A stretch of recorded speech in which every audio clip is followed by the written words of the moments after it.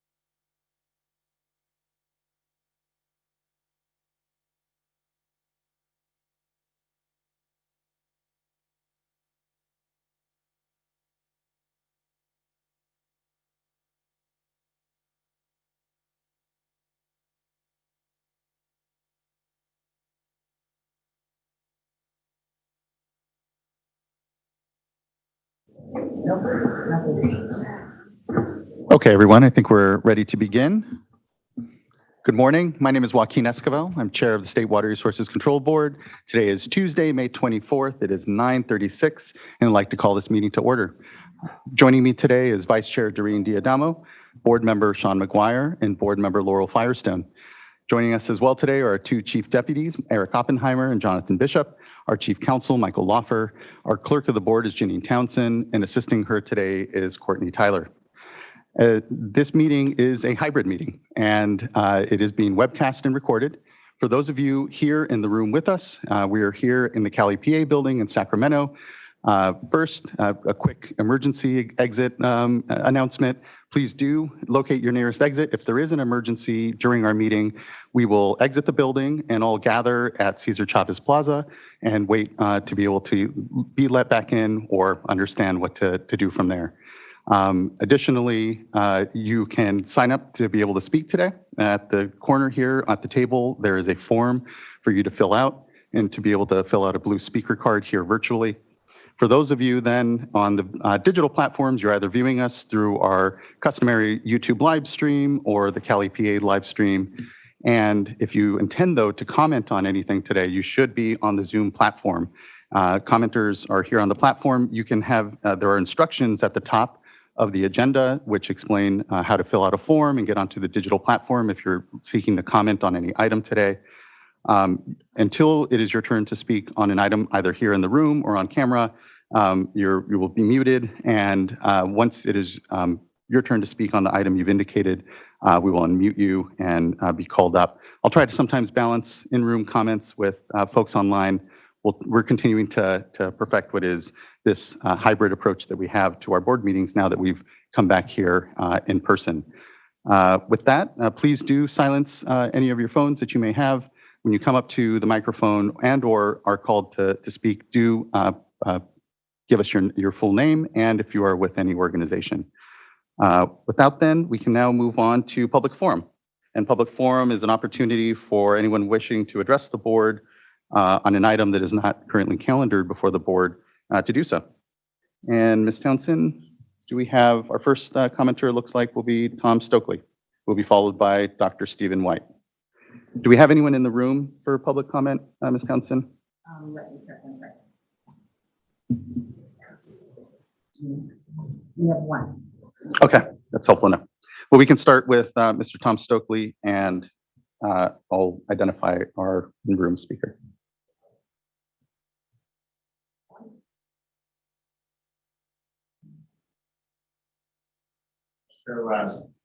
For our first public commenter, Mr. Stokely is not on the platform and appears to have intended to participate via Zoom.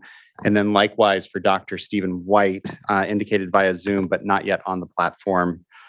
So Ms. Barbara Berrigan-Perea would be the first commenter that we have. Great, thank you, Mr. Loffer. And then Ms. Katie Basie is our in-person commenter, and we can wrap up public forum with that. Thank you. Good morning. Can you hear me? We can. Good morning. Good morning. Good morning, Chair Esquivel and board members. Barbara Berrigan-Perea with Restore the Delta. About an hour ago, the Environmental Law Clinic of Stanford Law School filed a petition for rulemaking to review and revise Bay Delta water quality standards. And it was submitted on behalf of the petitioners of the Winnemem-Wintu Tribe, Shingle Springs Band of Miwok Indians, Save California Salmon, Little Manila Rising, and Restore the Delta.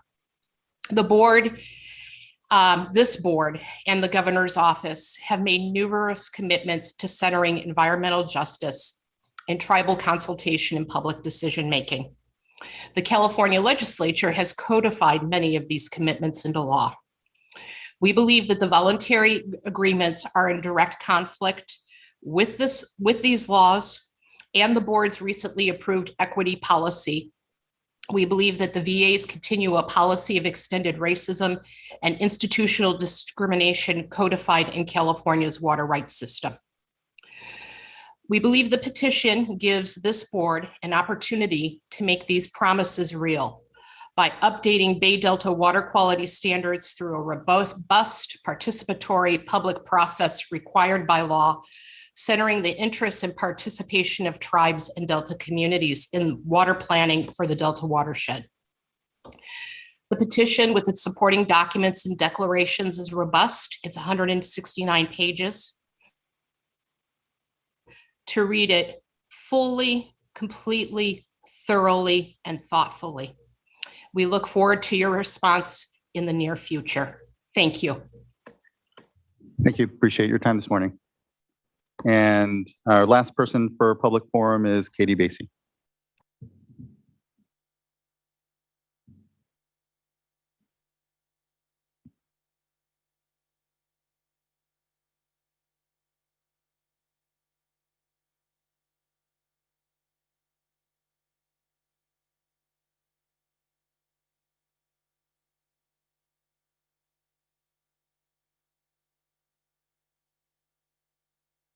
Do we have Ms. Basie here in person for public forum?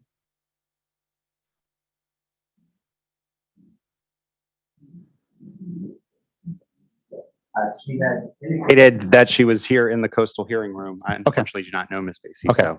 Then that, I think, wraps up public forum. Ms. Townsend is, okay. Okay, that's fine. We have one more individual here in person for public forum on top of Ms. Katie Basie. Good morning. You may need to turn on the microphone there. It's good to be back in person. Nice to see everyone. Good to have you here. My name is Osha Meserve. I work with a lot of communities in the Delta and water districts. I wanted to check in regarding the state board's processing of water transfers. We have been monitoring water transfers which come through the Delta and have can have deleterious effects in the Delta and also in the areas where they're transferred from, especially when they are groundwater substitution transfers. And there is a lot of concern about how it's going to cut away from Sigma sustainability for those areas. But rather than commenting on the specific transfers, what I want to bring to your attention is that it is very difficult for the public to obtain information about these transfers from the Water Board's website. There is a notice that goes out, and I am on those lists. And you can click on the notice in the list of transfers, or temporary transfers is what I'm referring to. We don't believe they're temporary because they happen every year. What I would like to suggest is, I think last year we had an FTP site where if we would get the credentials from staff, we could log in and we could see what documents were coming in support of or in opposed to the transfers. This year, in order to get any documents, we have to contact board staff, which board staff are fabulous and they do give us the documents, but we don't know if documents are there. And to put on the public to say you need to call board staff every day to ask if there's something is just, not acceptable, I think. I understand there are issues with public accessibility and public websites. I've talked to your staff about that. I'm interested in working with staff about how we can improve that for the water board and as well as other agencies struggling with that. But I can tell you as on the outside, this is not a transparent process. And also with the drought emergency declaration, we only have, 10 or 15 days to comment on these things. So it's very important for us to be able to monitor, in one location, what is happening with these transfers and what documentation is coming in support, because getting a notice in itself really doesn't have any information. So I would really encourage you to work with staff and see if you can find a way to at least make it as good as it was last year, which in my opinion wasn't good enough and really didn't meet the, I think requirement to involve the public in these transfers because they shouldn't be happening in the back room. And that's kind of what's happening. And they do affect a lot of people and a lot of resources. And we don't think they're a long-term solution to, making the tough decisions that Ms. Berrigan-Perea was referring to just prior. So thank you. Thank you. I really appreciate the flag and the comment. Especially, I know that we have challenges around the APA and posting of documents and the way we have been trying to get around or be able to be responsive is to provide at least a staff contact that can provide the documents, even if we can't just post them. It's something, to your point, that we need to be able to figure out, transparency, especially right now in this condensed decision-making space that we're all in, is incredibly important. And it also begs and points to the fact that the website as well as a platform for the work that the board does really needs to be addressed and elevated as well. So that whether it's the water rights work that we're doing, water quality decisions, or even funding decisions, that we're better able to communicate what is happening so everyone can engage. So I appreciate the very good comment and then flag. Thank you, Ms. Minzer. We have two more that are for public forum. Okay, we have two more commenters. And John Boswell. okay. Mr. Yes, good morning. Can you hear me? Oh, yes, we can. Sorry, didn't know if you were in Thank the room you. or not. Yes, good morning. My name is John Potter with CleanEarthForKids.org. To support and protect our water, we must support actions, regulations, bills, rules, laws, and ordinances that stop toxic chemicals, synthetic man-made pesticides and synthetic fertilizers, heavy metals, and also bring awareness to the harm of synthetic turf, plastic grass. It is a hazard to our water because little pieces of plastic grass get into our stormwater drains.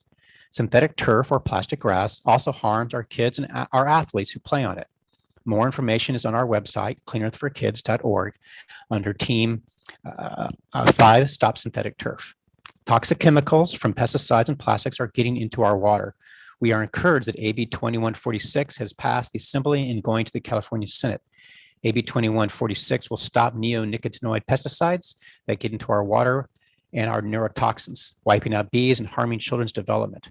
Unfortunately, AB 2146 only applies to non-agriculture uses, but is a vital step in protecting our water, wildlife, and public health. Toxic chemicals from pesticides, plastics, and synthetic turf, plastic grass can contain phthalates, which are known to damage the liver, kidneys, lungs, and reproductive system, and can even change a male frog to a female frog because phthalates disrupt the endocrine system. Pesticides, plastics, and synthetic turf are also known to contain PFAs, or forever chemicals that don't break down. PFAS have been used for over 50 years, and public exposure is widespread. In California alone, 3,000 water suppliers and 600 systems have detected PFAS. PFAS are found in the blood of 97% of Americans. They are hazardous, linked to birth defects, problems with development, kidney cancer and disease, testicular cancer, thyroid disease, endocrine disorders, immune system dysfunction, organ damage, liver disease, harm to developing fetuses, infants, children, and harm to adults, wildlife, and water. The 2021 Drinking Water Needs Assessment shows we need immediate action to improve access and equity of clean, safe drinking water for all Californians. We must stop toxic chemicals, pesticides, and plastics, microplastics from getting into our water in the first place, and why it is important to bring awareness about the harms of synthetic turf, plastics, microplastics, and toxic chemicals. We need the Water Board to make it clear to all of California that even when we are in drought, synthetic turf or plastic grass is not an option. It leaches toxic chemicals into our water. It is not recyclable, and the kids and athletes who play on it. Synthetic turf is made from plastic resin, such as polyvinyl chloride, polypropylene, nylon, and polyurethane. PFAS are used in making the grass blades for synthetic turf. No synthetic turf manufacturer has yet to state they are stopping the use of them. The average synthetic turf field adds 40,000 pounds of plastic carpet and 400,000 pounds of infill to landfills, which end up in our water and our soil. While modernizing our stormwater infrastructure is vital, we must also keep plastics, microplastics, toxic chemicals, pesticides, and heavy metals out of our water systems in the first place. The California Assembly is on the right track moving forward with AB 2106 to increase stormwater regulation and AB 2108 to increase tribal voices, because it is vital that all stakeholders and the public in California are aware of the status of our drinking water, including Native Americans and tribal communities that do not have access to clean, safe water as noted in the 2021 California Water Board report. Thank you for your work to protect our water and your action to support environmental justice and equity. Thank you. Thank you, Mr. Bottorff. Appreciate your comments this morning. Next, we have Jolene Walsh. I believe that will be our last public forum commenter.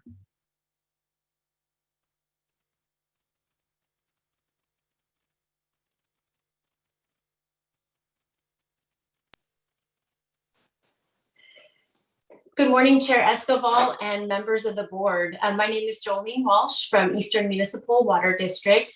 And I have brief comments on item 2. However, I'm unavailable and not able to be around for that time on your agenda. We greatly appreciate the state board's continued efforts to help direct funding to address groundwater contamination, and particularly via the Prop 1 Groundwater Grant Program. EMWD, my agency, is a recipient of the Groundwater Grant Program Round 2 implementation, and our preliminary award date was October 2019, and that's for the Paris North Basin Groundwater Contamination Prevention and Remediation Program. Funding has been really crucial for EMWD to address the groundwater contamination in our region and providing a long-term cost-effective cleanup solution for our ratepayers, about a third of whom are disadvantaged or severely disadvantaged. The Paris North program focuses not only on preventing the spread of contamination, but also on the cleanup of contaminated groundwater. But as added benefits, the program will supply drinking water to over 7,000 households and will also reduce our reliance on the Bay Delta and the Colorado River.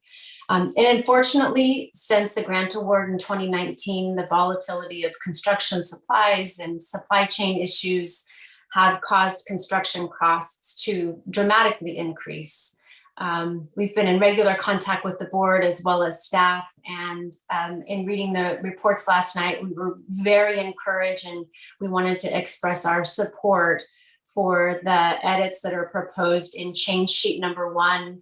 In particular, change number 2.2, which changes the cleanup cap from 165 million to 50%. We think that's a really positive edit. And we also want to express support for change 2.6, which is another tremendous improvement that would allow for programs like ours to receive additional funding if there is funding remaining after other programs are funded. So we really support both of those. And we appreciate our continued partnership with the state board on this particular effort. And we feel confident that together we can address the groundwater contamination issues in the state. And thank you so much for the time. Thank you, Ms. Walsh, appreciate it. And we'll definitely take your comments then as here part of item number 2, but appreciate that you had a time conflict. Thank you. Thank you. Yeah. Additional one other person. Okay. Okay.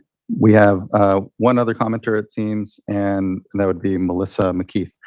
Is Carlos Gutierrez here then as well, going to be part of in-person public forum? Yeah, it looks like. Okay. So, okay. Hi, can you hear me? Yes, we can, Ms. McKeith. Hello. Yes, good morning. Hi, good morning, Chair. Thank you very much for continuing to have remote public access. Very much appreciated. I want to speak this morning to water conservation and how it has the potential for an adverse impact on climate based upon reduced availability for water for trees and green spaces. As most of you know, Citizens United for Resources and the Environment, CURE, we're in Riverside. And Riverside is in a unique position because we are water independent from the Colorado River and from the State Water Project at this time. In 2020, 2021, we spent an enormous amount of time with Riverside Public Utilities on amending the urban water management plan to specifically target how we could better use our water for purposes of maintaining and expanding our tree canopies and green spaces, particularly in disadvantaged areas. In fact, the state of California, through the Air Resources Board, has given millions of dollars to Riverside to plant trees. The problem comes when the right hand doesn't know what the left hand is necessarily doing. And what I mean by that is if we simply and arbitrarily cut our water to comply with the DWR's regulations when in fact we have sufficient water. We have more than sufficient water, which has been documented in our urban water management plan, based on a lot of investment that our forebears and the public has made over time. But if we arbitrarily cut, there is an adverse effect on pollution, heat islands, carbon sequestration. And we need help in coordinating this issue, because what happens is I go to a public meeting and I tell my city, you have a fiduciary obligation to allocate water to deal with climate, and you have sufficient water. They say, but the governor has issued an executive order. I say the governor should have learned through COVID that one size doesn't fit all, and we have a constitutional right to reasonably and beneficially use our water. Michael Loeffler will recall in 2015, the city of Riverside sued the state of California over water reduction based on this similar issue where we had sufficient water rights and we wanted to be able to maintain those rights. We all know litigation is the last option for solving problems, particularly difficult public policy problems. And I would really like to be in a position to work with the State Water Board, DWR, in my city so that we ensure that we better utilize our water, but that water is then utilized for maintaining green spaces and tree canopies, which are so vital. And for those of you not familiar with Riverside City, you know, we've become the hub of logistics. Logistics means increased air pollution and diesel. And one of the few weapons we have to combat against the problems caused by that pollution is the ability to maintain the amount of green spaces and trees we have. So in closing, you know, I always say we don't want to throw the baby out with the bathwater, or we need to see the forest for the trees. But we need to find a way to work together and quickly, because as these drought mandates are coming down, it's really creating a lot of busy work for our city. And when we could so much better be using that time and effort to reducing water loss through leakage and coming up with other mechanisms to conserve water, but then in turn, that conserved water needs to go toward climate reduction in our environment in this area. So I look forward to speaking to you and Mr. Loeffler and Mr. Bishop. I haven't seen John Bishop in a long time, and appreciate all the hard work and all the difficult decisions that you guys have ahead of you. Bye. Thank you, Ms. McKeith. I appreciate your comments. And it's why, as the board looks to set budgets on the long term, we are considering water loss, indoor standards, outdoor standards. But importantly, as we consider outdoor standards, it's with an eye to ensure that we keep tree canopies, that we continue to ensure that we do have green space. But the reality is, here in the West, as you know, we're facing incredible aridity, not just in this drought, but in the long term. So it's about how we best balance the great need to continue to conserve, and to your point, do so in a way that maintains tree canopy, maintains the quality of life that we know, but here continue to do better, which we also know we can do. So thank you. Ms. Townsend, do we have any other public forum speakers? Okay.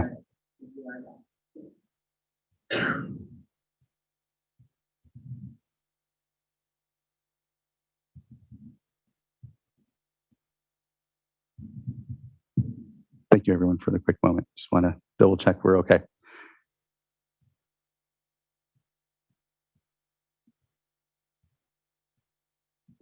And in fact, if anyone needs to speak for public forum, just raise your hand, or if you're on the platform, do so as well.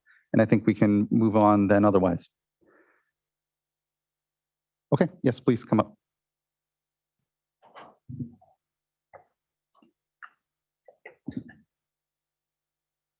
Sorry, I filled out the form. It wasn't really working for me, but It's okay. Good morning.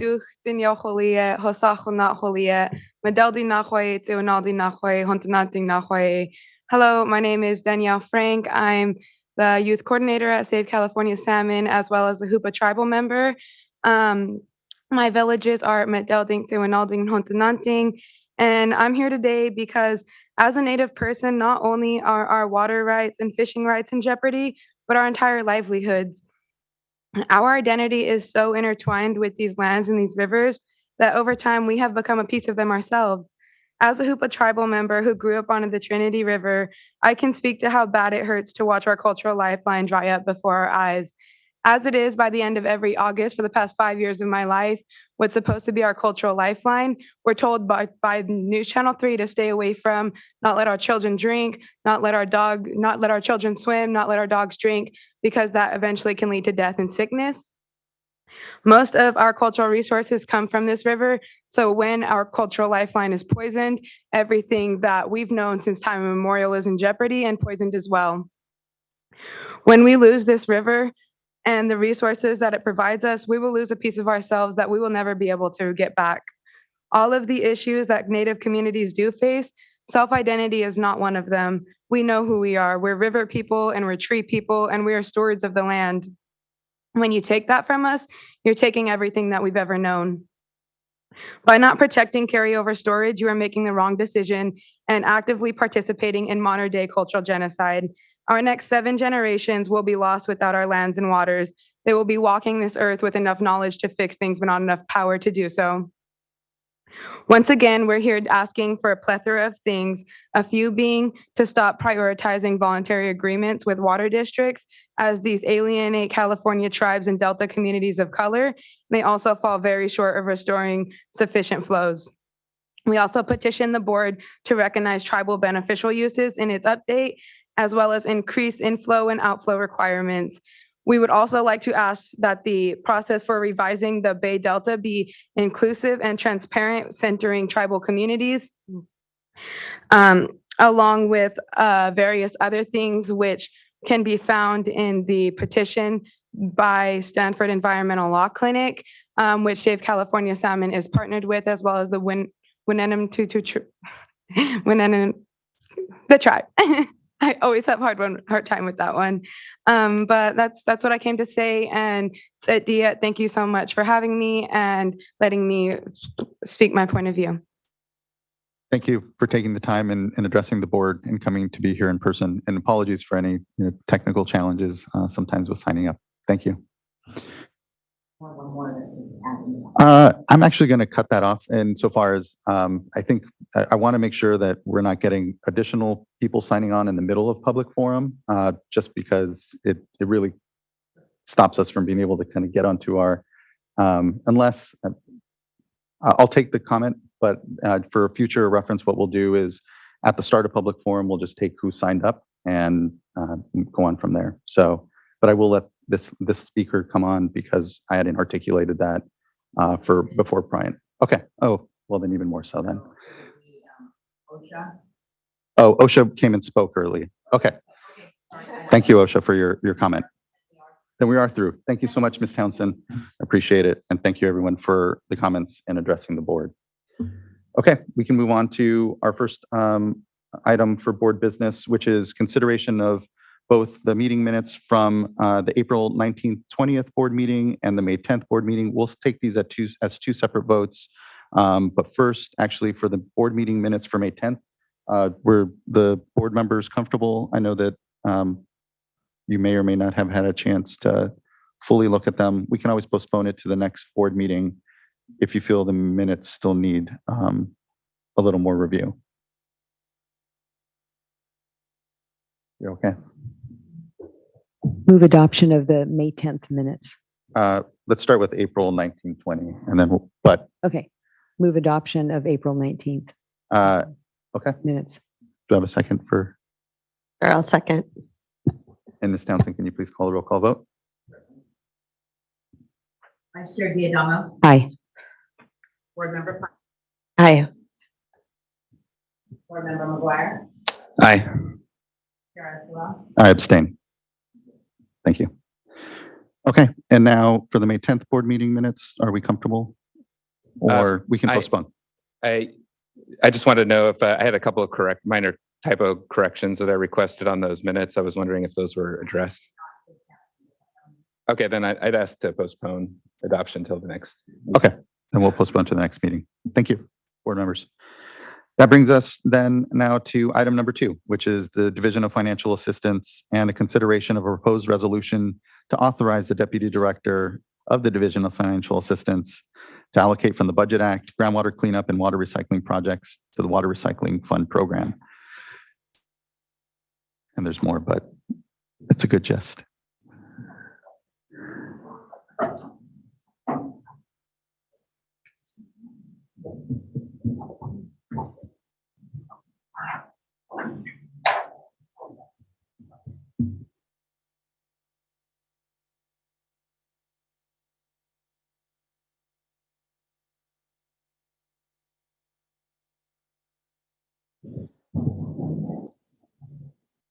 Good morning. Good to have you here.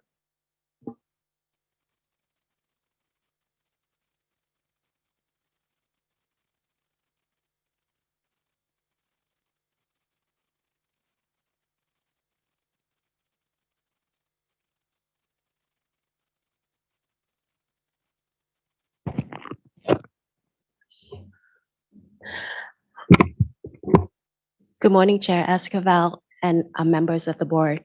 My name is Kim Din, and I'm a supervising engineer overseeing the bond section in the Division of Financial Assistance.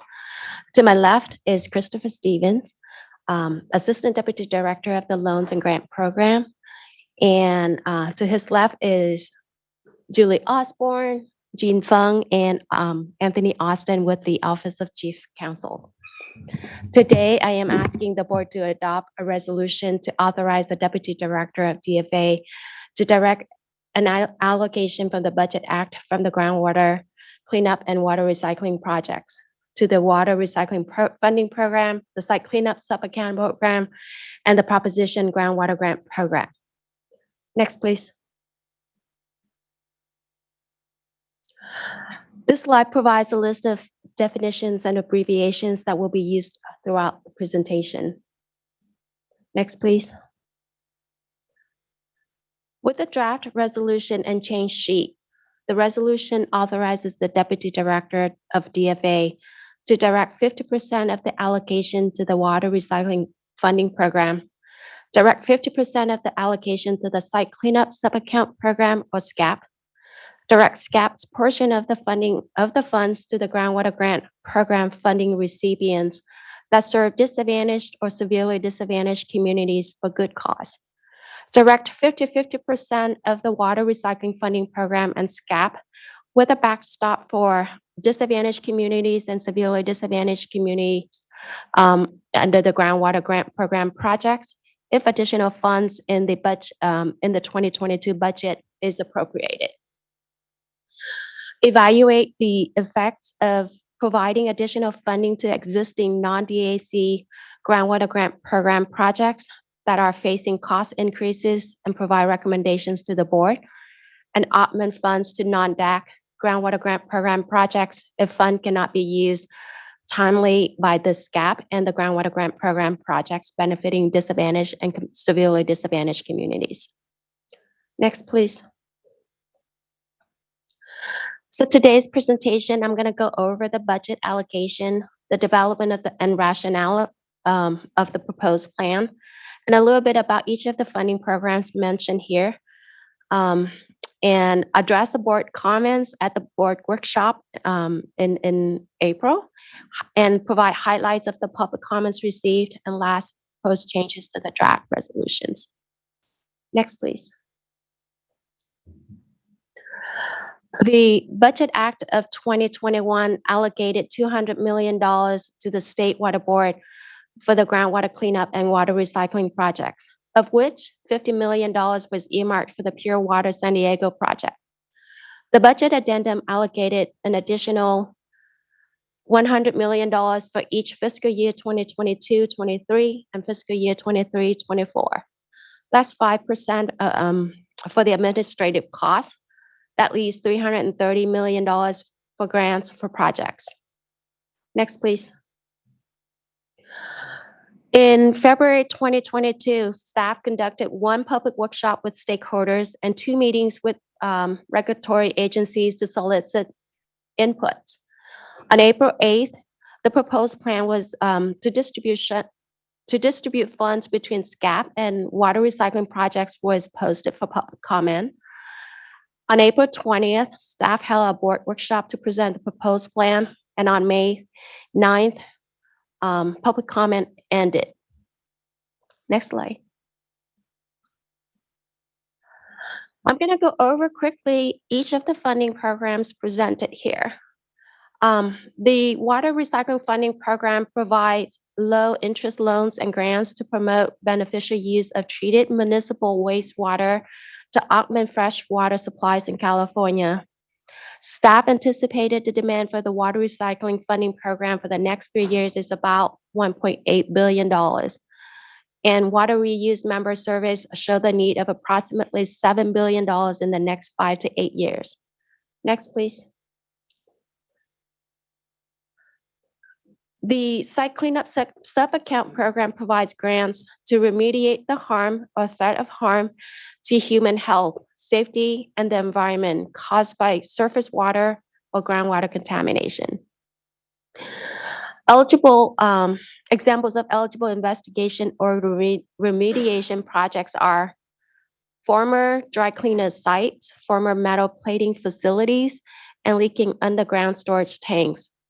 Staff anticipated funding need is approximately $600 million for about 300 groundwater cleanup sites.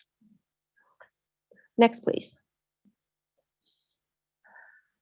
The Groundwater Grant Program provides grants to clean up and prevent contamination of groundwater that serves or has served as a source of drinking water. Eligible projects include cleanup of industrial intrusion, prevention of seawater intrusion, treatment of groundwater for direct potable use, or septic to sewer projects. The last two bullets are eligible for projects serving disadvantaged or severely disadvantaged only. The Groundwater Grant Program is in its third and final round of solicitation for full proposal. Next, please. At the board workshop in April, staff were asked to provide additional information on the potential impact of water recycling projects on in-stream flows. The following is routinely applicable to funding water recycling projects. The Division of Water Quality, the Division of Water Rights, and DFA have updated policies, procedures, and application forms to ensure water recycling project applicants are complying with the water rights process and requirements to manage in-stream flow. Water Code Section 1211 and the Water Board's Water Quality Control Policy for recycled water require agencies to comply with wastewater change petition requirement and notify the regional boards and DFA as appropriate. Next, please. The application's technical package has a series of questions regarding potential impacts to stream flows and direct applicants to appropriate steps prior to submitting a full financing application. During the review of the application, DFA staff reached out to the Division of Water Rights to determine whether the petition for change is required and if the applicant received appropriate approval from the Division of Water Rights. Next, please. Staff were also asked to provide additional information on the Scap projects located in DACs and if there are any technical assistance available for Scap projects. So by statute, Scap is required to prioritize projects in small and financially disadvantaged communities. Scap does not have technical assistance provided by the technical assistance providers like the drinking water or wastewater programs, but rather technical assistance has been provided by Scap and the regional board staff.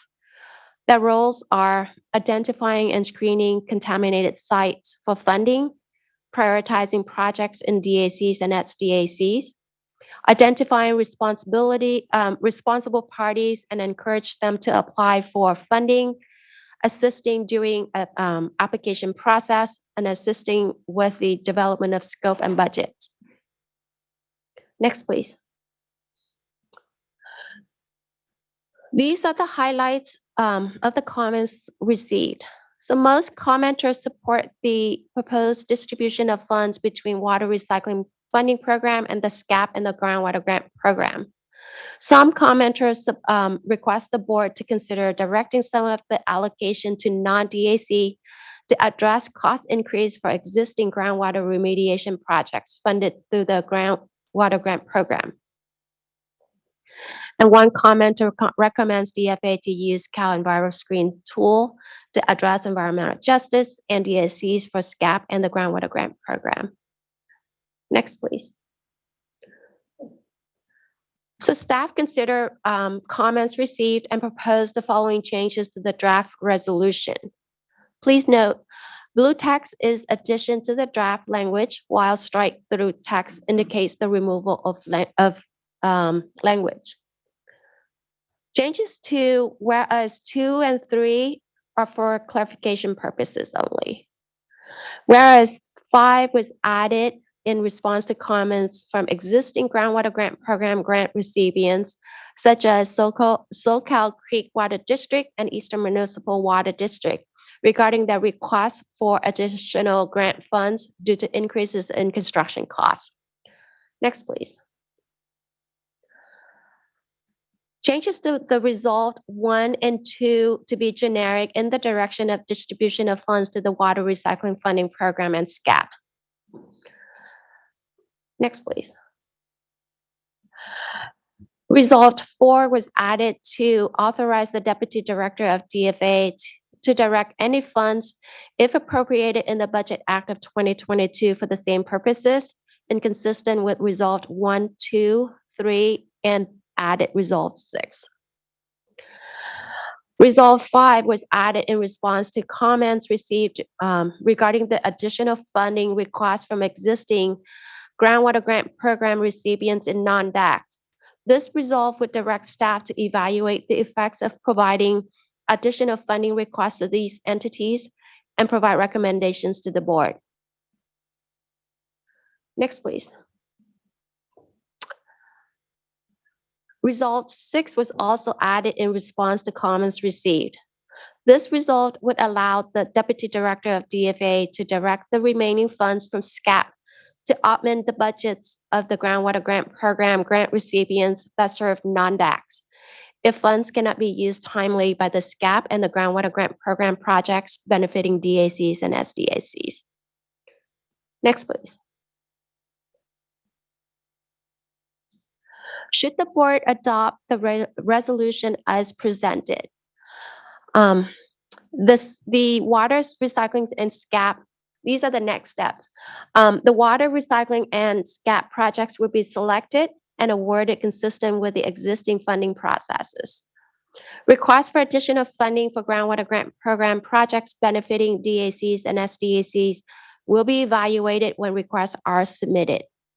Staff will evaluate the effects of providing additional funding to existing funding recipients such as Socal Creek Water District, Eastern Municipal Water District, and Inland Empire Utilities Agency, requesting additional grants due to increase in construction costs and provide recommendations to the board at the earliest opportunity.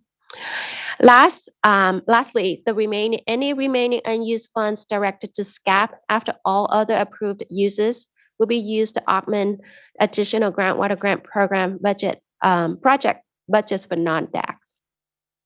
Next, please. This concludes my presentation, and I am open for questions and comments. Thank you. Really appreciate the good work on this. I know that given that we're in drought and conservation is often a topic, sometimes what isn't talked about as much or is at the forefront are the investments that are being made as well to expand our portfolios on the supply side. And so these recycled projects, continuing to better utilize our groundwater resources here by cleaning them up and addressing legacy contamination issues that we're all still grappling, I think sometimes forget in the middle of these quantity discussions that the quality of our aquifers really impacts our ability to use them. So really appreciate the good work and opportunity for us to have these grant dollars as part of what are a lot of financial tools that the board has to address supply challenges, even as we talk about how we conserve as well. So appreciate the good work on this. I don't have any direct questions currently. Looking to my board colleagues to see if there's any comment or question.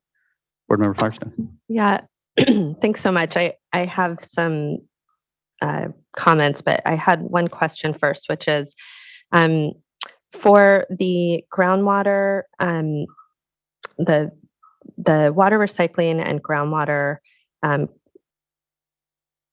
Prop 1 portions, the non-SCAP portions, are those projects generally eligible for clean water SRF, or are there cases where they would not be otherwise eligible for clean water SRF? So I just want to make sure I understand your question. For the groundwater grant program projects, are those typically eligible for the clean water SRF? Yes, and the water recycling. Yeah. I would say generally not, but there are certainly projects that would be eligible for the clean water SRF. The most notable one being Socal Creek Water District, that could be classified as a water recycling project as well as a groundwater cleanup project. With that particular project, we didn't apply the federal crosscutters, and so at this point it would be, as a practical matter, impossible to double back with that. I will say that Kim did talk about reevaluating the projects that are asking for additional funding, and so we'll certainly look at it as a water recycling project as well as a groundwater cleanup project. Staff did just tell me there are a number of projects that were water recycling projects funded by Proposition 1 that came in under budget. So that gives us another opportunity to look at those. And so that was the main reason that we didn't make any specific recommendations about those projects today, because we didn't want to make a hasty decision. There's a number of different things to look at there, both on the funding side as well as on the request side. So yeah, we'll take a look at all of those. Great, thanks so much. And so generally, the water recycling projects are eligible for clean water SRF, right? Yes, Yeah. And we have a very long history of funding water recycling projects with clean water SRF. Yes, Yeah. okay. And I guess I'll just say, I know I want to hear public comments, but since I'm talking, I think I'll just say I really appreciate the, the thoughtfulness and work you all have done to try to figure out how to best allocate these funds. I think we want to make sure that we're both supporting resiliency and affordability. And I also think the SCAP program in particular is one that's pretty hard to fund. There's not a lot of other funding sources, and it's particularly important for environmental justice communities that are typically disproportionately burdened by pollution. Would expect and want to see, just as we are doing funding decisions, just being able to provide that context of where our funding's going relative to Cal Enviro Screen and racial equity, just to continue our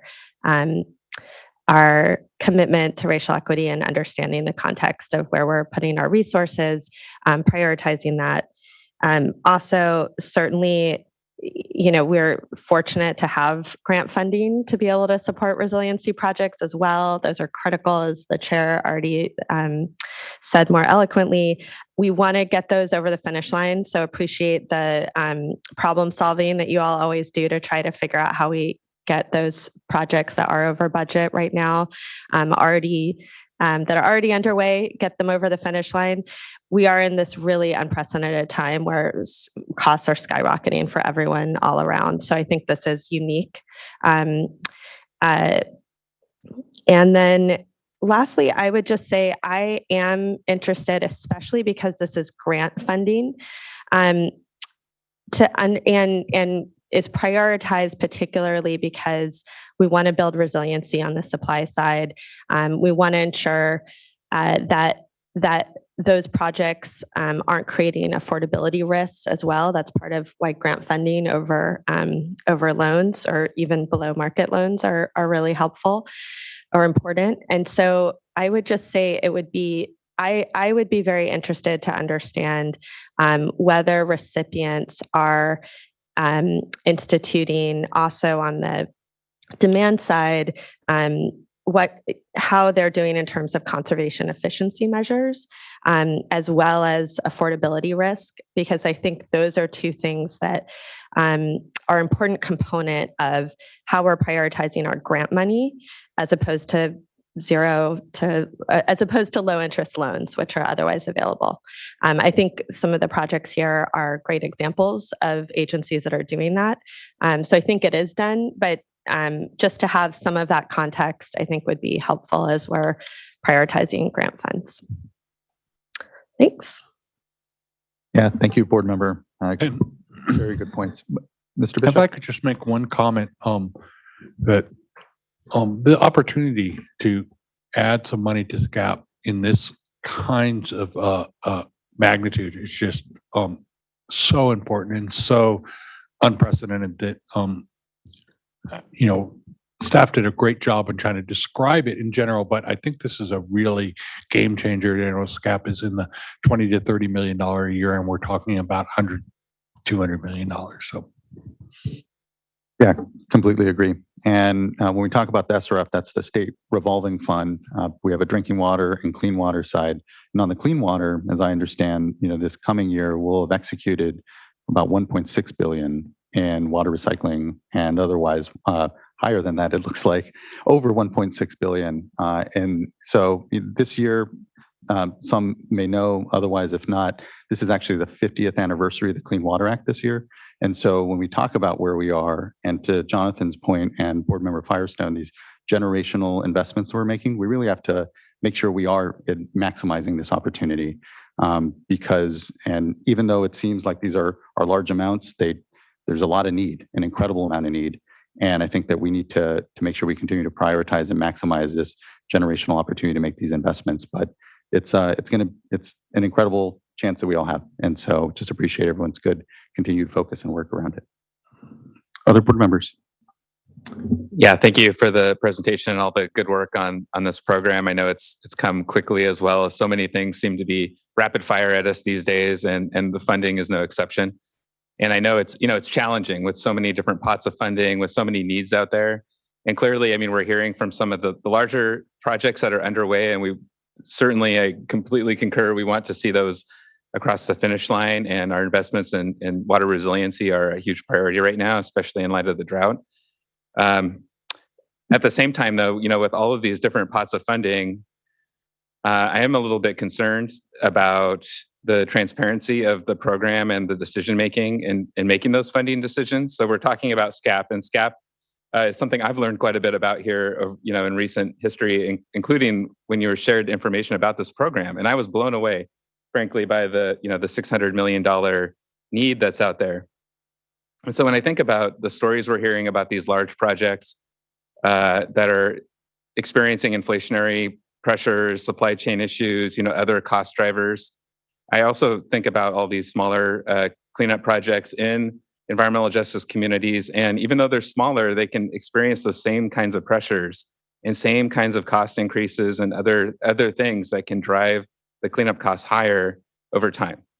And so I am wanting to know a little bit more information about how you envision making these sort of trade-off balancing decisions in terms of, whether additional funding from an existing project should be allocated, SCAP funding versus, say, for example, recycled water funding versus, for example, maybe any remaining Prop 1 groundwater grant program funding.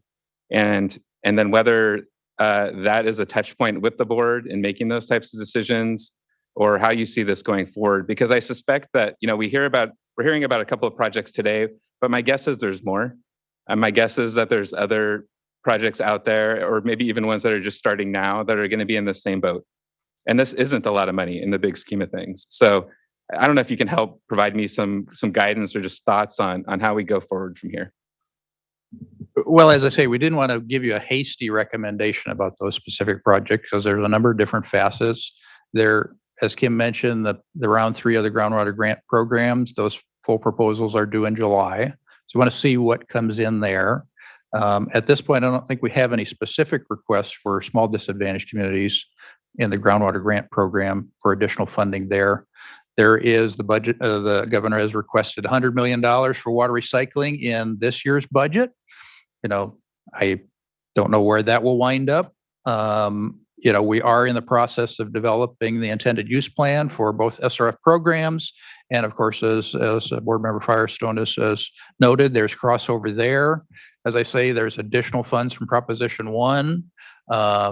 Whether there will be any other projects, Groundwater Grant program projects that may need additional funding, that I don't know at this point. So it is a multifaceted, and you mentioned the Scap program. And so I have to admit that I am not as well versed in the Scap program. The staff member that was going to be here today is under the weather, so he might have been able to provide a little bit more detail there. But yeah, it's a multifaceted thing. And so that was what that additional change was intended to address, is for DFA to go and do a thorough analysis of those trade-offs and to be able to provide you a recommendation or options about how best to spend all of the money that crosses over between these different programs.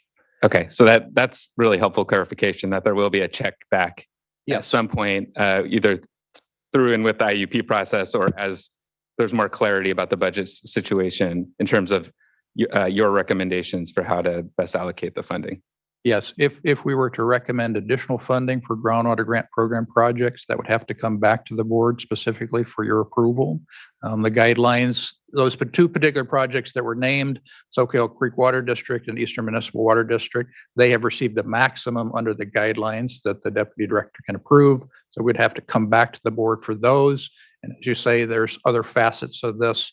We want to give you a whole picture of how those things work together. Appreciate that. Thank you.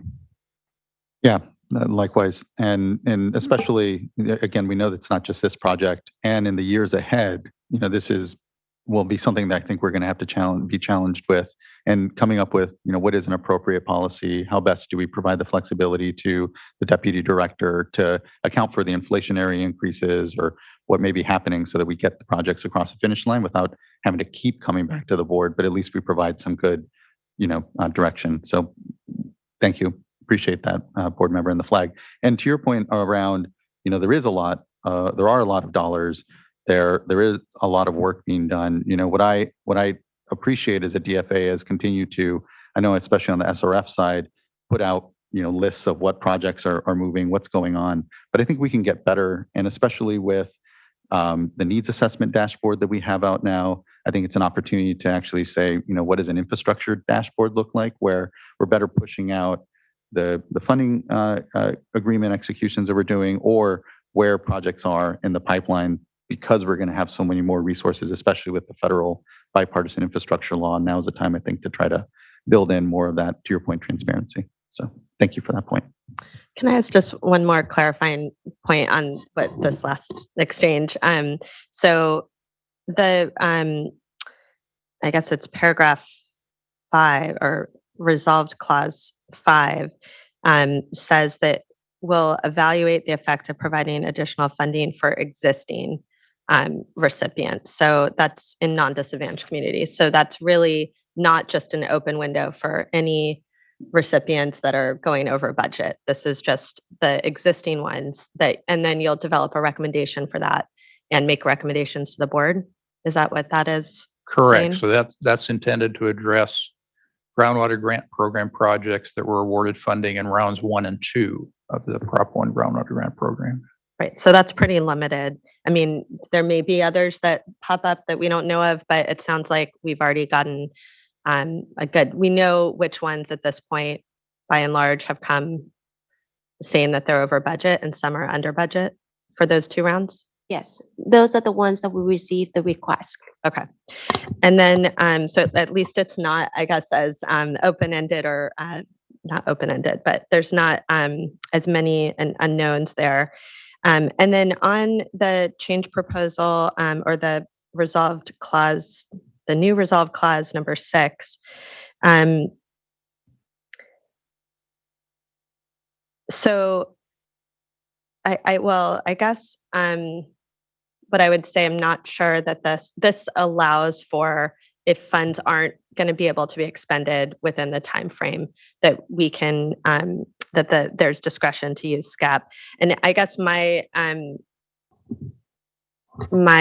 think the intent, but just to reiterate that the intent certainly that I have that I think is all of our intent, is that We would really use SCAP funds as a last resort in terms of thinking about supplementing funding for non-DAC projects from the groundwater fund. I think that's really the intent here, but just to say, I think we want to preserve those SCAP funds as much as possible. And that we wouldn't utilize those unless we really can't expend those within the time period otherwise. So that really is making use of SCAP funds for these purposes as a last resort, and only if we're unable to fund it, only if we're unable to use those funds for SCAP projects within the time frame. Is that correct?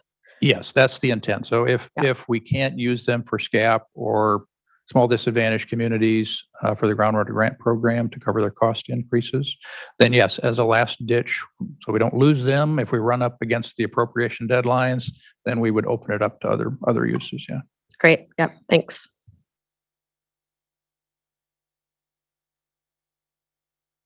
Okay, we have some commenters that we can get to. I believe our first commenter is Jamie Miner.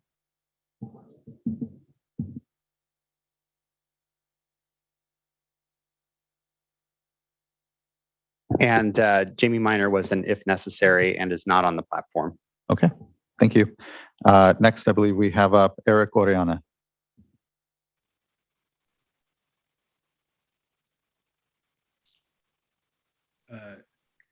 Thank you. Hello, good morning. Thank you, Chairman. Good morning, board members and staff. Eric Oriana here on behalf of Community Water Center. Give me just a second to pull up my notes here. I had to change my screen around to get unmuted, but all right. So first and foremost, wanted to sort of center this conversation in one of the staff members' comments here, really commending the record level of investment Governor Newsom and the legislature provided for drinking water and groundwater cleanup in last year's budget. And we hope to see additional funding in alignment with the Senate's most recent budget proposal this year. Wanted to highlight that such funding is critical as communities in the Central Valley and Central Coast overwhelmingly rely on groundwater as their primary source of drinking water and have largely had their groundwater contaminated from agricultural runoff. Contaminants like nitrates, 1,2,3-TCP, and DBCP have had significant health impacts on communities, and especially for farm working communities in the Central Valley and Central Coast. In alignment with board members Firestone and McGuire's comments today, we urge the board to ensure this funding is prioritized for communities who've been living with contaminated drinking water for decades, and goes to communities who have affordability challenges with addressing drinking water contamination. In addition, we urge the board to protect these limited funds by holding polluters accountable to the groundwater impacts they've caused and are still causing. The board can and should do both to protect disadvantaged communities and the human right to water. Lastly, we wanted to share our support for this resolution and look forward to continuing to work with Division of Financial Assistance staff to ensure this reaches the communities that need it the most. Thanks for the opportunity to comment. Thank you. Really appreciate your comments and engagement today. Thank you, Mr. Oriana. Next, I believe we have a couple of in-person commenters, Ron Duncan and Melanie Moe Schumacher.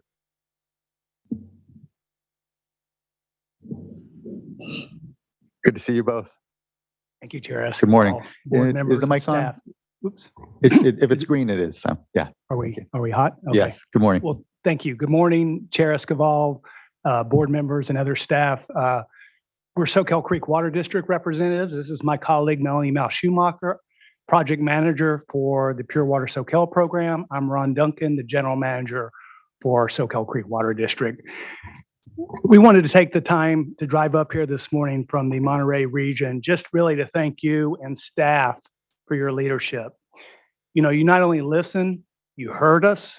You not only heard us, but you made proposed modifications, which we support. It shows a system that's really functioning well. It's not the easy way, but I believe the right way. So we genuinely are so appreciative of the proposed changes and just the process that you've shown and the dignity. As you know, Socal Creek a couple of years ago realized with the geophysical Danish technology that seawater intrusion where it's not already onshore at either end is immediately onshore. That was collaborated with a study with Stanford University. So from that point on, our board said, game on. We have to do everything to stop it from ruining our aquifer as it has in so many parts of the world. So our consumption is down to about 50 gallons per day per person.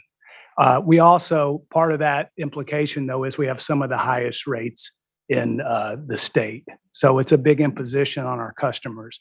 But with your support, and we could not do it without your support, we're going to be probably the first in the world to defend and stop seawater intrusion from ruining our aquifers. First time in the world because we've had this opportunity. So again, we're so appreciative.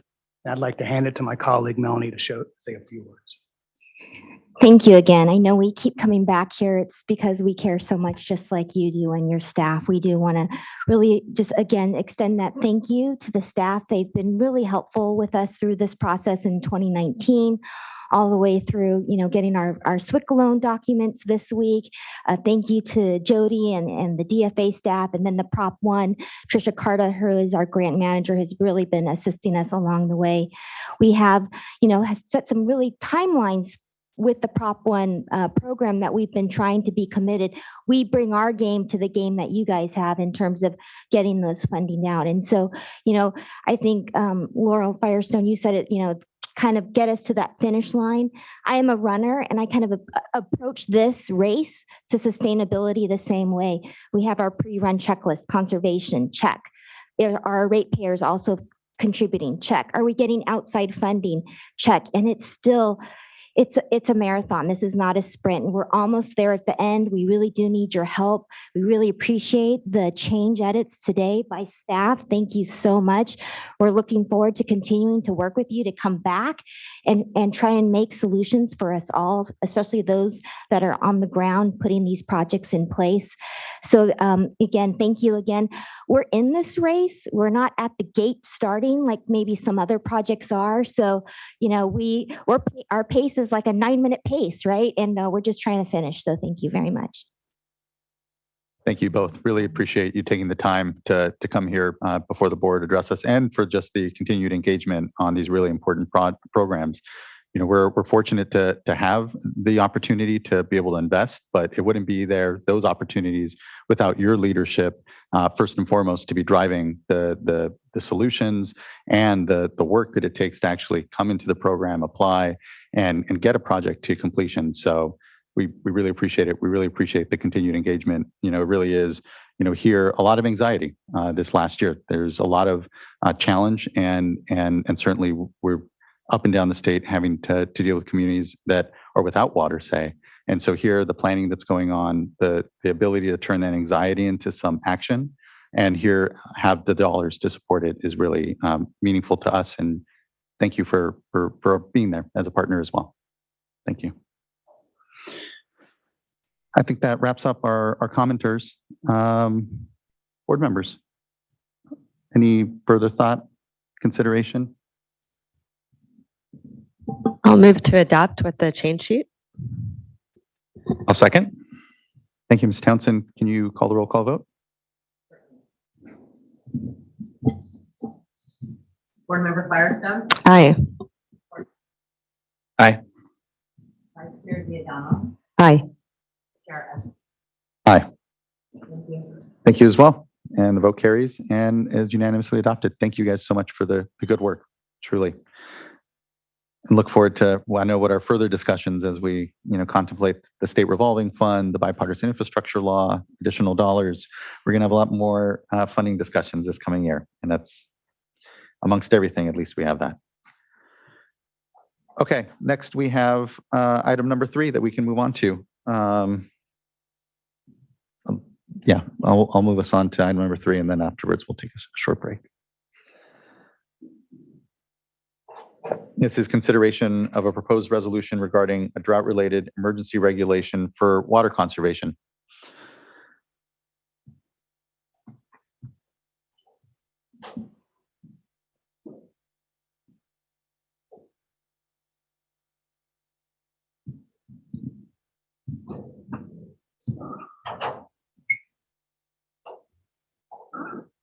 Thanks, everyone, as you give us a moment to transition.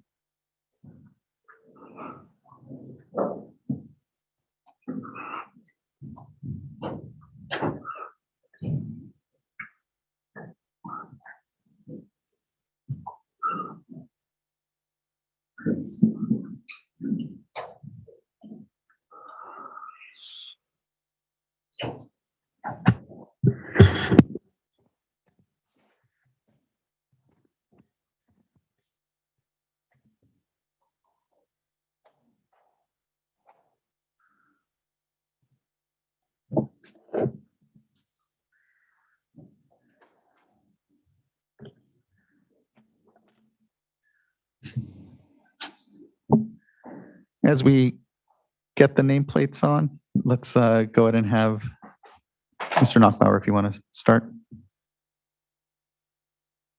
Yeah. Good morning, Chair Esquivel and members of the board. I'm James Knockbauer from the Office of Research, Planning and Performance, and I'm joined by a few of my colleagues here, Chris Hyun, who will be giving the presentation this morning, and our colleagues from the Office of Chief Counsel, Garrett Lanahan and David Rose.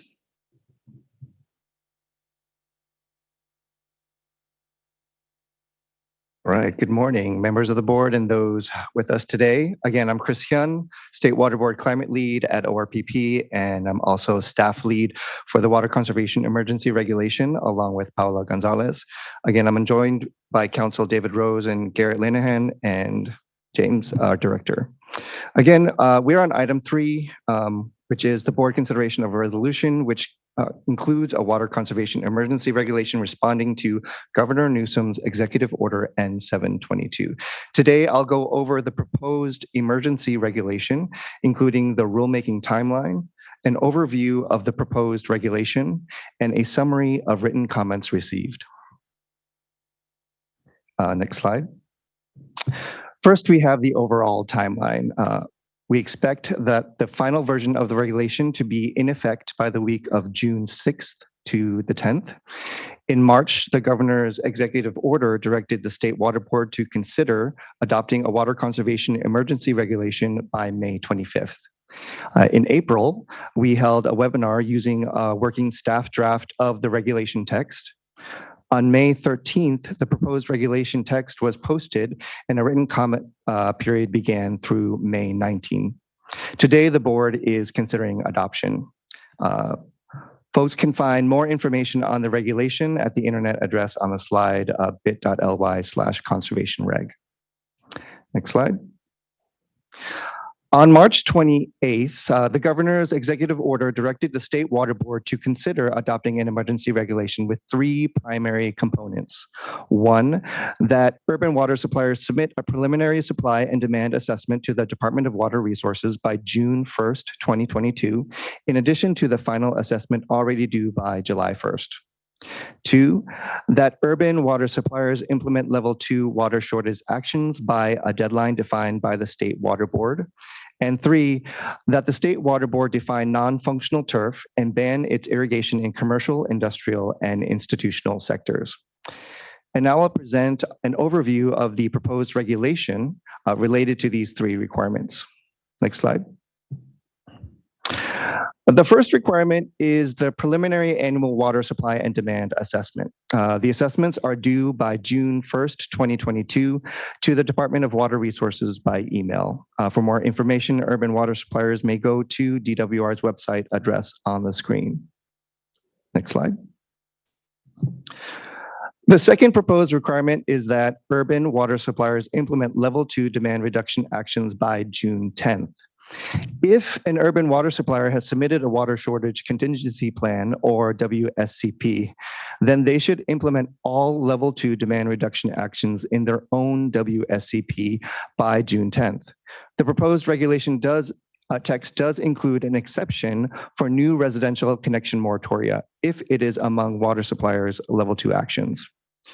If they have not submitted a WSCP, then at minimum, those water suppliers should implement 1, a public information and outreach campaign, 2, a weekly irrigation schedule, as indicated on the slide, and 3, bans on water uses as prohibited in the Water Board's January 2022 emergency regulation.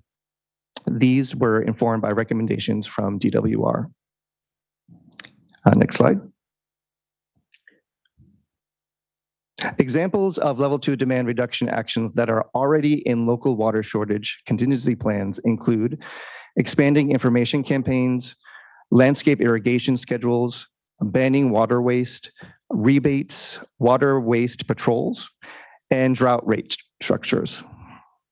Next slide, please. The third requirement is a ban on the irrigation of non-functional turf in commercial, industrial, and institutional sectors, or CII.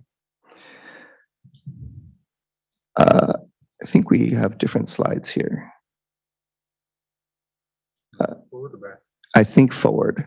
Yeah. Oh. One more back.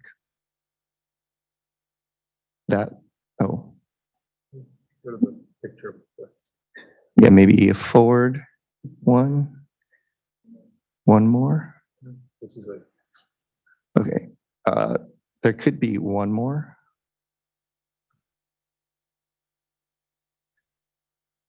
Okay, maybe go one back. Yeah, great. We'll just use this one. Oh yeah, this is actually the right one. The third requirement is a ban on the irrigation of non-functional turf in CII. Non-functional turf is turf that is solely ornamental and not regularly used for human recreational purpose or for civic or community needs. Non-functional turf does not include sports fields. Next slide. The ban applies to potable water only, and again, it only applies to CII sectors, which does include turf at homeowners associations or HOAs that is functionally equivalent to CII non-functional turf. And if you can spell out CII. Oh, CII. Acronym. Commercial, industrial, and institutional.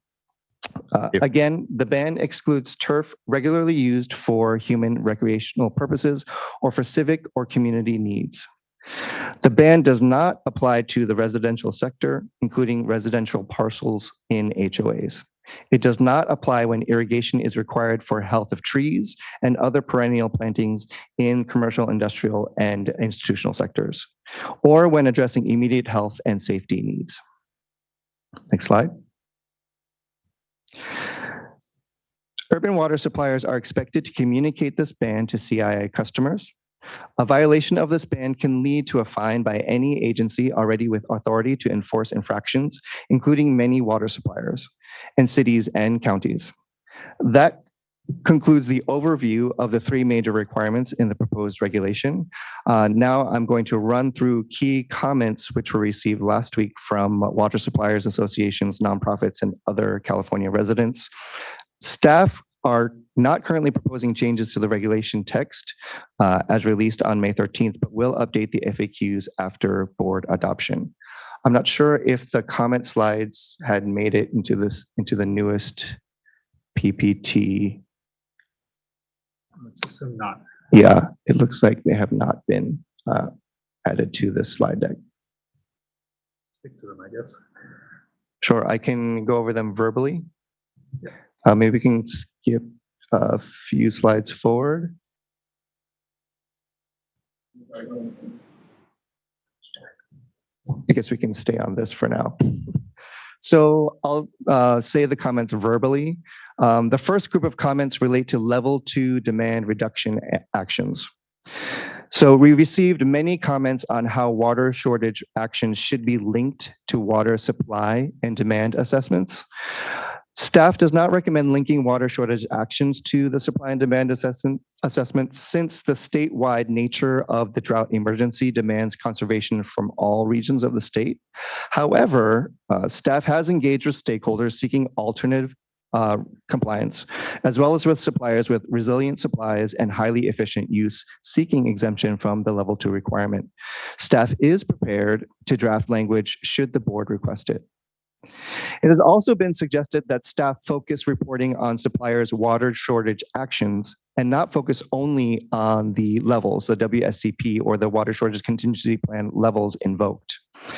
The proposed regulation does not require suppliers to trigger all level 2 actions or to formally enter level 2. So staff plan to collect information on the implementation of shortage response actions.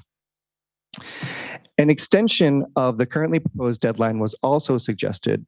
However, the governor's executive order has been public knowledge since March 28th, and these actions need to take effect quickly and for as much of the summer session as possible. Oh, thankfully the new slides are up. Thank you. Some confusion has been expressed about which level 2 demand reduction actions need to be implemented, which is the last bullet point. If the board feels that the requirement to implement level 2 demand reduction actions isn't adequately clear, one option is to make a slight change in subdivision C1 of the proposed regulation text, replacing the word the with all, so that the phrase the demand reduction actions becomes all demand reduction actions identified in the supplier's water shortage contingency plan. Another alternative is that staff can express this more clearly in the frequently asked questions.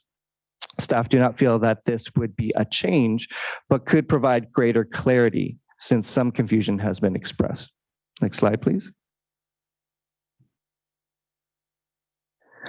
The next group of comments focus on the commercial, industrial, and institutional non-functional turf irrigation ban. Staff do recommend that water suppliers support disadvantaged communities within their service areas through communication, conservation assistance, and tree maintenance programs. Staff also recommend that water suppliers engage with CII customers within disadvantaged communities to understand that CII turf is functional and to prioritize landscape conversions within disadvantaged communities. The second suggestion requests further exemptions. Staff does not recommend adoption of additional exemptions, however, since there is already a broad health and safety exemption, as well as a specific exemption and call out for tree health. And there are a number of ways to maintain defensible spaces that do not require irrigated turf. In terms of enforcement of infractions, it is still at the discretion of local entities for when and how to use their authority. Next slide, please. Related to the CII non-functional turf irrigation ban is the inclusion of homeowner associations, HOAs, within CII sectors for some activities. It has been suggested that HOAs be removed from this prohibition. Many Californians live in residences that are part of HOAs, and HOAs can be very different from one another. Many HOAs, however, have landscaped common areas, street medians, and entranceways. For the purpose of this regulation, staff recommend that those landscaped areas maintained by the HOA be considered akin to other CII sector facilities and be subject to the same rules. For those who live in HOAs, they are protected by law to take conservation actions related to their residential parcels. Again, we want to emphasize that, as with every other commercial, industrial, and institutional sector property subject to the regulation, if the turf is functional or is irrigated with recycled water, or if there is an immediate human health and safety need, then it can continue to be irrigated, including regularly used public gathering places, as well as watering for trees or other perennial non-turf plantings. Next slide. Finally, for the comments, there were several concerns raised related to funding for disadvantaged communities, as well as for small water systems in terms of landscape transformation as rebates or direct install, pooling of resources between large and small water systems, and funding for irrigation audits, efficiency, and leaks. In the last board item, we just had a discussion with DFA on funding for disadvantaged communities. The drafting of the State Water Board's intended use plans for the drinking water and clean water revolving loan funds is currently underway. And in general, conservation investments are eligible for funding so long as they do not constitute operations and maintenance expenses. Also, the governor's May revision budget for the budget was recently released with several climate and drought items. Once the state budget is adopted in June, the board will update stakeholders on state funding for conservation assistance and drought response. Data and monitoring were also a concern, in particular, a request to use 2017 as a water use baseline. However, executive orders have directed us to use 2020 as the baseline. And finally, there was a recommendation to take stronger action, like imposing a % mandatory reduction in water use. As you are all likely aware, yesterday, the governor held a meeting with large water agencies and indicated that if reductions do not materialize, additional requirements may be called for. Next slide. Finally, we want to make sure all California residents know that they can report water waste at savewater.ca.gov. They can use their smartphone or laptop web browser and upload photos. The reports are sent anonymously to the local water supplier and the state water board. And final slide. And to conclude, you can learn how to save water through saveourwater.ca.gov website. In particular, Californians can learn how to save trees while saving water. You can also find your local water agency. All of this information is also in Spanish at the internet address shown on your screen. Furthermore, if you need financial assistance, including for turf removal and land conversion, please check with your local water supplier. Thank you. Thank you. Appreciate the good presentation. You know, the governor made very clear yesterday that there is a sense of urgency here, that with the increases we saw, even, you know, explainable as they may be given the hydrology that we saw, the incredible dryness. And even if you don't look at percentages tied to a water year that may be very different and it influences what that percentage may look like, and you just look at gallons per person per day, and there's increases.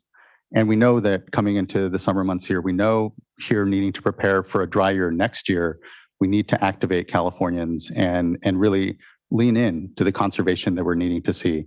And you look at what just happened this last year, where we saw incredible conservation in systems in the Russian River, or places where, again, because of need, because of a threatening of a day zero when you may run out of water if you're not able to conserve enough.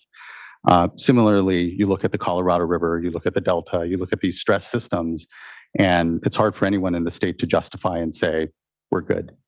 So we really need to lean in. We need to be able to demonstrate that there is a capacity to conserve, and not in a way that frustrates people, that, you know, here may have done great work in the last drought, which we need to celebrate, because the savings that we see now, the 17% or so, really helped us this last year, really ensured that we were able to not have even worse impacts from this current dry period. And knowing that we have increased aridity means that we're going to have to continue to transition. You know, I think of other places throughout the West. You know, let's not look just at California of our internal politics around mandatory or otherwise. And you have leaders like John Ensign at the Southern Nevada Water Agency, who says himself, you know, conservation isn't a destination, it's a journey.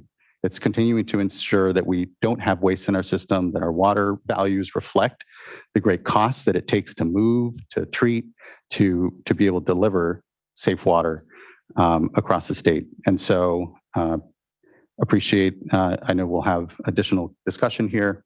We'll hear from some water agencies about the appropriateness of this action, using what are good work from the last drought, better standardization of these water shortage contingency plans, to use them as a tool to see if they can work, to see if we can have more tailored approaches, and importantly, see the outcomes we all collectively need to, given the challenges that not just California, but the arid West face on usage.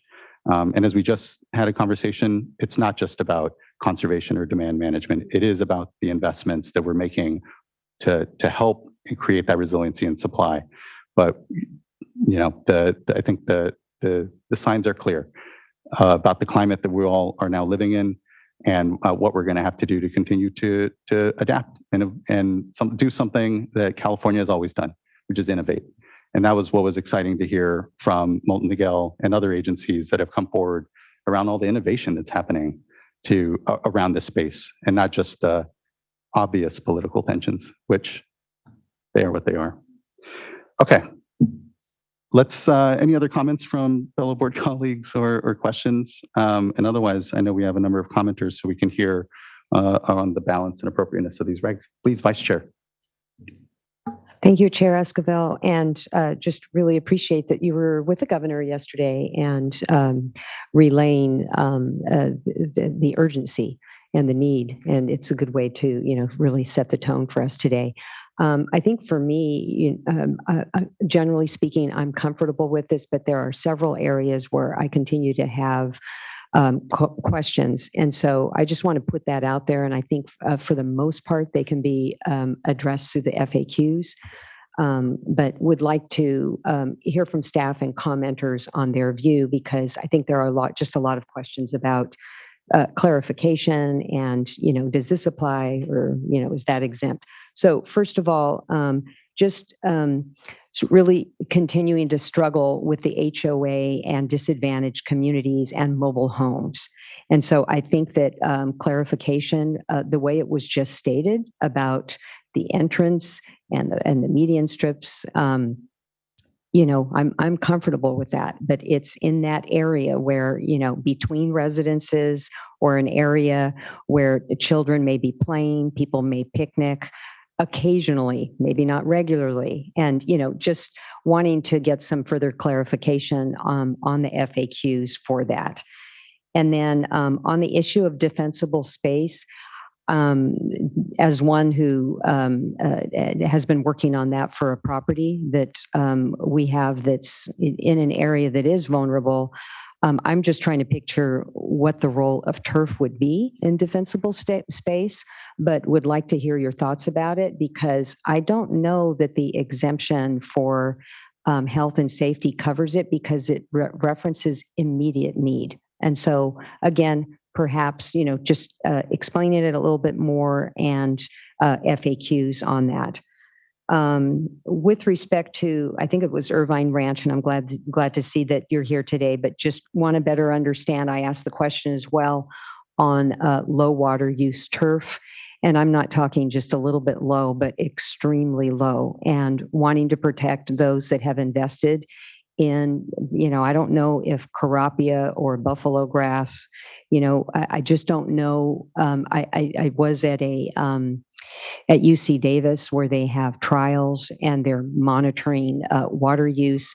I think that it would be very difficult to define exactly what we're talking about, but looking for some enforcement discretion, or requiring those that have invested to petition a local water supplier for an exemption, something along those lines. And maybe there's enough discretion with enforcement that we can address those issues, but I hate to see where there's been, in the rare case where there's been investment, that those things, end up being taken out. The hand watering for trees, it doesn't seem to require, I don't think, any change, but again, FAQ. And then another area where there does seem to be some confusion going through the letters has to do with what action do you take in order to protect the trees? So easy peasy, if you've got a system and part of it's directed to the trees and the perennials, and the other part is directed to the turf, but where it's all connected, what exactly do we expect? What do we expect people to do? Is it as easy as just capping off sprinklers? And clearly the language is very broad on protecting trees, but I think, again, with FAQs, it would really help to make it more clear, because the concern that I have is for those that don't necessarily care, they just shut off the whole system, even though there might be some, latitude there. And then lastly, I asked for resolution language, and thank you for including resolution number 6, allowing urban water suppliers to include information regarding the protection of trees. I'm just looking for a little more information in that, because what I'm hoping for is to receive even a narrative description about what did the CII sectors and your service area do to meet the intention of the executive order and this emergency regulation, while also protecting trees. So I'm looking for the good stories, the how-to, but also the challenges. Where were there challenges? What were those challenges? Was it cost or something else? I think this is an excellent opportunity for us to kind of have a mini pilot as we embark on the permanent regulations that I know we're all working collectively on to really press efficiency as much as possible, while at the same time preserving trees. And so this is, I think, an opportunity for folks to tell us the how-to. And would welcome, again, whether it's through FAQ, directing, encouraging suppliers to give us that information, or should we change the language? Because I don't think that the language is that clear. It just says provide information. Anything on the vice chair's comments or requests?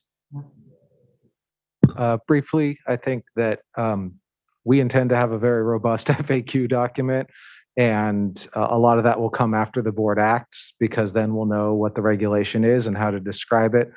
But I appreciate all of your points about requested clarity, and anything that requires a change from what's proposed, we'll make sure we talk that through with you. And if it can be done through FAQs, we'll try to be clear about that as well. And I think as to additional reporting, we tried to balance what we're requiring of somebody and what it would cost them to do additional reporting to us, and what we're allowing as opposed, through our reporting portal or to anybody to tell stories at any time.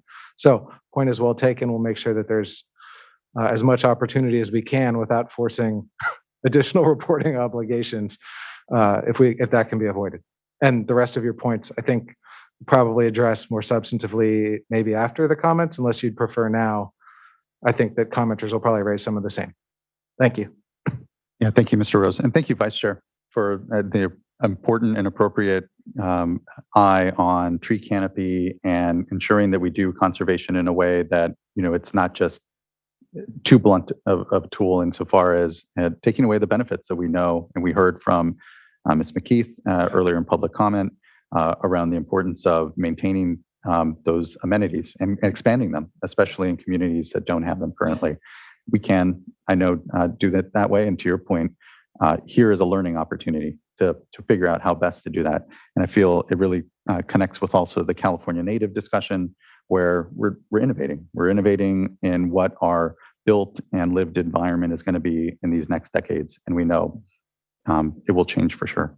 So thank you. Can I just comment on one of the vice chair's points, which is the low water use turf? I know that was something that you were interested in, and we did reach out to our consultants to figure out if there was a way that we could create some sort of carve out or exemption. And based on the input that we received from those consultants, their advice was that it really depends on the irrigation system and how it's watered, and even a highly efficient turf, given the opportunity, can end up using quite a bit of water, even as much as regular turf. And so while it would, we understand the interest in incentivizing low water use plants, we just couldn't figure out a clean way to create a specific carve out. And so that's why we did not recommend one. And I just wanted to let you know that, and also, basically say that before we heard public comment, because there may be input on that from the commenters. Thank you both. Yes, please, Board Member McGuire. Yes, thank you. And Vice Chair, that was a very good list of comments, so I will not repeat any of those, but I share many of those same concerns that you have. And so I just want to bring my perspective a little bit here. And I think I have a unique one, because I'm a civil engineer, and I'm actually somebody who used to prepare urban water management plans for clients all around the state of California. And so I do recognize some of their unique challenges, and the fact that California is a big state. It's got a lot of different watersheds. It has a diverse array of water supply and demand situations. You can look at any one system, and I would say, no two are exactly alike. So, part of this is, how do we tell that story? And so what I'd love to hear back from you, staff or stakeholders as we go through today, is a little bit about that. Thoughts on how do we tell that story? We've got 400 urban water suppliers. We have a number of systems that are already, admittedly, the drought is severe. Some have, to your point about the Russian River, already taken very significant steps and seen a response. Many systems are already in stage 2. Some are not. And so what I think we'll see here is a variety of responses from systems implementing those actions, right? Whether it's they choose to adopt a level 2 and go with the formal route, whether they just implement the actions, whether they look at a mix of supply and demand augmentation out of necessity. I think there's a lot of different stories that may play out here. And so what I think we won't see necessarily is, with some system, and some systems are already incredibly low water users. They're very efficient now. So even as we talk about the long-term regulations, there's a whole list of systems that, in all likelihood, probably won't have to do a whole lot because they're already there. They are efficient. And so I struggle with that a bit. I recognize the statewide urgency of the drought. I acknowledge that. I think we do need to be proactive here. But I would like to hear more about how you envision reporting on the successes and the progress that are made with implementation. How do systems report whether they're implementing or not? What level, the data that might come with that in terms of water use reductions? Because again, I think we're going to get a mixed bag, and that's just going to be the reality of what we're faced with. And it, in some cases, is going to depend on the response of the communities at the end of the day. But that doesn't necessarily reflect poorly on the water systems themselves. It's just sometimes is the nature of the complex urban sector that we deal with. So I think I'll leave that as my comment now, and I'll save my others for after public comment. Thank you, board member. Any other comments? And otherwise, we can begin to go to our commenters. Here, I think I'd like to, if I'm looking at my list right, I think our first, and we have someone in person, Carlos Gutierrez.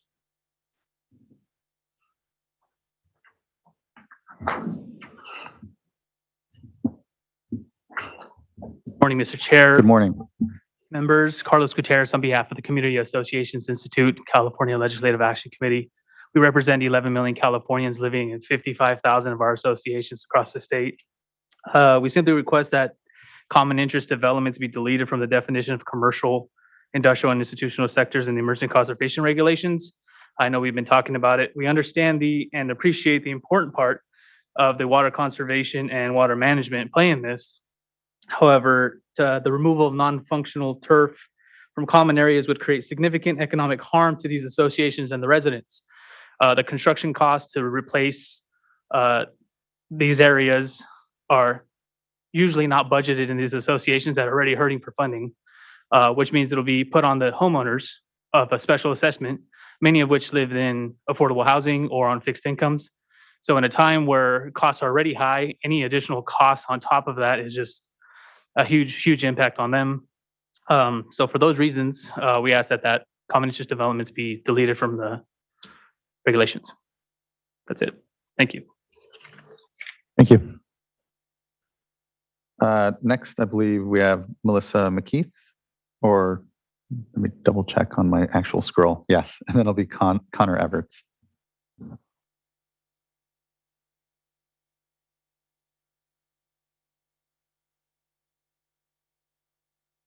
And is Miss McKeith still? Okay, yeah.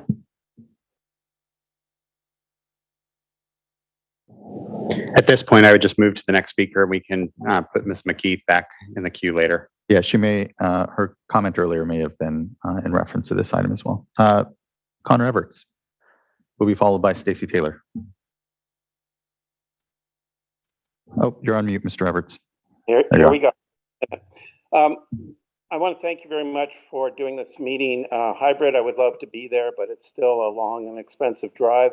I would say if people are coming in and still signing up to speak, you give them that opportunity, because sometimes it's hard to get there. I, for one, used to drive in from Southern California. But more importantly, I want to thank your staff for putting together the first steps to do mandatory conservation, which is the thing that we've been lacking and why the numbers continue to be low. If you look at the last time we were in this situation, and I wish we wouldn't say drought because this is climate change, drought actually ends, and we're continually seeing these extremes of drier and drier years, and then in between some floods and wet in between. And if we don't account for that on a long-term basis, we're going to continue to have these discussions. You can't make everybody happy all the time on these issues. You have to stand strong on these. There are many alternatives that also take into account for disadvantaged communities. There's up to $5 an acre foot within the Met, area with individual agencies adding on to the $2 or maybe $3 an acre foot that Met allows for turf replacement. It's time to actually, if not kill our lawns, reduce the impact and inappropriate landscape in this state as we get drier and drier. I've seen the lack of water in the reservoirs. I've monitored the Colorado for a possible ride up Glen Canyon and on Lake Powell because it keeps getting lower and lower. We have to react to the reality that we're in, which includes fish going extinct. And I appreciate the earlier comments by the representative from Sarah Salmon and the Hoopa. To watch a river lose and go dry is a really frightening thing, and people have to acknowledge that. And there's a link between the water we steal from the rivers and deliver hundreds of miles away. That doesn't account for all the good work that's been done seemingly up to this point of agencies investing, people who save water more than agencies, businesses that save water because they realize it impacts their bottom line and they want security, and the opportunity for community-based organizations to do real economic development through conservation implementation, as they did in LA so successfully with DWP in the early 2000s. Those programs should be replicated statewide. Since we lack statewide standards to compare area to area, we tried to do with that with the California Urban Water Conservation Council, taking in both agencies and environmental organizations who no longer have the same voice in this. I think it's up to us to all work together. I was texting with my colleague and friend, Melissa McKeith, on how we can do that, but include the tribes, include the environmental organizations, and is still the facilitator of the Environmental Water Caucus, and the co-chair of the other organizations, including a water dialogue that we have with Met, and the Green LA Water Committee, and our Southern California Watershed Alliance. We all need to work together on this. Thank you for this opportunity. Thank you, Mr. Everts. I thought I saw Ms. McKeith pop up momentarily. Ms. McKeith, would you like to provide comment? She had indicated that she did not have any further. Okay, thank you. And next we'll go to Stacy Taylor. Good morning, Honorable Chair. Good to see you again. And board members, I'm Stacy Taylor, Water Policy Manager for Mesa Water District, and I'm commenting on behalf of Mesa Water and the Stress Test Coalition to request a stress test approach in the emergency regulation for water conservation. With approximately 30 urban water suppliers statewide, our coalition represents the 28% of agencies with no water shortage now nor in the anticipated future. We have no shortage because we have done what the state has asked. We have achieved conservation through substantial investments in incentives, education, and outreach, and we have reliable water supplies due to significant investments of ratepayer and taxpayer funds in local water supply projects such as water recycling, desalination, storage, and more. At least one coalition member has a reservoir at 100% capacity, and Mesa Water has used no imported water for the past 10 years with 85 GPCD total for our service area.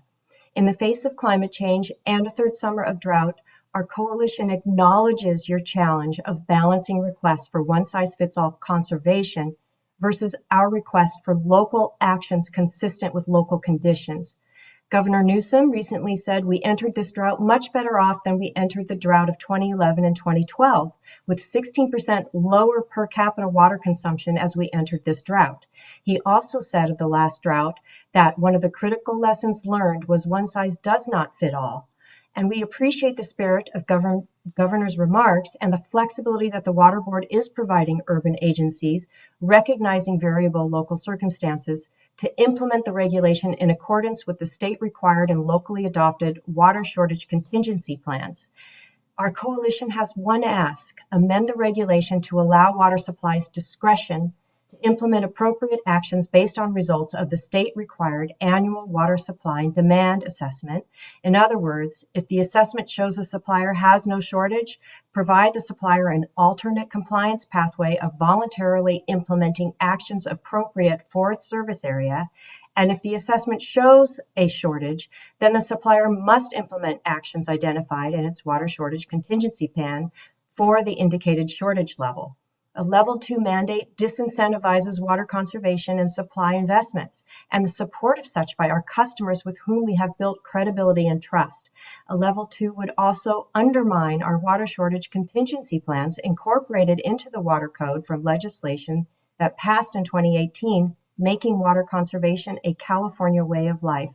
To conclude, we respectfully encourage the inclusion of a stress test approach in the regulation, and we thank you very much for your consideration.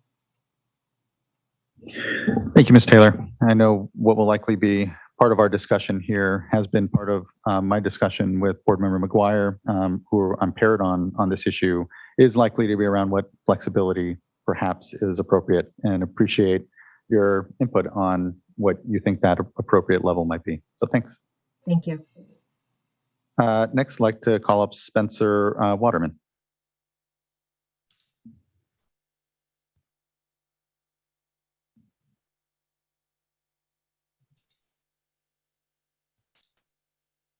Yes, hello, can you hear me okay? You can. Good morning. Morning. Hello, members of the board. Thanks for the opportunity to comment on the proposed emergency regulations. My main comment today is about clarifying some of the proposed text for section C1. And that section says that suppliers must implement at a minimum the demand reduction actions identified in the supplier's water shortage contingency plan. And it goes on to say the water code up to level 2. And this text differs a little bit from the executive order language, which actually says that suppliers must implement at a minimum shortage response actions, which is a broader suite of actions. But anyways, I can get back to that. The confusing part to me is that in talking with state board staff and council through webinars and direct meetings, they've indicated that they're going to interpret this language to mean that all demand reduction actions must be implemented for level 2. However, the text doesn't explicitly say that all demand reduction actions must be implemented. So I would agree with the way the existing language is written if suppliers are not required to implement all demand reduction actions. However, if the intent is that suppliers should, then I would like a little clarification on that and perhaps a language change to say all. And based on existing water code and DWR's Urban Water Management Plan Guidebook, WSCPs or water shortage contingency plans are written with the intent to allow suppliers flexibility in determining which shortage response actions can or should be implemented at a given time. And those actions can include supply augmentation, operational actions, and many other actions in addition to just demand reduction actions.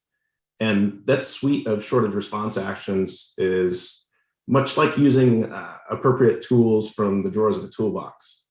However, the way that the current regulation text is stated, it really indicates that all demand reduction actions must be implemented just from that one drawer of the toolbox. And it says that all of those tools in that drawer need to be used without consideration for how they were intended to be used.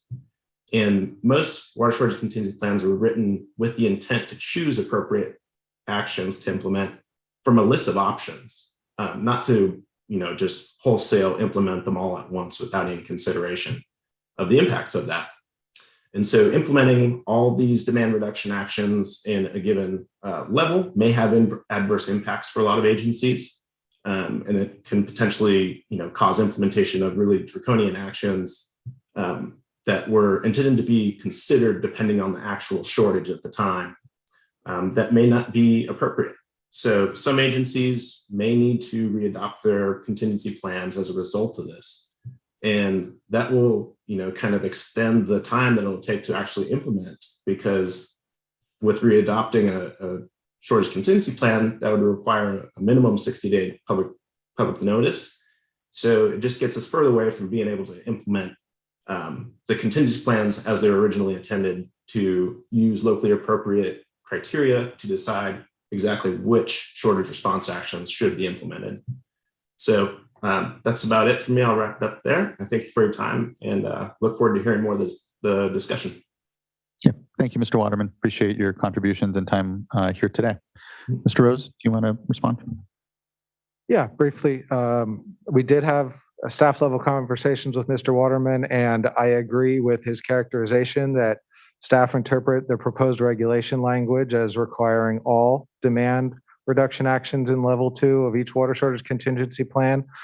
We think that that's a correct and fair reading of the regulation text, but as Mr. Hune said during his presentation, that could be clarified through FAQ language, or if the board feels it's necessary, that would still just be clarification from our perspective. If you felt it was necessary to amend the regulation language to say all, there's no caveat in the subdivision C1 that says some or anything like that. There is a carve out that board staff have proposed in the proposed regulation for demand reduction actions that are essentially residential connection moratoria. Those would not be required by the proposed regulation. And also, as Mr. Waterman noted, the proposal that's being offered to you today for consideration doesn't include supply augmentation options or actions that are in a water shortage contingency plan, because if a supplier needs to trigger those, it will decide to trigger those on its own. It's really more about the conservation as a way of life, demand reduction actions under this proposal. And happy to talk more as needed. Yeah, that's helpful. Thank you, Mr. Rose. Next, I believe we have an in-person commenter from Helix Water District, President Kathleen Coates Hedberg. Apologies. Good to see you. Good to see you. Good morning. I think it's still morning. Okay, I don't want to lose this. Very good. All right. Good morning, Chair Esquivel and Vice Chair Diamo and board members. My name's Kathleen Coates Hedberg, and I am the board president of Helix Water District. I am also a registered civil engineer and have my master's in public health. Thank you for giving us, or me, the opportunity to provide comments today on our proposed emergency regulations. Helix Water District is an urban water supplier serving eastern San Diego County. We provide treated water through our regional treatment plant to over 500,000 people, and we distribute water to over 250,000 residents. Our service area also includes many disadvantaged communities. As a region, our customers have supported and funded seawater desalination, recycled water, along with building and maintenance and expansion of drinking water reservoirs, emergency storage, and potable reuse projects. Here's a collector item of the Oceanside Pure Water project that just came on board in our region. Currently, we do not, in our region, rely on state project water to meet our demands. Helix Water District has been serving water for over 100 years, and we have a very robust conservation program for over 30 years. We have rebates on high efficiency toilets and clothes washers, meter flow monitoring devices that allow customers to read in real time their meter, rotating sprinklers, nozzles, smart irrigation controllers, rain barrels, mulch, and turf replacement programs. We also provide a free home water use evaluation and irrigation audits. And we have an active school education program that includes field trips to our water treatment plant. We have community landscape workshops, a local water conservation garden that's over 5 acres, and it's a beautiful facility. The garden, I don't know if you've been there, but it's a showcase. And we also have a demonstration garden at our administration building, and we have ongoing communications around water efficiency. We have adopted water use efficiency measures to make sure our customers are being water wise every day, and we actively teach the value of water. In keeping up with the increases in population, Our focus has been increasing water supplies while decreasing demand, and it has worked. We are an efficient district. As Chair, you mentioned earlier about leaning in to conservation and being efficient. We've leaned in 30 years ago, and we've never stood back up. In San Diego County, we're going all forward. Even our own agency, we're doing a potable reuse project, which earlier today when we talked about funding, I'm sure some of that state revolving funding is going towards our projects. Our per capita water use dropped almost half over the past 30 years, from 171 gallons per capita in 1990 to 95 gallons per capita today in 2022. Our average residential per capita water use is even lower at 66 gallons per capita. Our urban management plan demonstrates we have sufficient supplies to meet existing and future water needs through multiple dry years. I believe it's 5 years. As leaders in water conservation, Helix Water District remains committed to promoting water efficiency measures. We plan to implement our level 2 demand reduction measures to help the state achieve statewide reduction goals. However, even though Helix Water District does not have an actual water shortage, achieving a 10 to 20% reduction will equate to $2.6 million to $5.2 million loss in revenue. To offset that loss in revenue, we can either defer water infrastructure projects and maintenance, thereby reducing reliability, or we can increase water rates. What option should we choose? Both options have negative impacts on our customers and are contrary to the state's goal of improving water affordability and access to clean water. In your evaluation today and going forward, we ask that please, declaring a level 2 or higher should be dependent on the outcome of a supplier's individual annual water supply and demand assessment. This assessment is something that you are requiring us to submit June 1st. And instead of just collecting this data, it should be used now and define water shortage and reduction requirements as needed. Thank you for the opportunity to provide comments and your consideration of local conditions when responding to drought. Thank you. Thank you. Really appreciate your time coming up and making sure to be here in person and delivering what is an important perspective, I know, here at the local level, and appreciate, the fundamental tension truly is around that volumetric sale and the need to sell the water in order to maintain where we are in systems, but then also the twin need to conserve, to respond to the obvious aridity that we're going to continue to see, and the important balance and understanding that there are impacts there. And especially, I think it feeds an important discussion around rate structures and the way, what are the ways to further decouple volumetric sales from, the planning, and what does that look like? I know it's an evolution that started in the last drought, and to your point, really highlights the need to continue to figure that out and for us to understand it. So thank you. I appreciate your time. Yes, we have reduced 3% when doing the numbers, but any more reduction will really hurt us financially, and we don't want to further hurt our customers who are paying the highest rates probably in the state. And so I know you do have funding for, possibly maybe offsetting that. And so maybe that can help as well. So, thank you. Yeah, these are all closed systems amongst us, right? It's all, thank you. Appreciate it. Can I just ask staff if, Please, yeah. just for more information, I don't know if you have it now, but on the legislation that passed after the last drought that provides emergency authority for water systems on rate structures, drought rate structures. I don't know if you're prepared to talk about that today, but if not, I think if we can make sure that water agencies have that information. I know this was a major problem in the last drought, is that water agencies, bottom line was really hit with conservation. And as you said, Chair Esquivel, that really comes down to the rate structures that we have. My understanding is that after the last drought, there is the ability for water agencies to do emergency rate adjustments. Obviously that can be done different ways.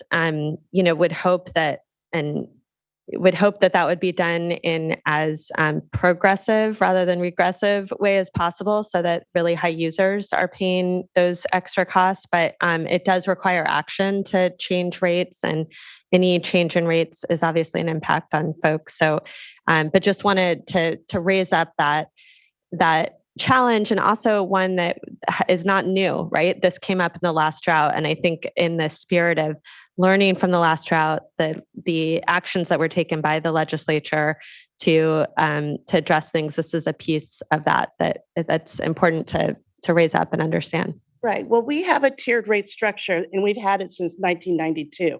And so there's tier 1, 2, and 3. And, tier 1, you're paying the cost of water. And then as you go up, it's a little bit more as the challenges are in our system.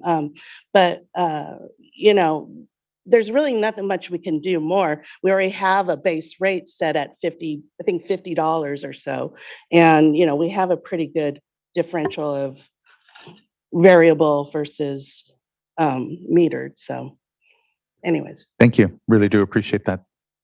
Yeah, if you need any more information, you're welcome to talk to us. And Always. Here's our senior public affairs children. Pleasure. Thank you both.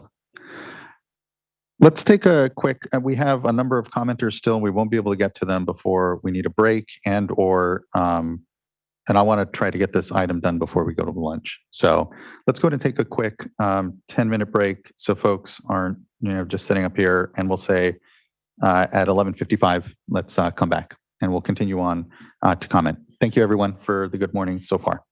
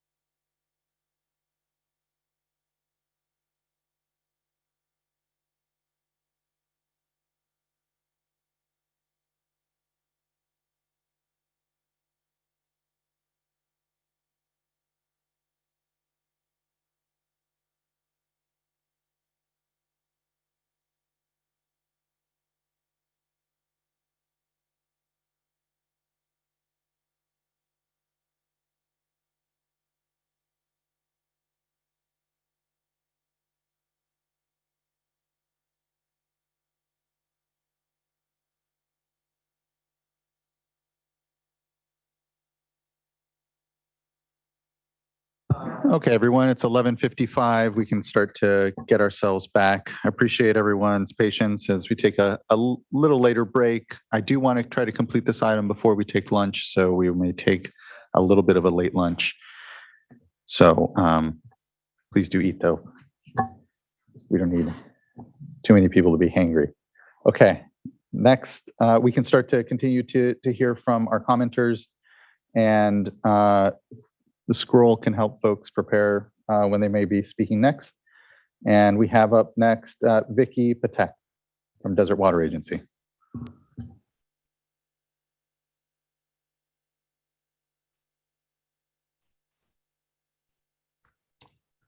Good morning. Can you hear me? We can. Hello. Great.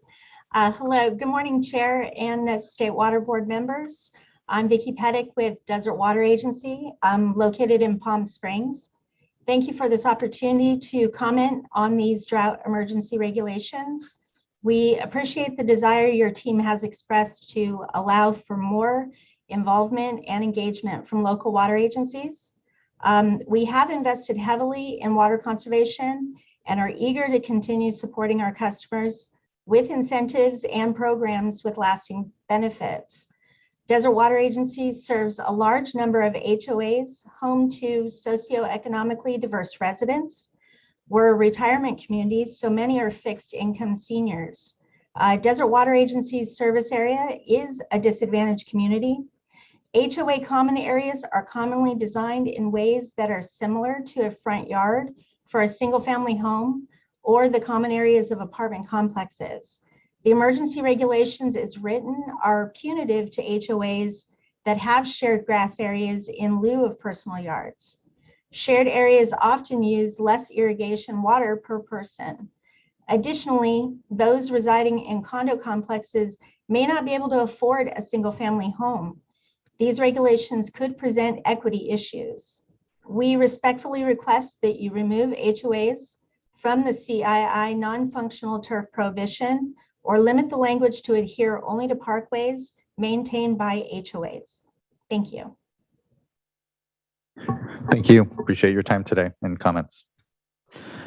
Next, we have Paul Helliker, who will be followed by Rosemary Menard.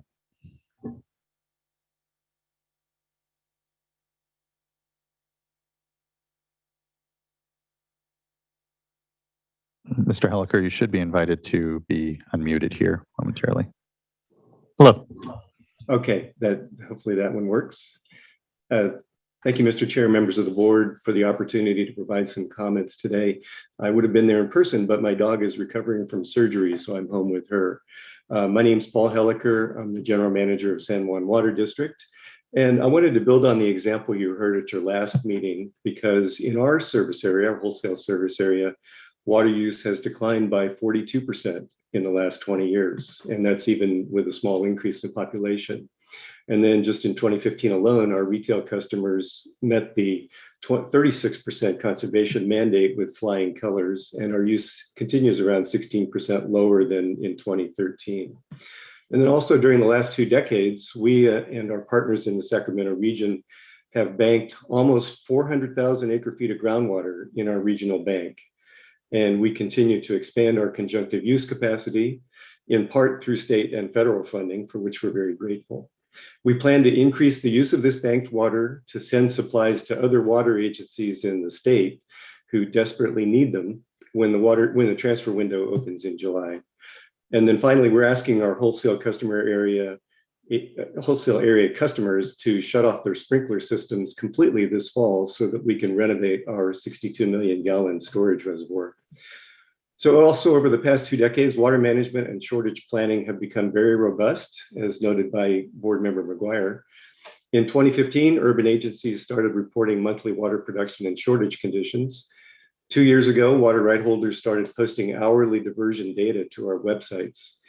And in a little over a month, and perhaps sooner, urban agencies will launch a new report that you've heard about today to provide details on water supplies, demands, and shortage response actions. We urge the board to use all of this data and require urban agencies to implement the measures that are necessary to address the shortage levels that they report. In March, 40% of urban agencies reported shortages ranging from 20% to 50%, and another 32% reported shortages of 10%, with the remaining 28% reporting no shortage. The stress tests that we and other urban agencies will be submitting shortly offer the board the opportunity to tailor their regulations to match the actual supply conditions in different parts of the state, which local hydrology and investments in drought-proof supplies, such as our regional groundwater bank, determine. Thank you. Thank you, Mr. Helliker. Next, we have Rosemary Menard, followed by Allison Martin. Good morning, Chair Escobar and members of the State Water Board. Appreciate the opportunity to talk about the water restriction proposal as it would affect Santa Cruz, California. As many of you know, the city of Santa Cruz has a long history with a water reliability problem that's really structured around the fact that we have too little of a local reservoir. So when our storage isn't full, we are very vulnerable to drought, or nearly full. We're extremely vulnerable to multi-year droughts. We've done a lot over the last 20 years to address the demand side of our water use portfolio and the sort of customer water use. And I just wanted to mention that the sort of activities that the staff report showed you that were typical in stage 2 for most of the, or many of the water shortage contingency plan level 2 plans in the state are really not things that are in our plan, because those things have been done here and pretty much have a 100% penetration to our local residential uses. We have local water use, indoor and outdoor residential water use at 45 gallons per person per day. And we are probably among the lowest. Our recent demand forecast, the person we worked with basically said, you're at 35 for indoor, and that's, basically a floor. So we're not going to ask you to do any more. What this means for us is that curtailment strategies, although we have a plan that has, the sort of required curtailment strategies is not really a very good strategy for us anymore. It's not a useful tool. And in order to do curtailment, effective curtailment, when we need it based on local supplies, which we don't have that need this year, we institute water rationing from stage 1. Last year, when our situation was more dire than this year, we actually did institute our stage 1 water rationing program. That one is not enforced with fines and penalties, but it did provide allocations of 5 CCF per residential use, multifamily, single family, for households up to 3 people. That particular strategy worked for us to some degree, but our demand is very, very hardened here. And so when we were anticipating the potential for another bad year coming up this last winter, we were looking at what needed to be done to implement our stage 2 program, which is the same level of water use, but with fines and penalties. And my staff basically said, you need to hire 20 people. We need about 4 months of prep time to get that ready to go. And probably the price tag of that is $1 million for us. It's not really clear what we would get additionally because the demand is so hardened here. I just want to say, I guess, make a couple of other points related to what our strategy is underway. For quite some time, we've been really focused on supply augmentation. We do have a demonstration aquifer storage and recovery project underway in the Santa Cruz Mid-County Groundwater Basin. That is a really important level for us to get some drought storage. We're collaborating with our neighbors in the Mid-County Groundwater Agency Basin. The Socal Creek Water District is one of our partners, as well as in the Santa Margarita Groundwater Basin, to look at supply augmentation for regional solutions. We have a water rights change petitions that are pending with you actually now, since we have a certified EIR that will give us the opportunity to regionally do conjunctive use between surface water and groundwater resources. So these are the activities that I think are really important for Santa Cruz to produce a long-term, reliable, and climate-adapted water supply, and we're heavily invested in those things. So what I would really like to ask from you today is to think about perhaps using a GPCD, residential indoor and outdoor GPCD exception rule with maybe those systems that have a GPCD lower than 50 gallons per capita per day for residential indoor and outdoor use, to be able to choose things out of their plans that are appropriate and compatible with the more significant situation we have in the state, but also don't impose undue burdens on their communities, and recognize that there is one size fits all isn't a great solution in this particular situation. As I mentioned, our water supply and demand assessment, which we've been doing probably for 20 years on an annual basis, has looked at where we are for this year and where we are for next year. And we're feeling very comfortable with where we are, recognizing that we do have this underlying problem that we need to solve, and supply augmentation is the way to solve it. So thank you for your consideration. Thank you. And thanks for, I know, with a lot of local leadership that has driven down that usage. And here, again, I think we'll have some space for discussion around how to make sure we are appropriately incentivizing as well the good work that's out there, even as we try to create some better standard approach and outcomes when it comes to conservation. So just thanks. Appreciate your comments. Next, I'd like to call up Allison Martin, and who will be followed by Ryan Ojakian.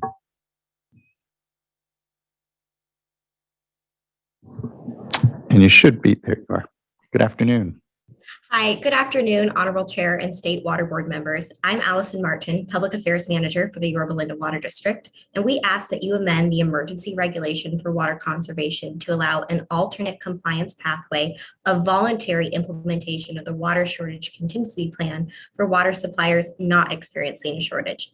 The Yorba Linda Water District has sufficient reliable water supplies thanks to significant investments by ratepayers and taxpayer funds in regional water supply projects such as water recycling, storage, and effective groundwater management.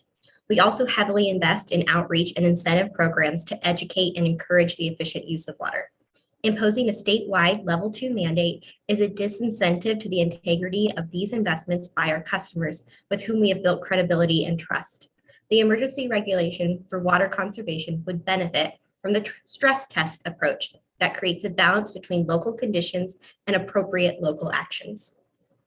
About 30 urban water suppliers, including the Yorba Linda Water District, are a part of the Stress Test Coalition, who request a board require agencies to implement the shortage response level consistent with the actual shortage conditions in the district, rather than a one-size-fits-all approach. Soon, you will have the data necessary to achieve this. Each water district must submit an annual supply and demand assessment starting July 1 of this year, which will give accurate data that can be used to make adjustments on a local basis. Using the annual assessments, the Water Board could require each district to enact the water shortage contingency plan level consistent with the shortage they assessed. This stress test approach would encourage more investments in drought-proofing water supply instead of penalizing agencies who have invested in infrastructure to recycle and reuse water, as well as use water more efficiently. We appreciate your consideration of adding the stress test to the emergency regulation. Thank you, Ms. Martin. Appreciate your comments. Next, we have Ryan Ojakian, who will be followed by Fiona Wilson. Good afternoon, Chair and board members. Good to see you. Wish I was there in person next time. Ryan Ojakian with the Regional Water Authority. RWA represents 20 drinking water suppliers in the greater Sacramento area, supplying drinking water to 2 million people. I want to start my comments a little bit higher level. I will get to some specifics on the emergency regs, but RWA supports and values a local approach. I think you've heard that a lot here. I would like to refer back to the reference that you made, Chair Esquivel, on conservation is not a destination, but a journey. We believe that that journey, the path for that journey is laid out in regulations that you will be considering adopting later on this year through implementation of SB 606 and AB 1668. And the reason why we believe that is because it addresses a lot of the issues that you've heard here today, right? It allows for a local approach with a local analysis and then a locally appropriate response to that local analysis. The way that I'll sort of rephrase that is it is taking the full package, right? We've heard a lot about climate change here today, and I think we're focusing maybe appropriately in this moment on the drier dries, but climate change means drier dries and wetter wets. And for us to get to a solution, we got to think about that system holistically. We've also heard a little bit here from how we do that here locally. And the reason why I'm speaking to that is we have to do operational changes in order to adapt to the hydrological changes that we're seeing. And that really is through greater conjunctive use, also a term that we've heard a little bit referenced here today. That allows us to get to the place where we can actually adapt to the drier dries and the wetter wets. So it means that we use less of our most precious surface water supplies in those drier dries and shift to a sustainably managed groundwater basin for those times. And it also allows us to even expand on the water that has been banked here in this region.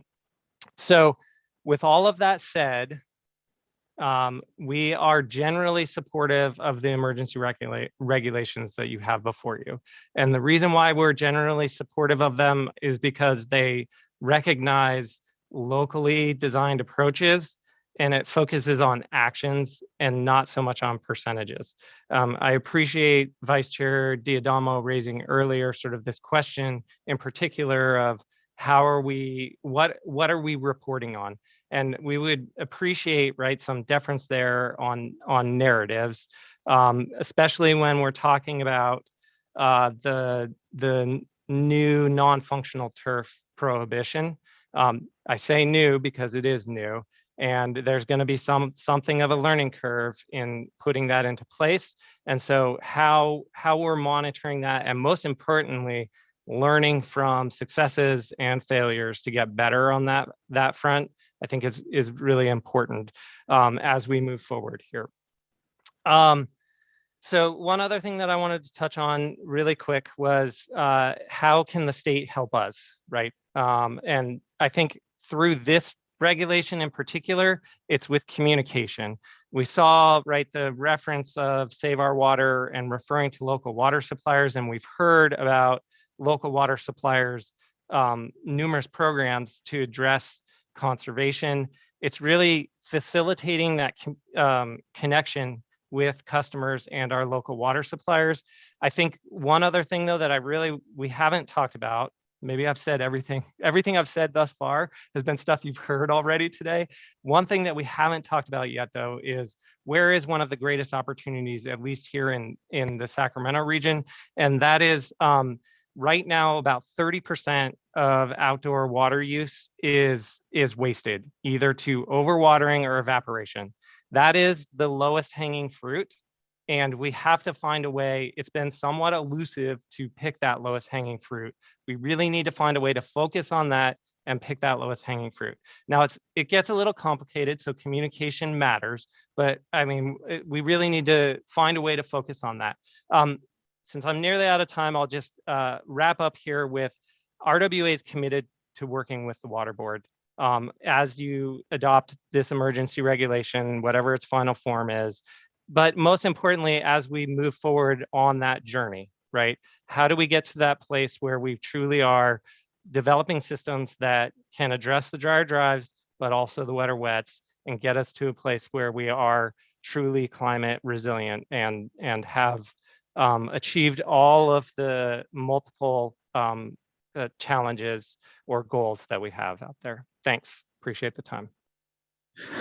Thank you. I appreciate the points and the general support here for today's vote, and agree with you that the long-term budget setting that the board will be doing here over the next year is there needs to be continuity, I'll say, to what our actions are here, and I believe there firmly is, and continue to drive the changes we know we need to see system-wide, and be accounting for, we know, the great variability, as we've flagged and highlighted and spoken to at this board, the great variability of systems and the conditions they find, or the challenges and opportunities. So yeah, thank you. I appreciate the good comments. Next, we have Fiona Wilson, who will be followed by Ashley Parks. Can you hear me all right? We can. Good afternoon. Good afternoon, Honorable Chair and State Water Board members. I'm Fiona Wilson here representing the Humboldt Bay Municipal Water District located up here in Humboldt County. We are a water supplier to 7 local municipalities, and we are not connected to the state or federal water projects.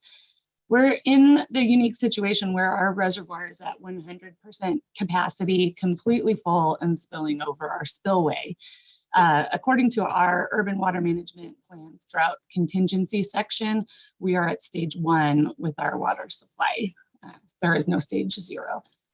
Since our water supply is at 100% capacity and is not supporting the state water supply system, we request a provision in the proposed regulations to address situations such as ours and other agencies that have spoken who are able to meet their demand. Specifically, we respectfully request that you amend the regulations to allow water suppliers discretion to implement conservation actions based on local supply conditions and agencies' water shortage contingency plans, and please do not adopt the one-size-fits-all approach.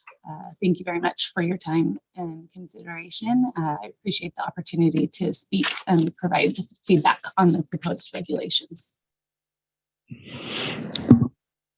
Thank you. Appreciate your time today.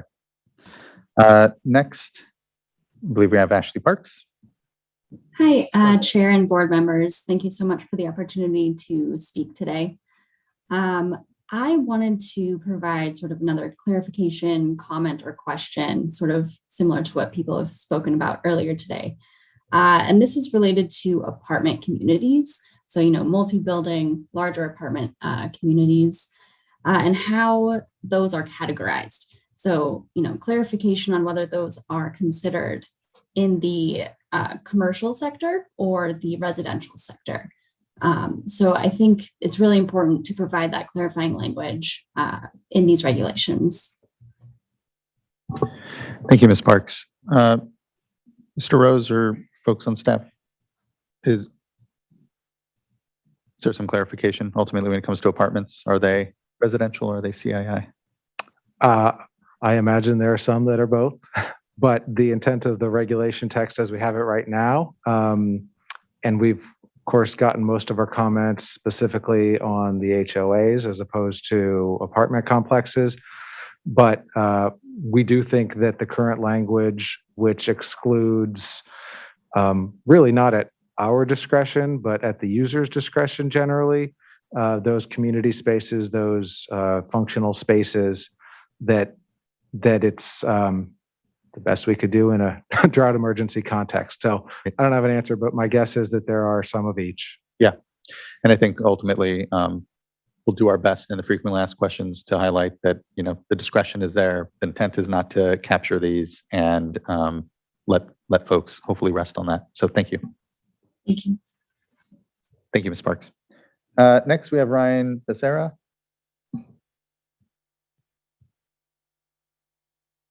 You should be invited. Good afternoon. Good afternoon. Thank you very much, Chair Esquivel and board members. I'm here today for the City of Santa Cruz, and just want to say I'm here to answer any questions you may have about the specific language that the city has provided and discussed with staff that reflect Ms. Menard's comments about the city's residential GPCD being below 50 gallons per capita and how we might reflect that in the regulations. So thank you. Thank you. Appreciate your time and participation in the discussion here. That brings us to, I think, our last online speaker. Let me just make sure. I think there's maybe one further person that I see on my list, Danielle DL. Can we go ahead and go to her or them next?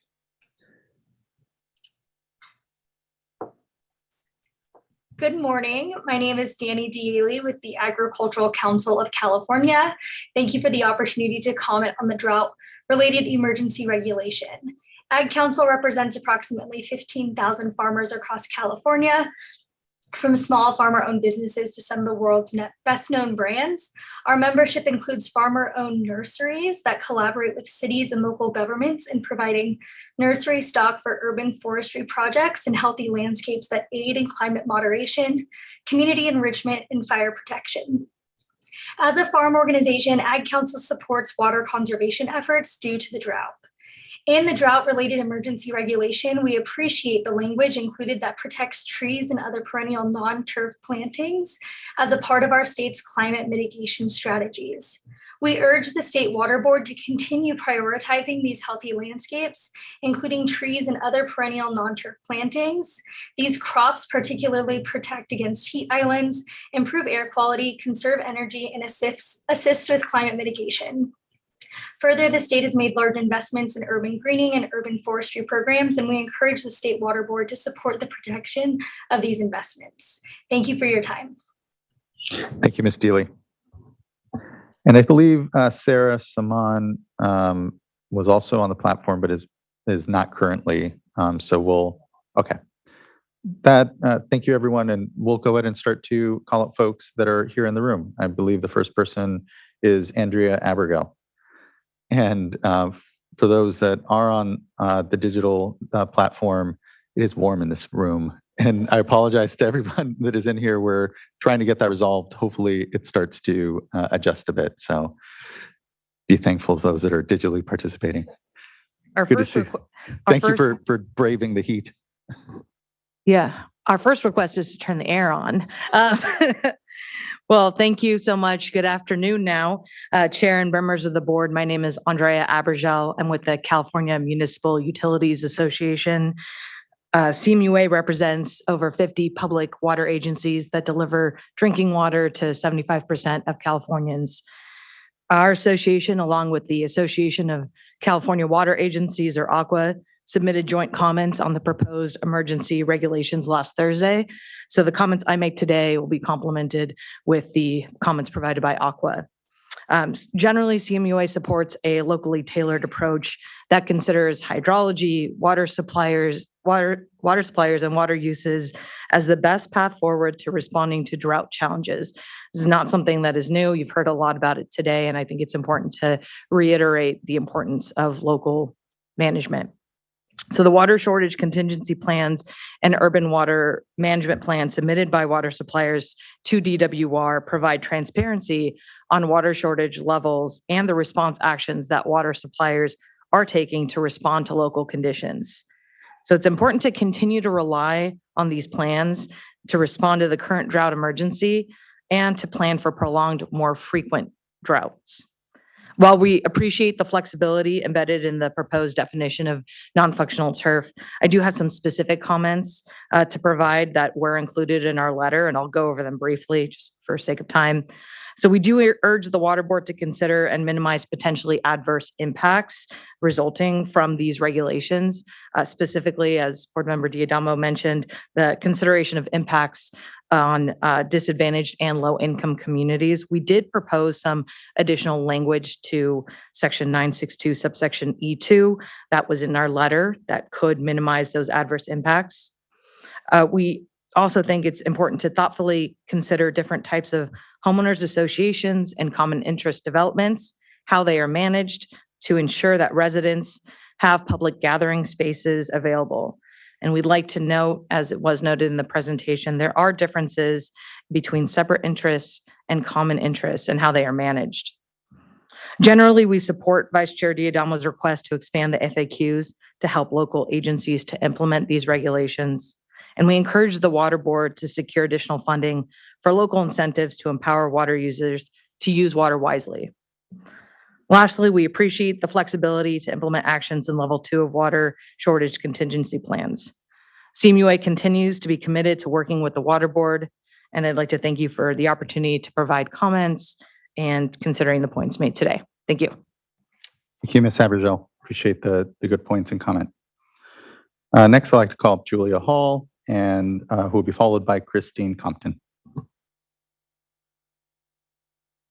Good afternoon, Chair, members, and staff of the State Water Resources Control Board.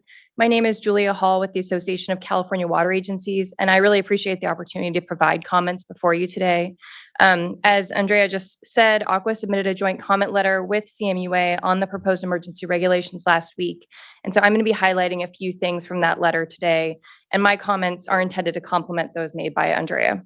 So first, Aqua appreciates the Governor and the State Water Board's recognition of the work that local agencies have put into planning and preparation for responding in times of shortage through their water shortage contingency plans.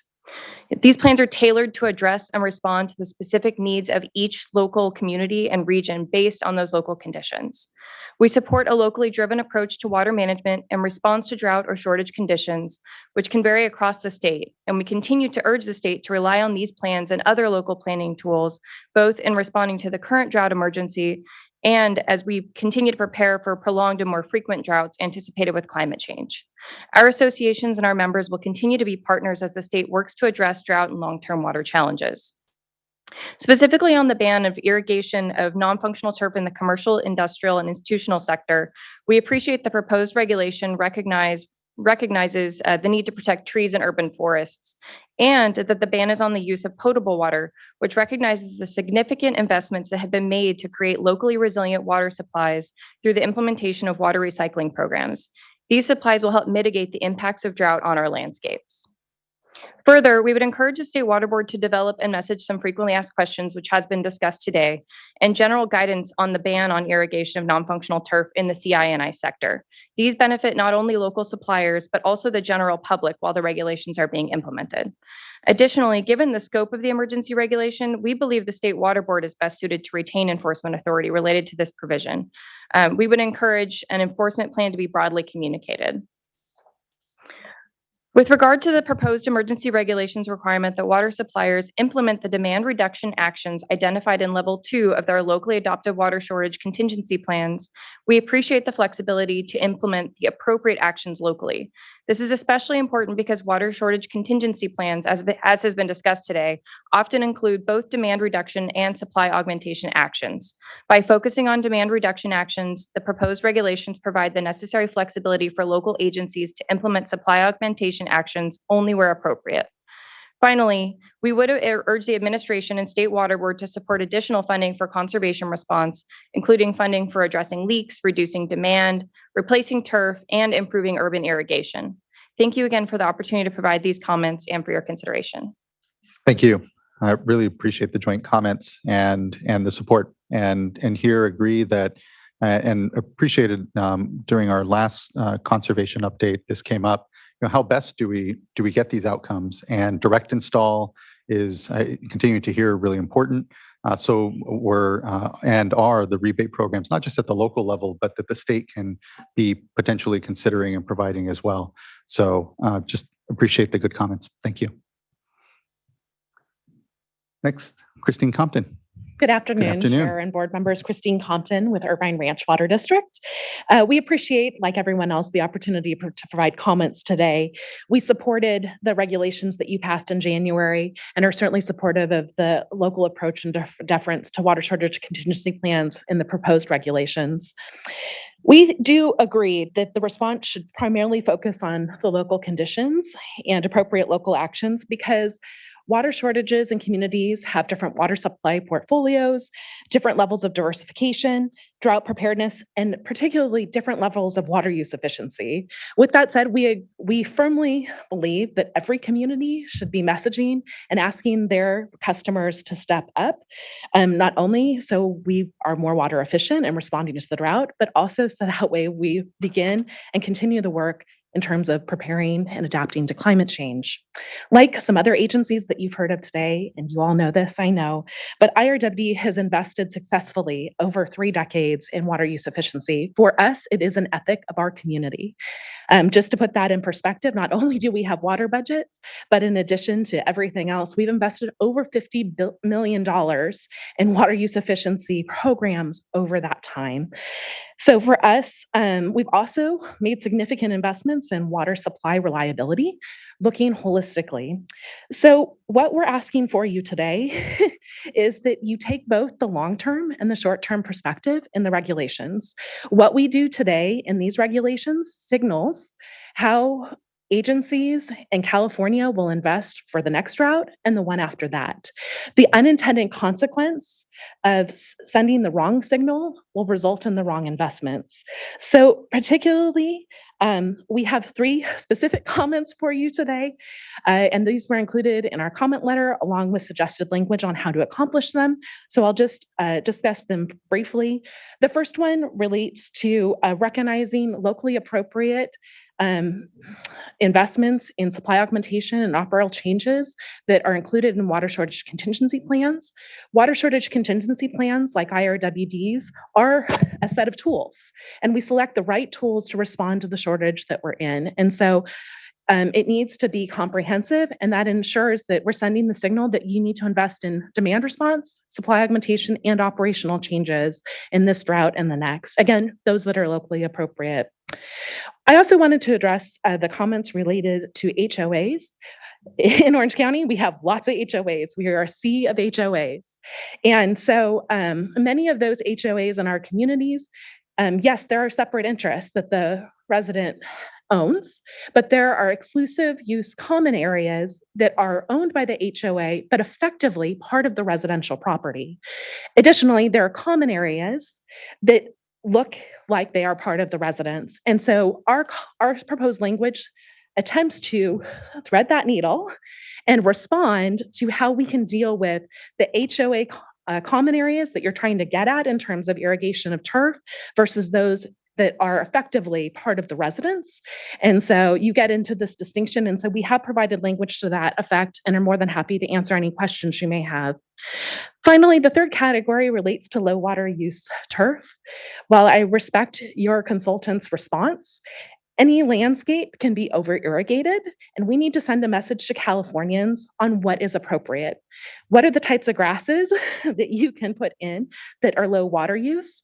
We provided language to that effect that recommends that and uses the definition that is included in your regulation, proposed regulation, that essentially is 50% lower than the cool season turf that's included there. So you're getting at the low water use turf, but telling folks what they can plant.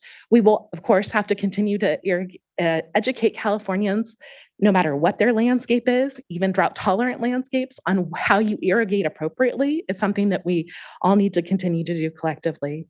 Again, we're trying to take the lessons we learned from the last drought, and move the state forward so we're better prepared and adapt into climate change. Of course, we appreciate the opportunity to work with you all and your staff, and are more than happy to answer any questions. Thank you so much, Ms. Compton. Vice Chair. Back. I'm trying to pull up your letter. And so, yeah, I felt like it was very substantive, and also you had specific recommendations. So could you walk us through why you think a change is needed for the HOAs? Yes. So the language that is currently in the proposed regulations specifically includes HOAs in that, so land that is owned by the HOA, but excludes residences and separate interest. Separate interest is a defined term, not to get too technical, sorry, I'm an attorney, but is a defined term that is an interest that is owned by the property owner. So for example, I live in an HOA. My separate interest is my condo unit, and whatever they define as that. My patio area is an exclusive use common area. So it's not part of my defined separate interest under the law and my governing documents, but it is exclusive to my use, although it is owned by the HOA. And so the situation that you hear coming up is that there are portions of a landscape that if you were to go by effectively look like it's part of the homeowner's property or their yard. And you can have these different distinctions, and it all comes down to how that development was structured in their governing documents. And so you do have exclusive use common areas defined in the civil code, just like you have a separate interest in addition to common areas. And so it comes down to who actually holds title to it. And relates less to what it is, in practicality in terms of whose landscape it looks like it is. Does that help answer the question? Well, it helps to explain the different designations, but what are you proposing that is different from what staff is proposing? Sorry, misunderstood the question. Yes, we're proposing that those areas that are exclusive common use areas to the homeowner, or those common areas that essentially look like they're part of the residence, their yards, are carved out. Trying to live with the spirit of what we understood your staff's intent to be was to include the HOA properties, but exclude the residential properties and yards, et cetera. So we're trying to make sure that we're capturing those parts of common interest, common areas that are effectively in the real world part of the homeowner's property. Thank you. And then on the low water use turf, I really appreciate that you came up with some language, but I don't personally think 50% hits the mark. And so just based on again, it's just my limited experience with spending a day at UC Davis and looking at the buffalo grouse and the carapia. Depending on how it's irrigated, it can go way lower than 50. So do you have any information that could get us to a definition that would be significantly tightened up? First question. Second question, do you know of any parcels in your service area where in the CII sector they have invested in these low water use plantings, turf-like plantings, and also invested in irrigation systems that would be complementary such that it would truly be low water use and pushing it, past that 50%? Sure. If you'll indulge me, Fiona Sanchez is really the expert on that point. If I can ask her to answer it. To answer your first question, can we come up with a standard in language? Absolutely. But Fiona, if you can answer the others. If Fiona will indulge us, I think. Thanks. Thank you very much. So in answer to the first question, I went with 50% simply because if you're talking drought tolerant plants and other things, anything lower than 50%, you could say 40. But you're already in the realm of drought-tolerant plants, and at 30%, you're down to native plants. So that was why we went with 50. I think 40 would also be acceptable and support these types of turf grasses, because what we're essentially trying to do is say that if it's a drought-tolerant plant, which this type of turf is, that perhaps that shouldn't be excluded. So I think 40% could be an appropriate way. Anything in that realm would be, like I say, 30 to 20%, you're starting to talk native plants only. But I think we want to also include all drought tolerant plants and perennials that you have in your language. So that was the thinking there. And of course, as Christine pointed out, any kind of plant material, it could be a cacti. If you overwater it, you're still overwatering it. It's not going to do well. In terms of, are there areas in our service area, we have rebates and we do incentivize as part of our turf replacement. Someone putting in this type of ground cover or turf could be incentivized through our existing rebate programs. I don't know exactly how many we have, but we have encouraged it. We've supported it with HOAs in our service area. We have it in our own out front in front of our building. We have it in that area as well as a demonstration to customers. So we certainly have it in our service area, and I think I can't tell you exactly how many sites, but we certainly have a number of sites where we have provided financial incentives to install this. Interesting. So in your own headquarters, you have buffalo grass carapia that you wouldn't be able to water under this. Theoretically, because we're CII. Right. Okay. So, and then what is your opinion? What is your opinion if we were to, place the burden on the entity that has the low water use, that they would petition the water supplier for an exemption, as opposed to automatically having an exemption, so that you could determine, the water supplier could determine, is this truly low water use? I guess I'm not quite sure how that would work because we wouldn't be doing the irrigating anyway. I think certainly having some sort of an exemption, I think the mechanism of it, because we don't know where all of the turf and everything is. But certainly open to an exemption and exploring a mechanism for that in the regs. Thanks. Just looking for ways to tighten it up. And so that may be a way. It's just I don't know that water suppliers would have all of that data. Yeah, I just wanted to offer a reminder that the regulation does not prohibit watering of turf with recycled water. So I don't know if the turf that the crappie that you have is potable or recycled, but just a reminder that if it's recycled, it would be continue to be allowed to be irrigated. Yeah, that's true. Yeah, good point. Yeah, that's helpful. Thank you, Vice Chair. And thank you. That's, again, I think it's, we're wanting to ultimately say it's about the numbers, it's about the usage, right? And not be overly prescriptive on the turf side. The problem is it's just hard to, at this level, craft something that doesn't just maybe just end up really watering down, if you will, the reg and the purpose of what we're trying to do. And if there is that, you know, a CII customer that has put in Carabia or put in low, you know, made these investments, good opportunity for maybe them to just say to the water agency, this is why I think I should be exempted because I've done this. And, you know, again, creates a little more of a check as opposed to just kind of a blanket thing that's still really hard for us at this level to define. Yeah, no, right. I agree. And I understand. Yeah. Thank you. Thank you. Thank you. I really appreciate it. Thank you, Vice Chair. Sorry, can I just ask a follow-up technical question on that? Is how does the water use stand compared to Moello standards?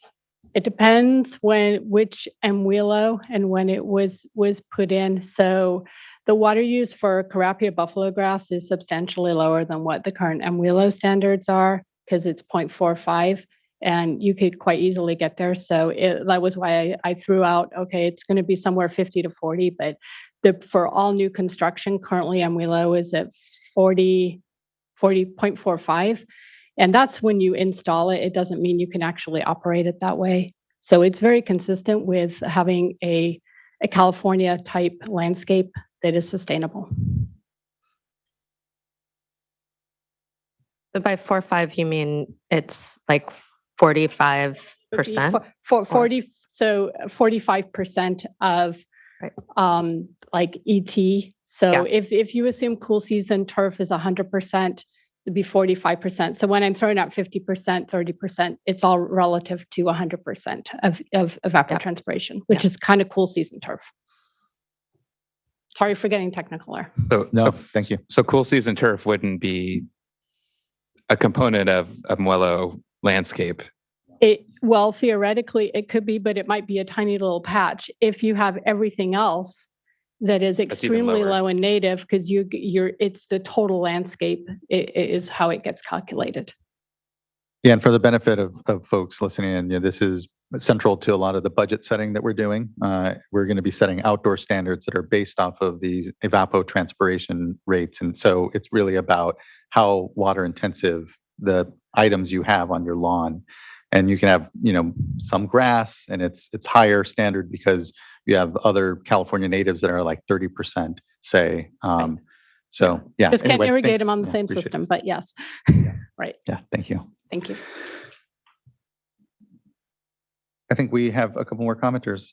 Next, I'd like to call up Jennifer West, who will be followed by Elizabeth Lovestead. And rounding out, I believe we have Jared Boskel. Sorry. No problem. Good to see you. Great to see you. I'm Jennifer West. I'm the Managing Director of Water Reuse California. We represent most of the water recycling agencies in the state. So I want to start by thanking you and recognizing your staff for putting together regulations that specify that the prohibition on irrigating non-functional turf is specifically for potable water. We thank you for that. But I also wanted to additionally point out and ask your support for clarifying another part of the regulations in the limitation on irrigation, landscape irrigation for 2 days a week in section D2. That has no specification that it is for potable water only. I heard an earlier comment that it was, and that was heartening, but I've read this multiple times and I don't see that specified. I apologize, our letter came in late because this was somewhat of a clarification on my part, but I think I got that letter in over the weekend. So we ask for that to be included if it can be in the regulations, and I guess as a fallback in the FAQ if that is in fact your intention. So. Thank you. Really appreciate the comment. And I think, yeah, intention, David Rose. Mr. Rose, would you like to clarify now? I'll try. So I believe that she's talking about subdivision D2, which is one of the three items that's expected to be taken or adopted by water suppliers that have not yet submitted a water shortage contingency plan. As currently phrased, notwithstanding the typo, it says implement and enforce a rule or ordinance limiting landscape irrigation to no more than 2 days per week and prohibiting landscape irrigation between the hours of 10 a.m. and 6 p.m. So it doesn't say anything about potable versus recycled, but my initial read of it is that the suppliers are adopting these rules, and so they have multiple options in how they adopt a rule. And also they have the option of submitting a water shortage contingency plan. Of course, I recognize that could take some time. Yeah. And I guess as a policy matter, I mean, would it be inconsistent to have then the model, water shortage contingency plan we're applying to them, if you will, or at least these actions exclude recycled water or not? I don't know. How do we feel? How you feel? I was looking over my colleagues a little more. Seems like an area where we can be clear about our expectations. And if that is, I mean, I appreciate we can't put everything into this regulation, and there's a space for an FAQ and explaining different nuances of this. But this is one of those where I think if that is truly our intent, it's a pretty small change that we should be able to include. That's my perspective. I would agree, Board Member McGuire, and I believe that is our intent. And I think it was a good catch by Ms. West, and I think it's a change that is reasonable. Yeah. Thank you all, and thank you, Ms. West, for the catch. Thank you. Certainly, I think that if your intent is to have it only apply to potable, then it is better to specify it here and not have that be an open question. Okay. Yeah, really appreciate that, Mr. Rose. Thank you. Okay. Ms. Lovestead. Good afternoon, Chair Escobar and members of the board. I appreciate the ability to come and comment on this emergency regulation and to be here today. I'm Elizabeth Lovestead. I'm the Water Resources Manager at the San Diego County Water Authority. I just want to start by showing our appreciation for the dialogue that has occurred over the last several months between the Water Authority and the board and staff, and the listening to our specific conditions and taking those into consideration. So the Water Authority and its 24 member agencies support the needs of 3.3 million people and a $24 billion economy in the San Diego regions. Back in the 90s, we had about 13 months of a 30% cutback. And in order to really support our community and our economy, we really took the position that wasn't going to happen again. And we did two approaches. We implemented an innovative conservation program, and we also developed local supplies that were reliable. For more than 3 decades, the Water Authority and its member agencies have advocated for increased efficiency requirements in new residential and commercial developments, sponsored water use efficiency legislation, implemented conservation programs that improve indoor and outdoor water use efficiency, and provided education and outreach on the need to stop waste.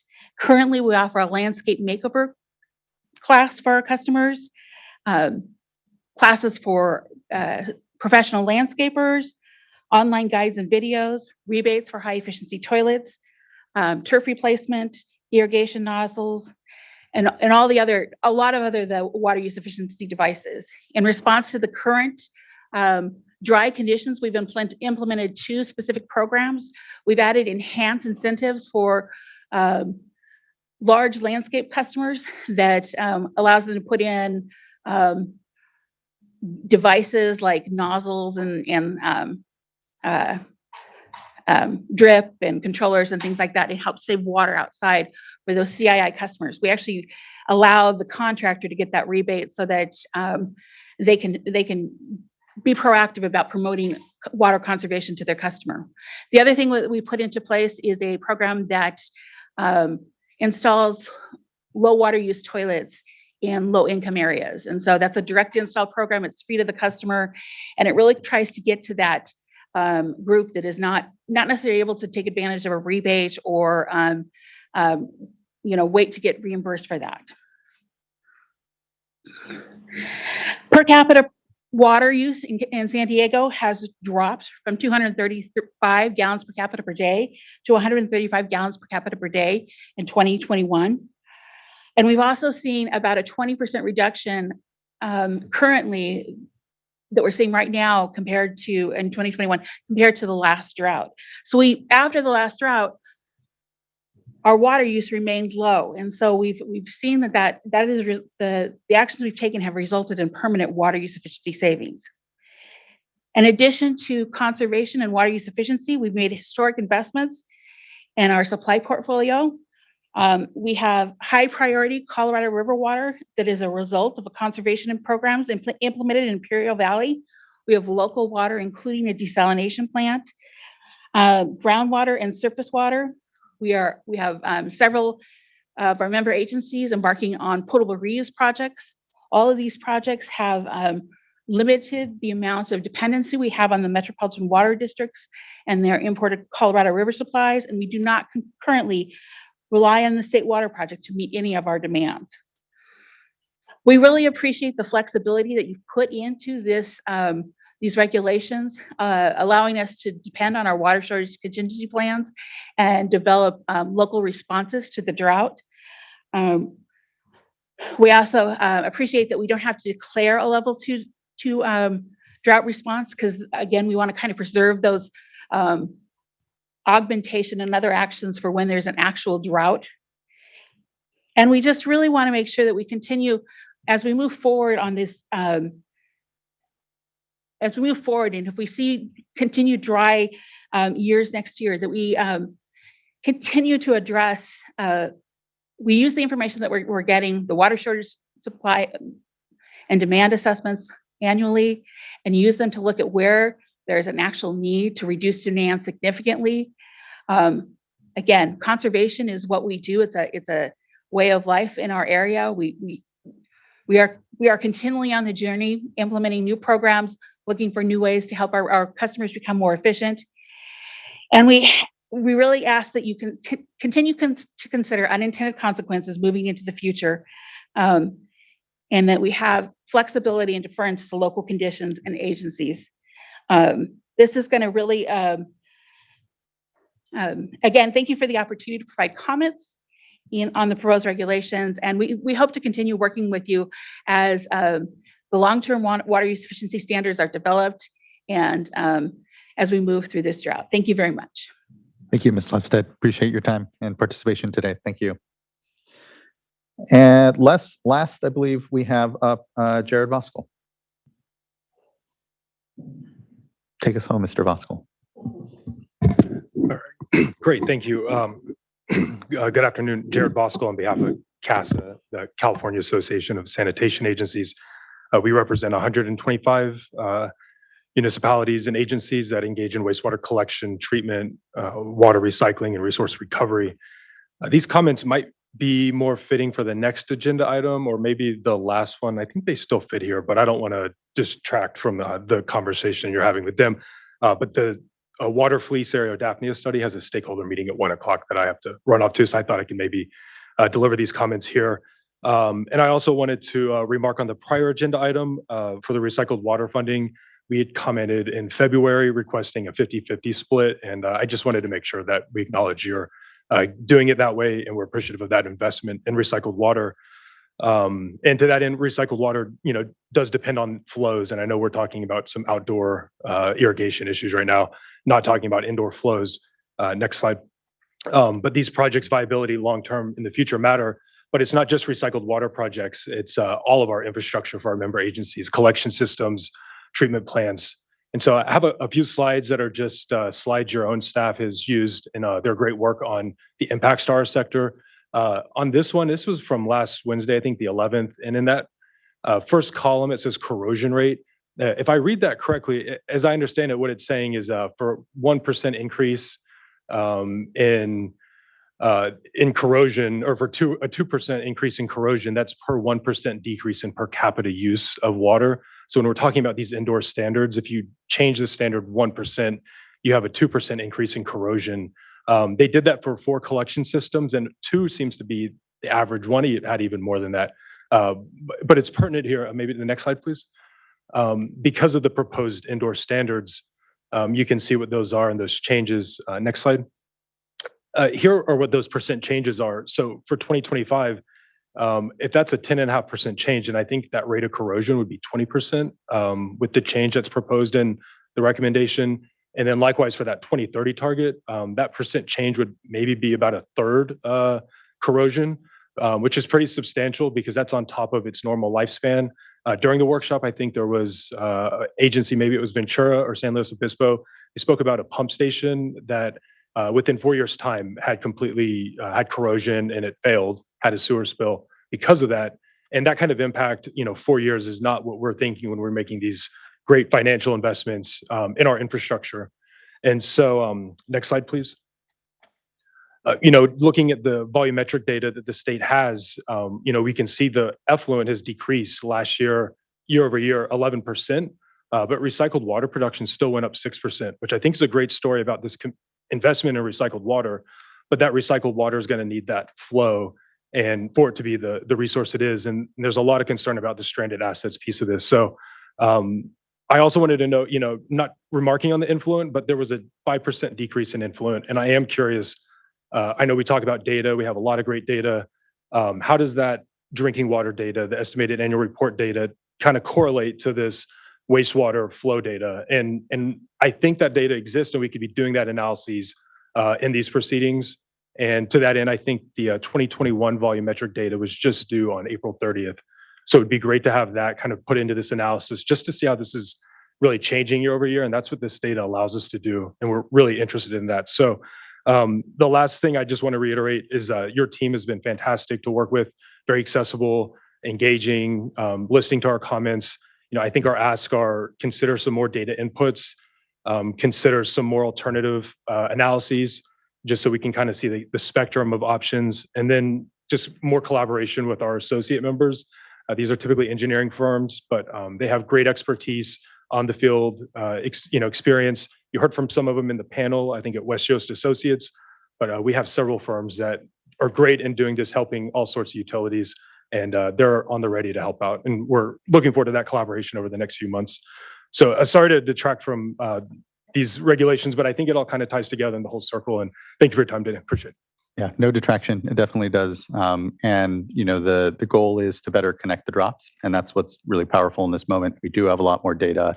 It can lead us to better decision making and shine a better light on the challenges. And there is a tension between indoor conservation and recycled water, but I think there, I'll just say generally, it's a lot cheaper to not use it first than to say, well, we need to keep a level of usage so that you have then a level of recycling. I think what we're doing and need to do now is just get really good on those numbers. And as we set these budgets, realize that there's already a lot of, we heard today from some super savers out there with systems that are at 35. So even absent the board adopting these budgets and trying to help incentivize the standard setting, we're kind of there with systems having these declines.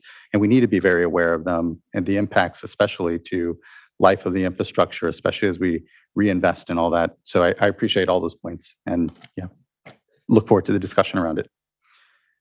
Okay, that was our last commenter. Where does that leave us here on the emergency regs? How are we feeling as a board? Anything we've heard? I know, what continues to be out there is whether we provide some, I wouldn't call it a carve out, but some more flexibility, which, important to note that this this adoption here and the direction from the governor isn't a one size fits all. It is based off of local plans. What we're doing here is reflective of the good work that agencies have done, but here needing to see a little more urgency, needing to see everyone really move ourselves and based off of these local plans to a level 2 water shortage contingency scenario, even though you may not be there. But I think it's because what we're lacking right now is a unified message across the state that this is serious enough and that we all need to be doing our part now, even if you may be disconnected, even if you are perhaps a super saver. But I guess in that instance, when we have systems perhaps that have saved quite a bit, are very low levels, 55 gallons, whatever kind of number we can draw, aren't connected to the Colorado River or the State Water Project. Because even if, math, you kind of figure and here kind of want to start to unpack, well, what are the assumptions for the next year for certainty from those projects or the Colorado River? How do we get real that all of those are continuing to be stressed and say maybe then, if you're on those systems, it doesn't make sense to say, have something of a more flexible approach than just saying you have to go to level 2 of your water storage contingency plan. But I don't know. I think that there's a case to be made. I know Santa Cruz has made that case, I think, well, when you look at their water usage, that and the robustness of their water shortage contingency plan, that level 2 isn't, just a casual, hey, everyone, do more campaign messaging around conservation. It really is. There are harder cuts or more drastic things. So yeah, how do we feel? Yeah, I appreciate those comments, Chair Esquivel. And I would say that I agree with a number of the commenters today that we're going to learn a lot here with the annual supply and demand assessments that I know, well, depending on the outcome today, will be due in about a week. So I think there's a lot to be taken from that, and also just the notion about balancing, the short-term urgency and severity of this drought, which is severe, that we do need to take these actions. I am very strongly committed to voting today on this. But at the same time, I am compelled and sympathetic with systems like Santa Cruz and Humboldt Bay, who came and can make a very good case that they've had that long-term vision in mind, and in many cases, their own necessity, have invested heavily in water use efficiency over a long period of time, which is in fact what we want to see. That's what we want to see with conservation, making conservation a California way of life. I think we've heard from other systems today, which can have that same, tell that same story to some degree. But it's hard because in many cases we are interconnected, we are intertwined, and to untangle that here in this space, given the urgency coming right into the summer here, and the governor's call to action, had struggled with that. How do we thread that needle? So, yeah, I actually concur with you. If there is room, and I'm kind of looking to staff here to think through, what sort of modifications can we make to allow space for systems that are independent of any connectivity with other systems and are already highly efficient. Can we give them some room to implement? We heard a lot of calls for flexibility. Can we provide that flexibility or some option to provide a little bit of relief when they have stage 2 plans that are perhaps quite a bit more severe and structured than many others might currently have in place? So I can jump in here to get started. Before, I think maybe if you want to say some things as well. Just on that same topic, because as you all, I would agree. I think I do think that Ms. Maynard from Santa Cruz, I think is a very extreme example, right? I am certain that there are not that many systems that are in that space, but my thought was just to be a little more specific on your suggestion was, if after stress tests submitted with an adopted plan, if it's not in stage 2, and and they're meeting efficiency standards. I think the tricky thing is, what is that efficiency standard, right? What's that number? Because we don't have anything adopted yet. And I think what we want to do is get to a place where everyone is meeting efficiency standards. We want to use this, we want to make sure that in this moment of emergency, we're accelerating, getting to where we need to go with this new normal. You know, I think at a minimum, that would be, I think 55 gallons per person per day is what's there now. I also think it should be limited to residential.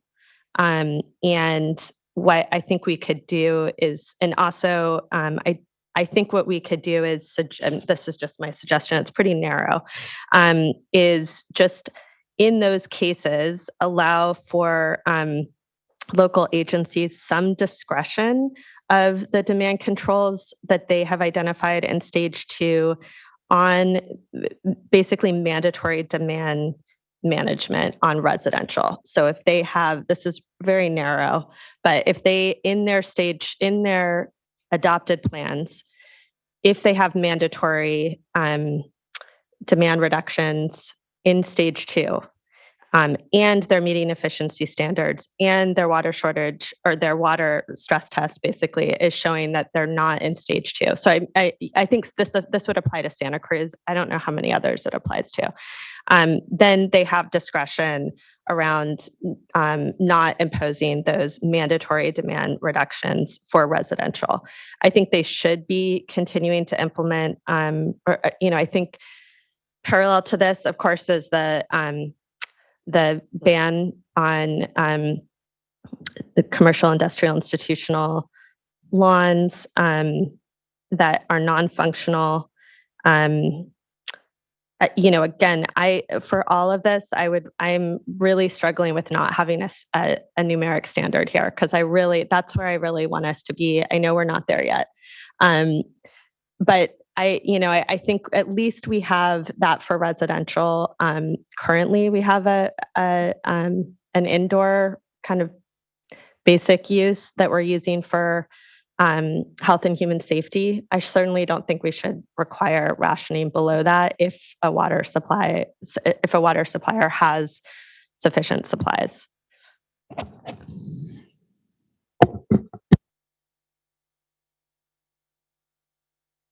So I'll jump in and offer some thoughts here.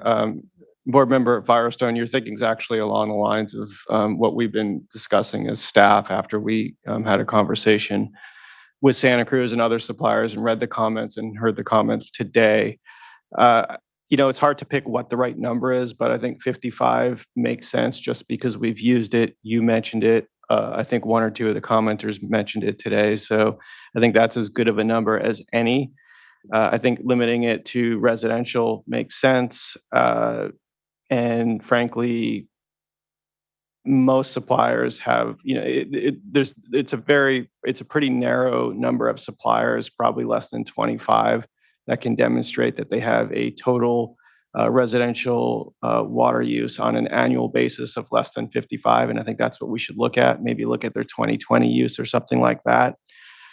I think if there is some sort of flexibility offered, we should also limit it to suppliers who do not get water from the Colorado, the State Water Project, or the Federal Water Project, since those systems are currently under a lot of stress. In terms of what they do if they meet those criteria, one option we discussed was instead of complying with their stage 2 requirements, demand management requirements, they could instead implement the model requirements that we've set for the suppliers that don't have plans. So that's watering 2 days a week. That's adopting the water waste prohibitions that we adopted in the last emergency regulation, and it's amplifying conservation messaging. And part of the reason we thought that might be a good option is because we don't feel like we think that everybody should be doing something, especially given the governor's messaging yesterday and the meeting that he had and the urgency that he's bringing to the situation, given that we, are pretty deep in a drought right now, and we don't know what next year is going to look like, and any water we save this year will be available next year. And frankly, given that we really have not seen the conservation results that we had hoped for and the need to step it up. And so again, having a regulation that requires everybody to do something, but also acknowledging flexibility. I think Santa Cruz makes a very compelling case that their water use is very low. I think they have a very rigorous water shortage contingency plan, and we don't want to penalize them for that by making them take actions that they really don't need to take. On the other hand, the model actions we've outlined in the draft regulation are fairly straightforward, and I don't believe overly onerous, and would at least demonstrate some additional commitment to conservation. And even in the case of Santa Cruz, their water use is up from 2020. As early as last year, they filed and received a temporary urgency change petition because they needed to reduce their minimum in-stream flows because of drought situation. But they don't need to be there this year. And I believe Ms. Menard, when she said if they needed to do it, they would do it, but they don't. And so that was one option we came up with. We could do something like you suggested, making it voluntary, that they could voluntarily implement their stage 2 requirements. But if we wanted to be a little stronger, we could require them to implement those model actions. Yeah, and I agree with the model actions. And I think what I was thinking was still implementing their demand management actions, except for mandatory reductions that they would have discretions to do. So basically the water rationing essentially, but that they would still do what you said and how you described it is much clearer, which is still doing outreach, education, and limiting water 2 days a week. And of course, all of us are subject to our previous regs on prohibiting wasteful use.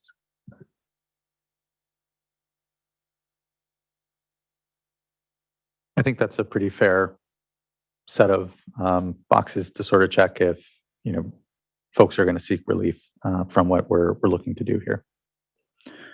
But any thoughts further on? And then otherwise, if there's language or there's need for time to work on language, then what we'll do is definitely take a lunch and then come back after.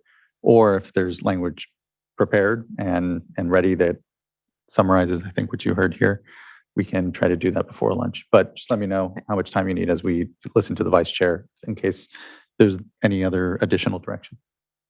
Thank you. I had one question, yes. but I'll go after you because. Okay.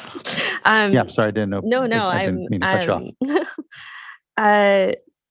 So one question I have, and I don't know, again, the vice chair's raised a number of things and we've heard from commenters that I think most of which it sounds like we could address through FAQs, but I'm not positive. So one of them is this question of who's interpreting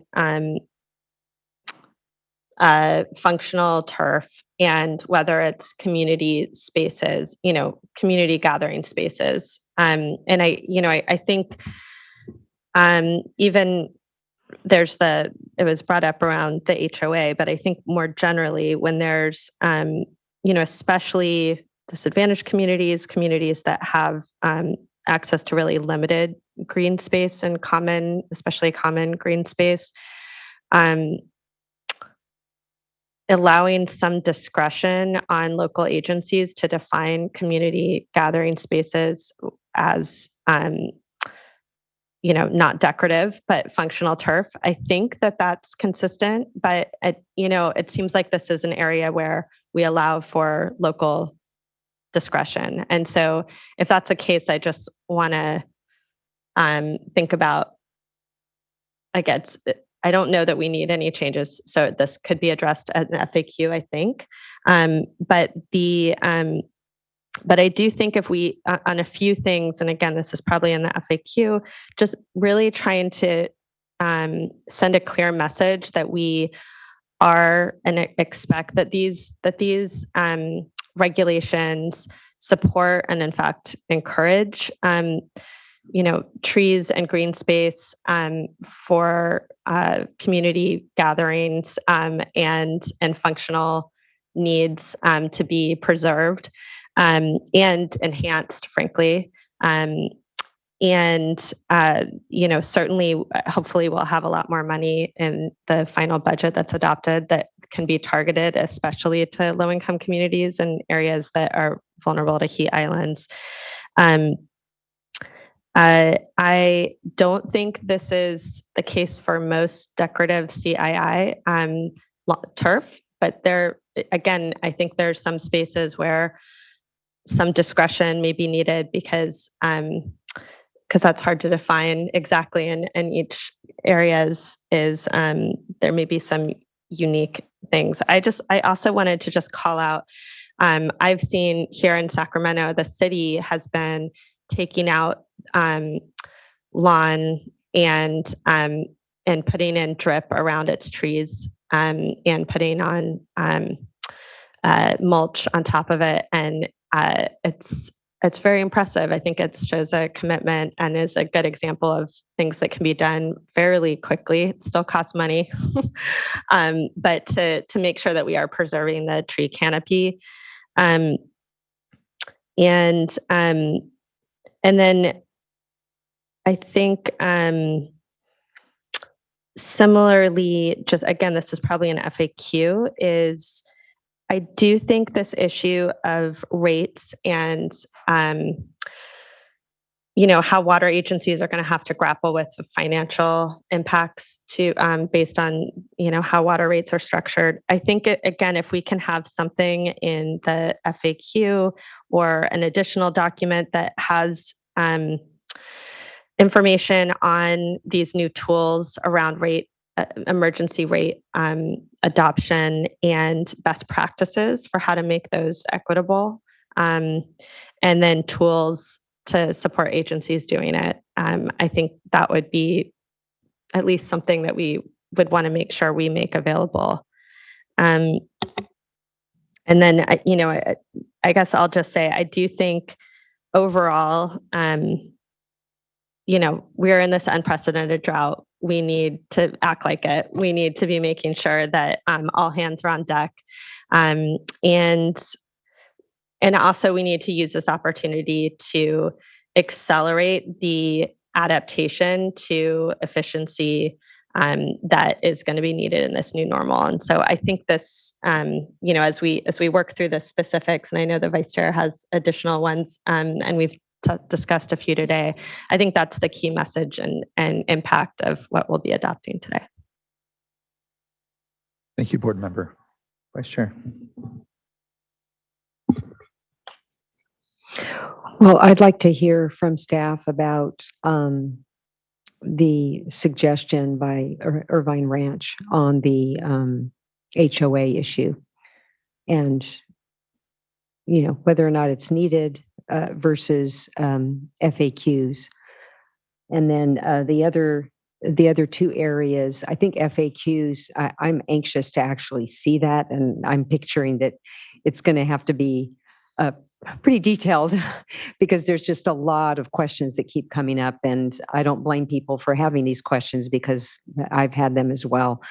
But the two remaining areas, I would like to see something on low water use alternative turfs, and coming up with, I like the idea of as the chair said, requiring an additional check on those that would assert this, so that it doesn't turn into an exemption that just about anybody can use, because nobody really knows what we're talking about. So I think the burden should be on the entity that wants to continue watering. And as Ms. Sanchez was up here talking, and Board Member Firestone, you asking questions about Umwello, it just really struck me that where I see the implementation of Umwello standards, I see a lot of the buffalo grass, not as much the coroppia, but I'm seeing the buffalo grass. And so I think if that's where we're wanting people to head anyway, let's look for a way to message not just on conservation, but on this pathway of moving into these other crop types, other plantings. And then on the resolution 6, I'd like to hear your thoughts on that. I just think that it's too vague. I don't think that it points in the direction enough, and looking for a way to pose it in such a way that, we can glean information. For example, from what I've heard on protecting tree health, drip irrigation isn't necessarily the way to do it. It's soaker hoses and, less frequent watering, but longer periods of time. And so if we do have entities that are, capping off sprinklers versus pulling out systems altogether in order to provide the trees with what they need, what did it cost? Because I think that we are going to hear a lot of concerns when we move into the permanent regulations. We're going to hear a lot of concerns about costs. And so why not start gathering that information? And hopefully the information that we will gather will be really low cost ways to protect the trees and, get that information now. So I just think that resolution 6 isn't that clear. Tell us what was easy and tell us what wasn't easy. And, I suppose an alternative is to point those in the direction, in the FAQ, but really want to get the word out so that water users or water suppliers take advantage of the opportunity to provide the additional reporting.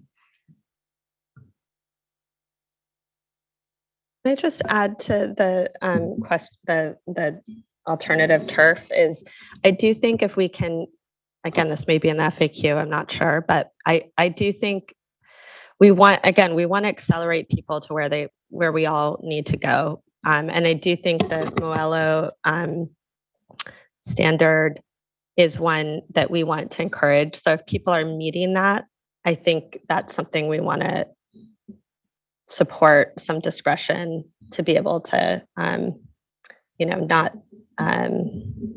not ban. I'll just pile on a little bit as well. And so just that conversation about trees, I really appreciate that. And I think there was even a comment about a concern about the ability to plant more trees. I mean, there are areas, many communities that are devoid of trees. And you mentioned the urban heat island, and that need is continuing to grow with climate change. So we want to see more trees. I mean, Sacramento is maybe an exception where we have, an amazing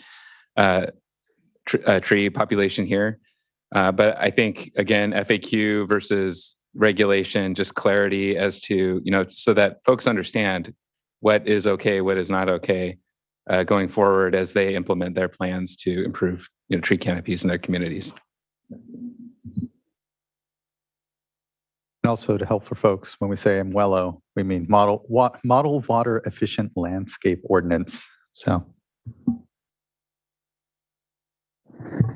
anything further from colleagues? Mr. Oppenheimer, Mr. Rose, what do you prefer, a lunch break or? I think we're going to need some time to draft some revised language. On the last couple of points that you the board made, on the trees, I think we definitely can punch in the frequently asked questions that we want people to continue to water trees, and that, this is not intended to do anything to reduce tree watering or to harm trees. I think what's a little more challenging is Vice Chair Diadamo, what you're asking for is basically trying to begin to collect information on what suppliers have done and what the costs are to protect trees. I think we can do that. I just think, our current vehicle to collect information is the monthly reporting. And I don't know that the monthly reporting lends itself to collecting the type of information that you're asking. And so maybe one idea would be at the end of summer, maybe even during the winter after, we get through the summer, would be to do like a voluntary survey of the water suppliers and ask them questions along the lines of, and we could talk to them about what questions make sense, but what challenges did you encounter in terms of protecting tree health? What were your successes? What did you do? What were the costs that you incurred to protect trees? That type of thing. And then we could, use that information to try to weave together sort of the lessons learned from this summer and see how it goes. Something like that, I'm thinking. Yes, that works. So maybe we'll update the resolution language to provide a little bit more direction to staff to do something like that if the board would like. We can do that. And then the exemption, I'm a little unclear on, could use a little bit more direction. Maybe staff is clear on the exemption for low water use turf, alternative turf, and what the board would like to see there. Like, would you like us to try to change the regulation? And if so, like, Vice Chair, you said 50% was not adequate. Ms. Sanchez said, 40% was doable. So question one is, do you want to see something more in FAQs, resolution, or actually reg text changes that would allow continued irrigation of non-functional turf if it met certain criteria? Well, it seems to me in reading through the current language that an FAQ wouldn't be allowed, wouldn't be authorized. So I think we would need to have a change. And I know it's going to take more work, but my sense is that we want this to be very limited in use. Just because you planted something that you think is low water use, there seems to, we're looking for an additional requirement that you demonstrate that it truly is low water use. So I know it's going to be more work in putting it together, but I think that's more this, where we'd be coming from, to place the burden rather than just have the language and then anybody, that wants to say that in their specific case, they have low water use.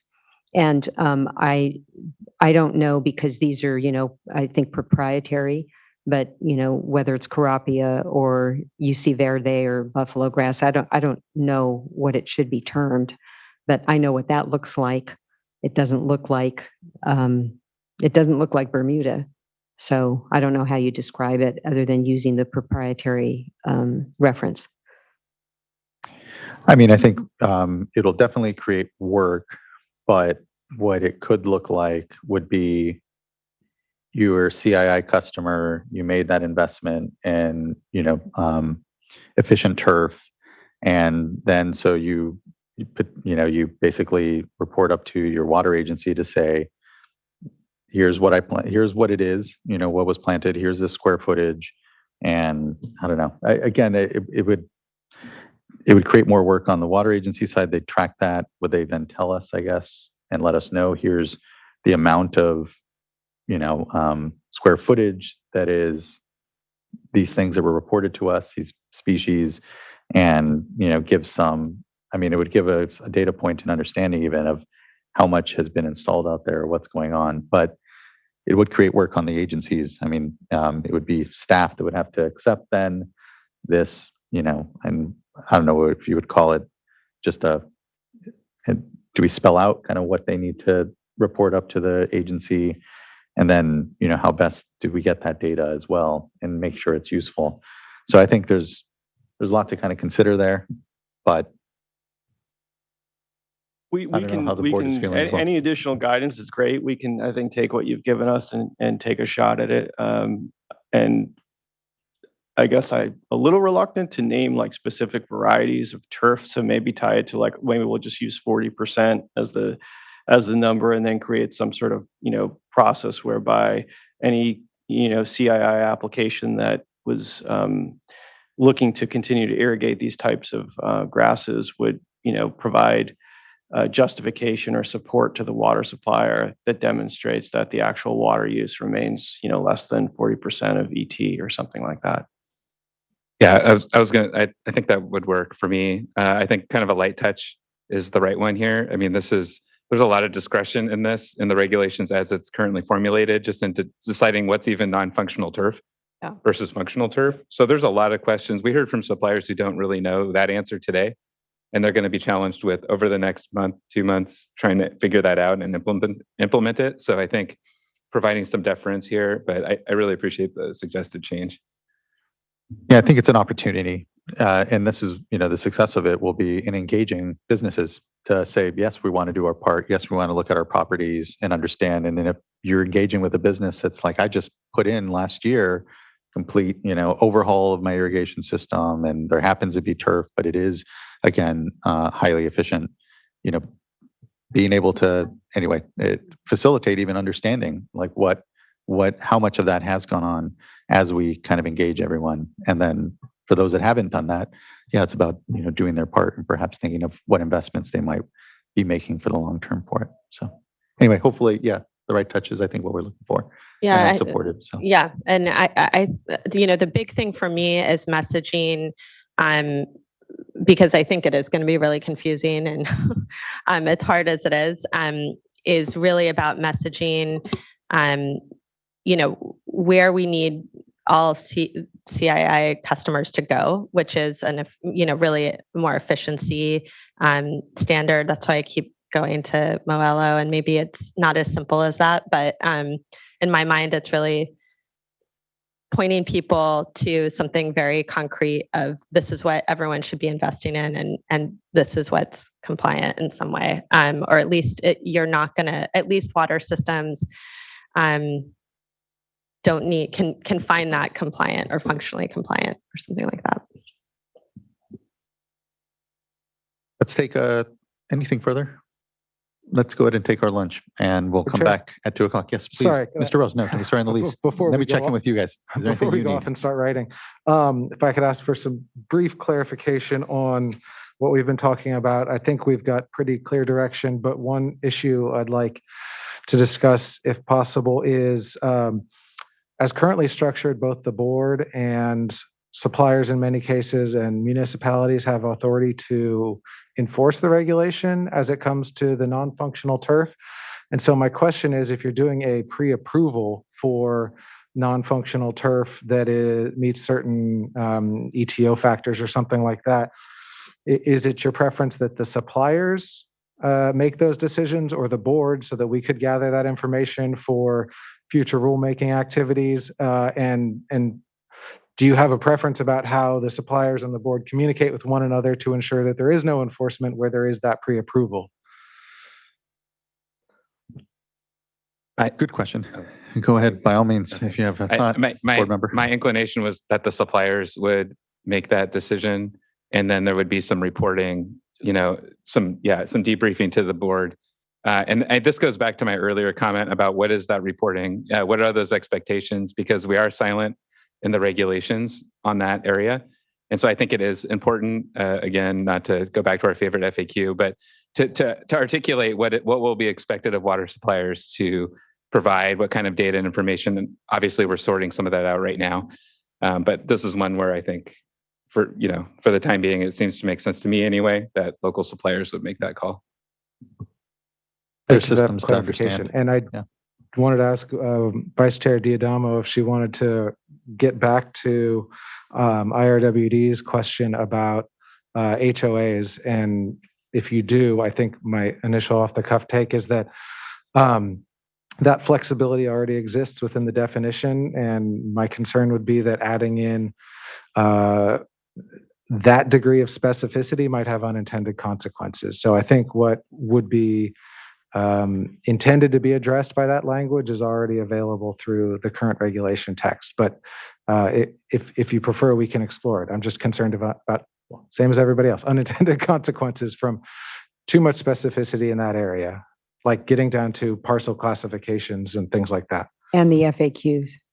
The FAQs. FAQs. Yeah, we have a lot of fun with those, making sure that we can really, really put on our customer service hats and answer all questions. So like you said, about a carve out for this type of turf, there are things that need to be in the regulation, otherwise they can't happen. And then there's explanation that we can provide that really fleshes out what we understood that you have adopted here and provides really that customer service and assistance in how to. So we enjoy working on those. Thanks. Okay, Mr. Lawfer.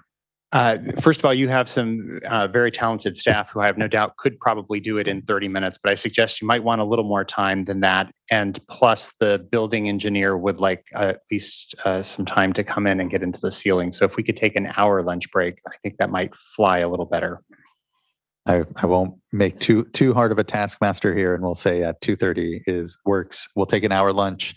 Thank you, everyone, for the patience. And when we come back, I hope it's a little cooler in here. So at least there's that. Thanks. I know this is a late lunch too. So thanks, everyone. We'll be coming back here at 2:30.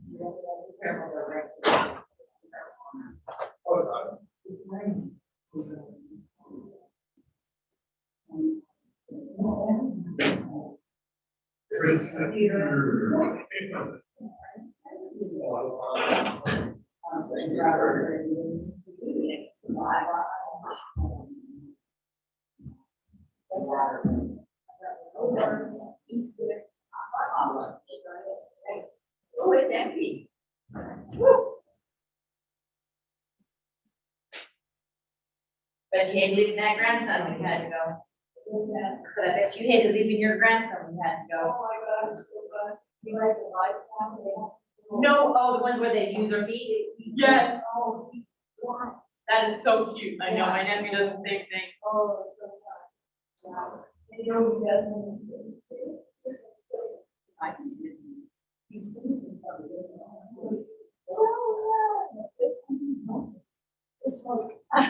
Yeah, Elf would love that. I mean, how long are you gonna do that? That's right, so Brad's every minute. No one's ever like yelled. Hey, what's up? Okay, is your mic, is anybody's mic on up there? No. Okay, all right. We'll be, you can have that.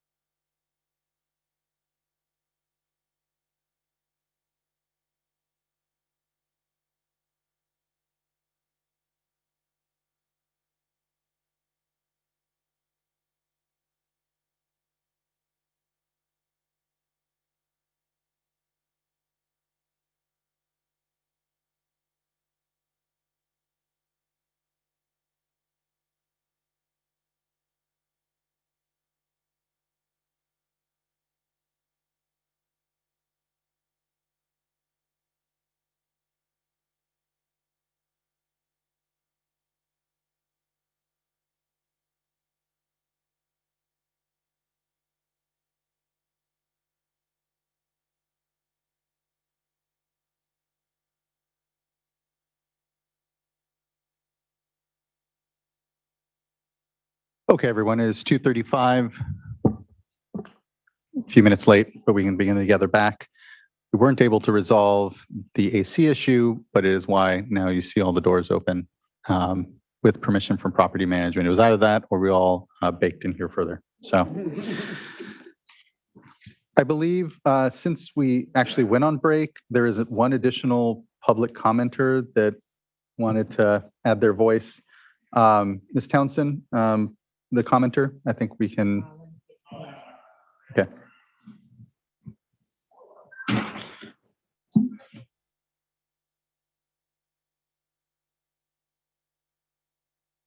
Okay, he's not currently on the platform. Mr. Oppenheimer or Mr. Rose or Knockbauer, Mr. Hune, who would like to kick Can we us off? bring up the revised, we'll start with the revised regulatory text. We've also got revisions to the resolution as well. We can do that second, but we try to take your input and make the changes that we think we're looking for. So David can run through it and we'll see if we hit the mark or not.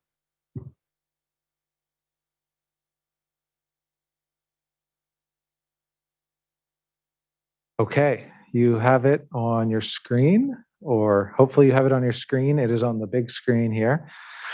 And this is a little bit ad hoc in terms of organization, but everything is numbered and I'll try to walk you through it. So first, what we have is a proposed revision to subdivision C1 of section 996, where you can see in bold, there's a strikeout and an underline change from the demand reduction actions identified in the supplier's water shortage contingency plan to all demand reduction actions.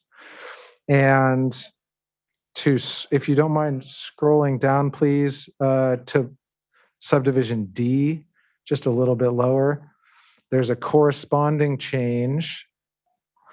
If you recall, subdivision D of section 996 is for the urban water suppliers that have not adopted a water shortage contingency plan. So the corresponding change in subdivision D would say that each urban water supplier that has not submitted a water shortage contingency plan to the Department of Water Resources shall, by June 10th, 2022, and continuing until the supplier has implemented all demand reduction actions in the supplier's water shortage contingency plan, they'll have to take certain identified actions. So that's a kind of a similar change to the subdivision D, C change, to be clear. Sorry, would you mind scrolling back up now? And now the large bulk of the text that's in underline is a new proposed subdivision C3. And this is, I guess we've been talking about sort of an exclusion for those suppliers, or an alternative compliance pathway for those suppliers that meet certain criteria. And I'll read it even though it's on the screen, just to be clear.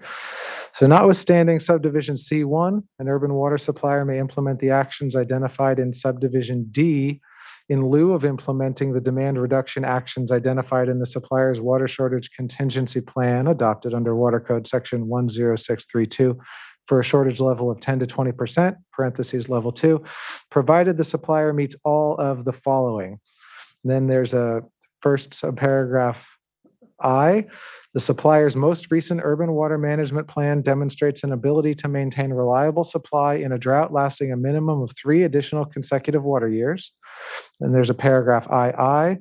The supplier does not rely on, comma, for any part of its supply, comma, the Colorado River, the State Water Project, or Central Valley Project, comma, and no more than 10% of its supply comes from critically overdrafted groundwater basins as designated by the Department of Water Resources.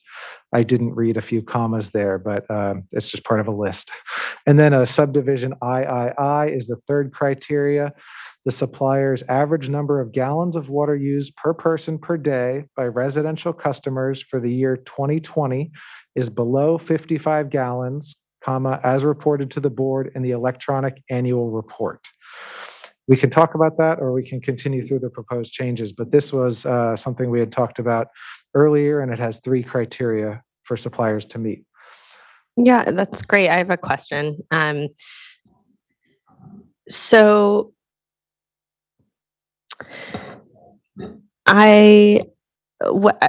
so I know this is trying to do what we discussed. If we are basically saying that they don't have to implement their demand management actions in their water shortage contingency plan, that seems to be, and instead they just have to do what's in the model for somebody. That means that they don't have to do their actions for non-residential, even though we're just saying that they have to show that they're being efficient for residential. So in other words, I'm concerned, what if they're, I don't know how much this actually applies, but I guess just policy-wise, if they are extremely efficient residential, but they're not with CII, because we don't have anything referencing their CII efficiency, which I know we don't have a number for, so that's the problem. But then they don't need to do anything for CII that was in their water shortage contingency plan, even if they're not being efficient on that. No, I don't know how much this really applies to anybody. I'm just trying to follow and maybe figure out if I'm missing something. So I think you're highlighting an issue that we are not prepared to, don't have the data to really address, which is the level of efficiency of their CII actions and their sectors. Right. That may be something we'll understand better as we get closer to providing you with a regulation for implementing the 2018 water efficiency legislation. But right now we don't have the data. So really do we have data on residential only? We have a variety of different data, but part of the issue is completeness of that data. So I think maybe the simplest way to explain this is what's intended here is that the residential gallons per capita per day, which is a figure that we have for all suppliers, is the trigger. And so that what is triggered is the choice for the supplier to either implement their level 2 demand reduction actions or to implement the model demand reduction actions that we have put in place in subdivision D. So they have those two choices. So it's not the supplier under those circumstances, if they meet these criteria, presumably they are a supplier that is not experiencing a local shortage condition. So they can choose to, but may not be choosing to implement demand reduction or other actions related to the CII sector other than what's in subdivision E right now, which is the non-functional turf. Still so it's really just because we're only doing one thing to the CII sector directly as opposed to indirectly right now. Right. That's the non-functional turf. This would stick with that, although the supplier, again, all their level 2s have different actions. Can I just answer your question? Sorry. Can I just add to that? So I would say that the water shortage contingency plans are toolboxes, right? So they have demand actions in there that I think would correlate to the CII sector as well, right? So it's not just residential only. Right, but they don't have to do those under, so exactly, as my understanding is they would have actions that would apply to everyone. Well, they may be different for residential CII, but the point here is that they don't have to do any of them for CII or anyone else if they meet these criteria, which is the residential customers are efficient and their stress test says that they're okay. Now, I think that's maybe the way it is, but I don't know. I'm just thinking out loud here in terms of my reaction to this, which is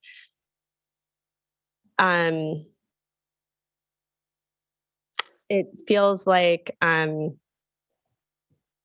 that we're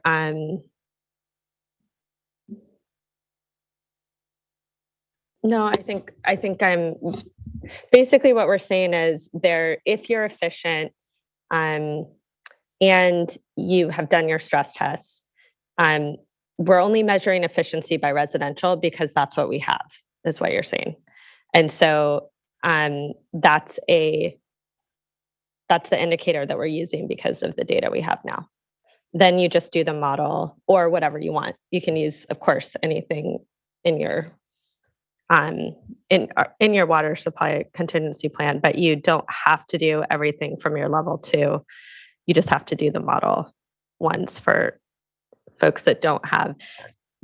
I mean, meanwhile, we're saying if you'd never submitted a plan altogether, you don't have to do anything except the model ones, which are pretty lax in my mind, just being real. Like, I feel like we're kind of rewarding bad actors that haven't submitted their plan, not intentionally. It's just the situation that we're in, and it's frustrating to see. But okay, I'm comfortable where I think you're right where you're going. I think you just got to keep in mind that this is going to be a pretty narrow number of suppliers that would qualify. The 55 in and of itself is a pretty tough criteria to meet. Definitely. And I don't see it, applying to more, that criteria alone applying to more than probably 25 water suppliers. And then the other criteria would further narrow who qualifies. One thing in looking at this that gave me a little pause is the I criteria. So suppliers' most recent water management plan demonstrates an ability to maintain reliable supply in a drought lasting a minimum of 3 additional consecutive years. I'm just wondering if that is maybe overly conservative for this particular, for the flexibility that we're trying to provide. And I'm wondering, I know Max Gomberg, I think, is watching and maybe is on the platform, but I think he's looked at like Santa Cruz, for an example. And I'm wondering if you can chime in, Max, on if you think this is, too overly restrictive, or, should we make it 2 years of additional supply? Or do you think, there are suppliers that can pass this test, including Santa Cruz? Yeah, thanks, Eric, and good afternoon, Chair Esquivel and board members.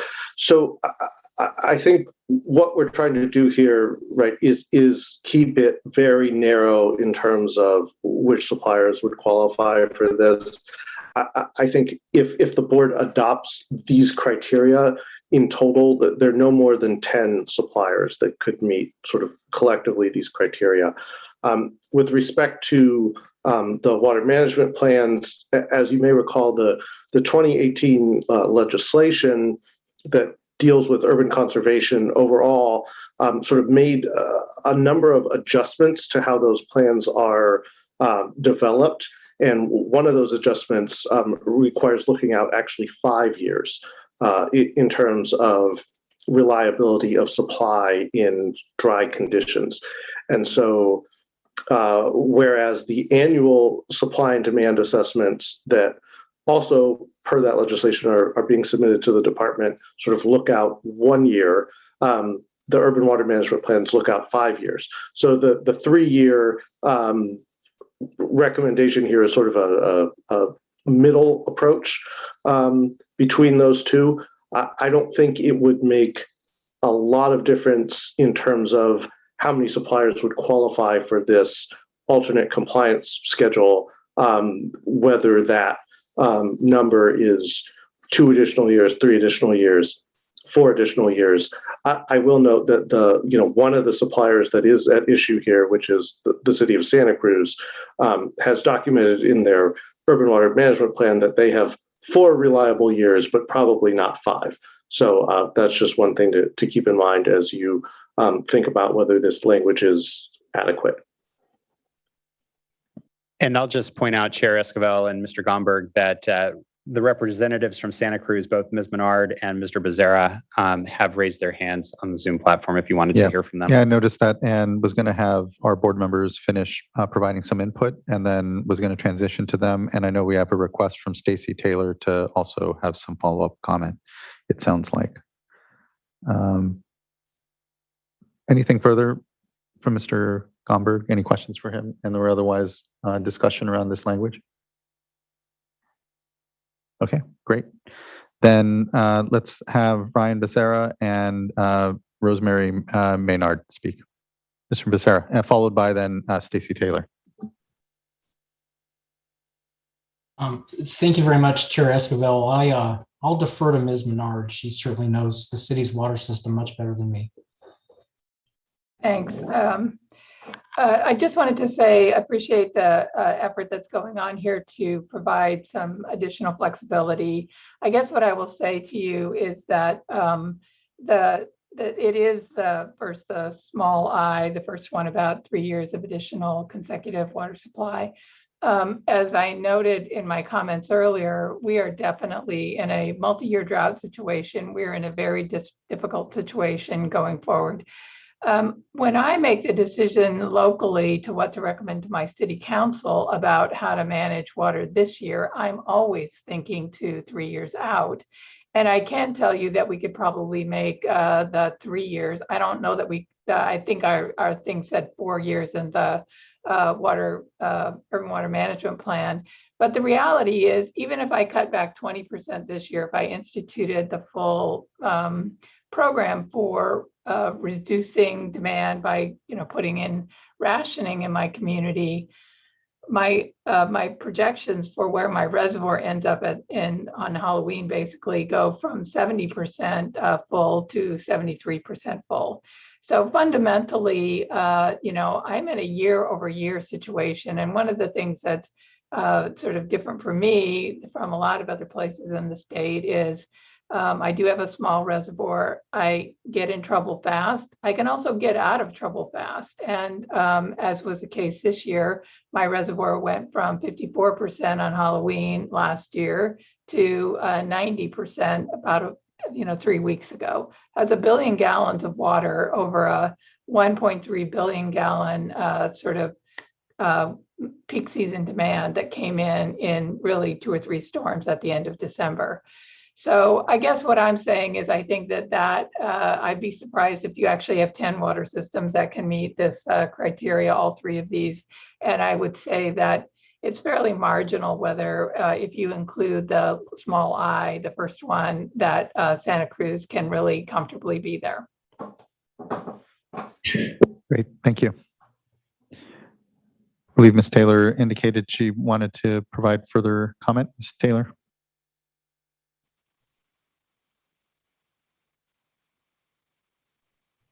Okay.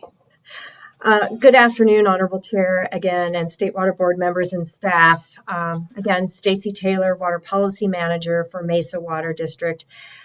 We so appreciate the opportunity that we had to comment this morning. And again, thank you for allowing us this opportunity to comment this afternoon.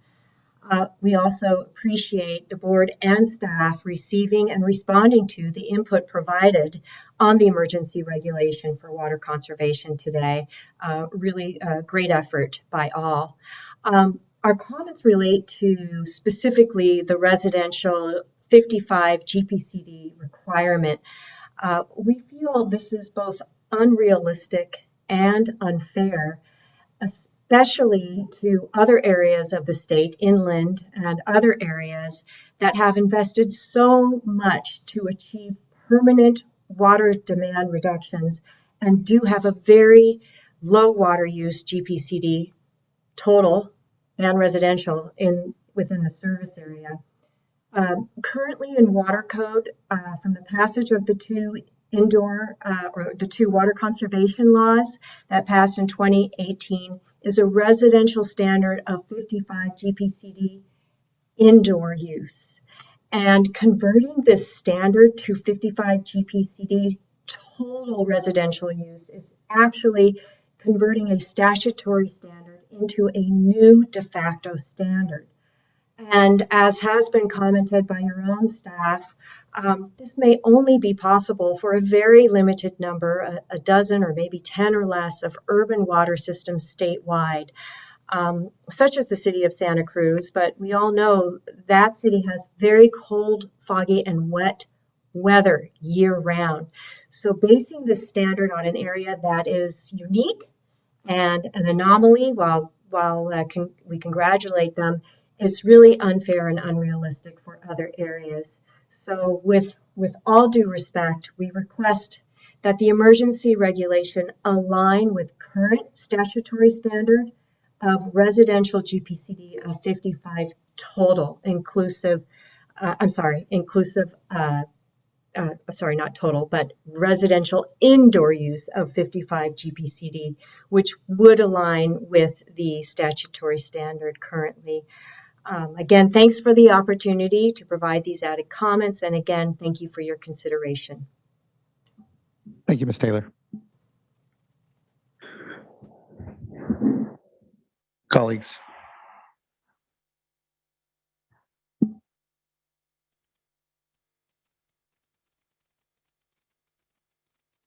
Do you have additional edits or lines?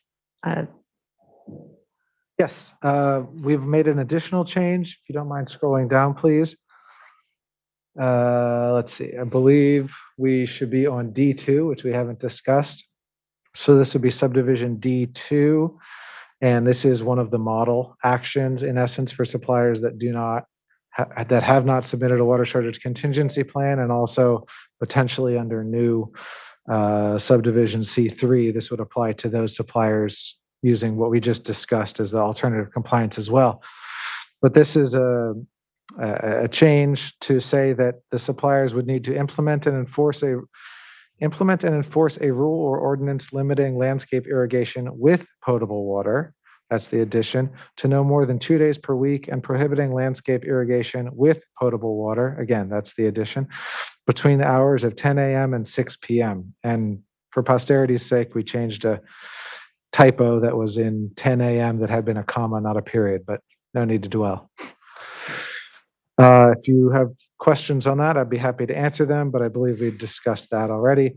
There is a new proposed subdivision E3 as well, which is to address these low water using non-functional turf plants. And the staff proposal is a new subdivision E3 that says, notwithstanding subdivision E1, an urban water supplier may approve a request for continued irrigation of non-functional turf where the user certifies that the turf is a low water use plant with a plant factor of 0.3 or less, and demonstrates the actual use is less than 40% of reference evapotranspiration. Now, we can discuss this if you'd like, but in order to effectuate this change, there's also right below, you can see an additional proposed definition, which would go in subdivision. It should be lowercase a, that's my mistake. Lowercase a, subdivision A4, a new definition of plant factor. It has the same meaning as in section 491. And then we would be changing the other subdivision A paragraphs accordingly to, each move down a number. And the last thing I'll point out is staff proposed to add to the references section in the regulatory text a reference to Water Code section 377, because that section discusses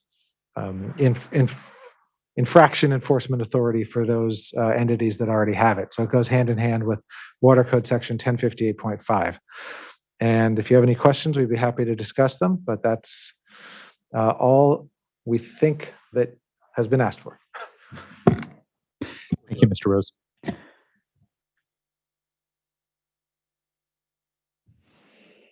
Vice Chair. I think you've captured it. I did want to just ask, because we did already, for the record, we talked a bit about the 40% of evapotranspiration, but on the plant factor, if you could just discuss that a little bit. Be glad to. So the plant factor, which already is, like I said, exists in section 491, this basically the definitions of MWELO, the Model Water Efficient Landscape Ordinance. The plant factor is defined in that area, in that regulation, to really categorize plants. There's very low water using plant. I'm just going to pull up the exact definition. It's subdivision GGG. That's 3 Gs because they have a lot. Plant factor estimates the amount of water needed for plants. The plant factor range for very low water using plants is 0 to 0.1. The plant factor range for low water use plants is 0.1 to 0.3. The plant factor range for moderate water use plants is 0.4 to 0.6. The plant factor range for high water use plants is 0.7 to 1.0. So it works hand in hand with the reference evapotranspiration, which is kind of a, the 1.0 is a certain crop, but it also reflects the fact that in different climate areas, this factor can mean different things. So hopefully that helps. We tried to provide the best cross-reference we could to address, as phrased here, or as proposed here, it's the turf has that plant factor, and then the requester, whoever's requesting this exemption for their use, whether it's a contractor or end user, they have to certify that it's the type of turf that is this low water use turf, but also to avoid the issue that Mr. Oppenheimer discussed earlier, that they're actually applying a low amount of water to that, as opposed to, watering 7 days a week, a low water use plant, because if you irrigate it, it'll come. So trying to avoid that situation. But this is the suppliers can approve a request for continued irrigation of non-functional turf in the CII sector that we think was asked for. And hopefully we did it correctly, but that's how we intended to implement. Thank you. I have a question. All of these changes look great to me. And I'm sorry that I didn't ask this earlier, but I am just concerned about I think I had heard like 40 urban water suppliers that hadn't submitted or water supply contingency plans at all at this point. And so for those, they're subject to these default of education and can't water more than twice a week. I guess I'm just wondering, given that stage 2 is that you have 10 to 20% shortage, then shouldn't we be expecting more as the default for if you don't even have a water supply contingency plan at all?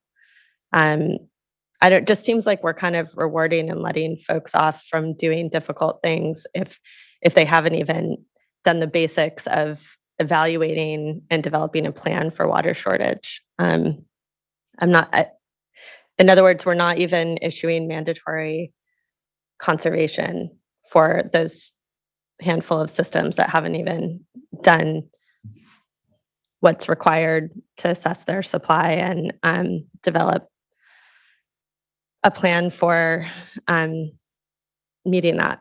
I'm just wondering why we don't do a mandatory reduction standard for those as default. Well, I'll just say that the actions that we are proposing are based on recommendations that we received from the Department of Water Resources. The way the executive order was structured, it was that DWR was to provide us with some recommended model actions. We looked at those recommended model actions. What they provided us wasn't really regulatory language, so we sort of looked at them, let their recommendations inform these actions. I think you're right. We're not, taking a extraordinarily stringent approach here. These are pretty basic, common sense actions to take during a drought. I think the 2-day-a-week watering is a pretty substantial requirement that would be imposed, and that would be mandatory within these service areas. I think maybe your question is, could we do more? And the answer is yes, we could, given that it's a 1-year emergency situation. This is just sort of where we landed, again, based on the input that we received from the department. And for all of them, the ban on ornamental turf for CII is there. So I think that may cover a significant reduction, and hopefully. That's correct, yeah. And what we'll have the benefit of is the continued reporting. And here, just want to echo quickly what the governor's call was yesterday at the meeting was more real-time reporting. We know that our regs, allow for a month before agencies are telling us what their prior month's usage is. here, especially as we come into the next months in the summer, we need a little more real-time understanding of what that is.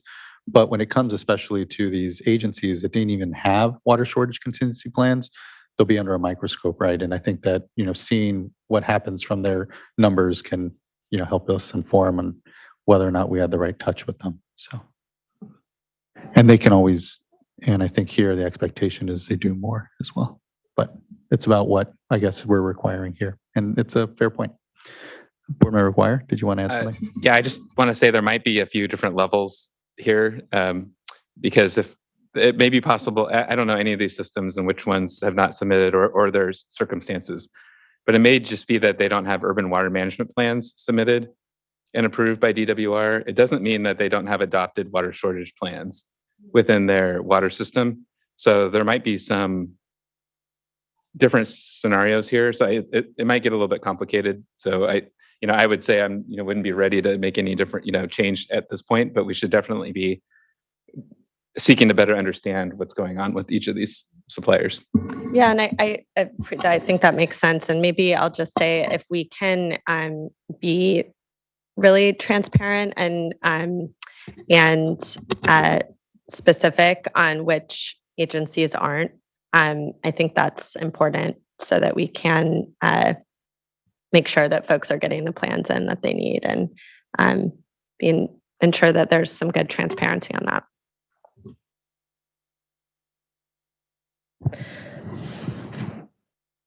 So I also, if I can jump in for a moment, yeah, I also wanted to circle back to the criteria for the suppliers with low water use and the comments that we heard from both Santa Cruz and others. I don't recommend going over 55 gallons per person per day. It's meant to be, pretty narrowly crafted flexibility that we're building in.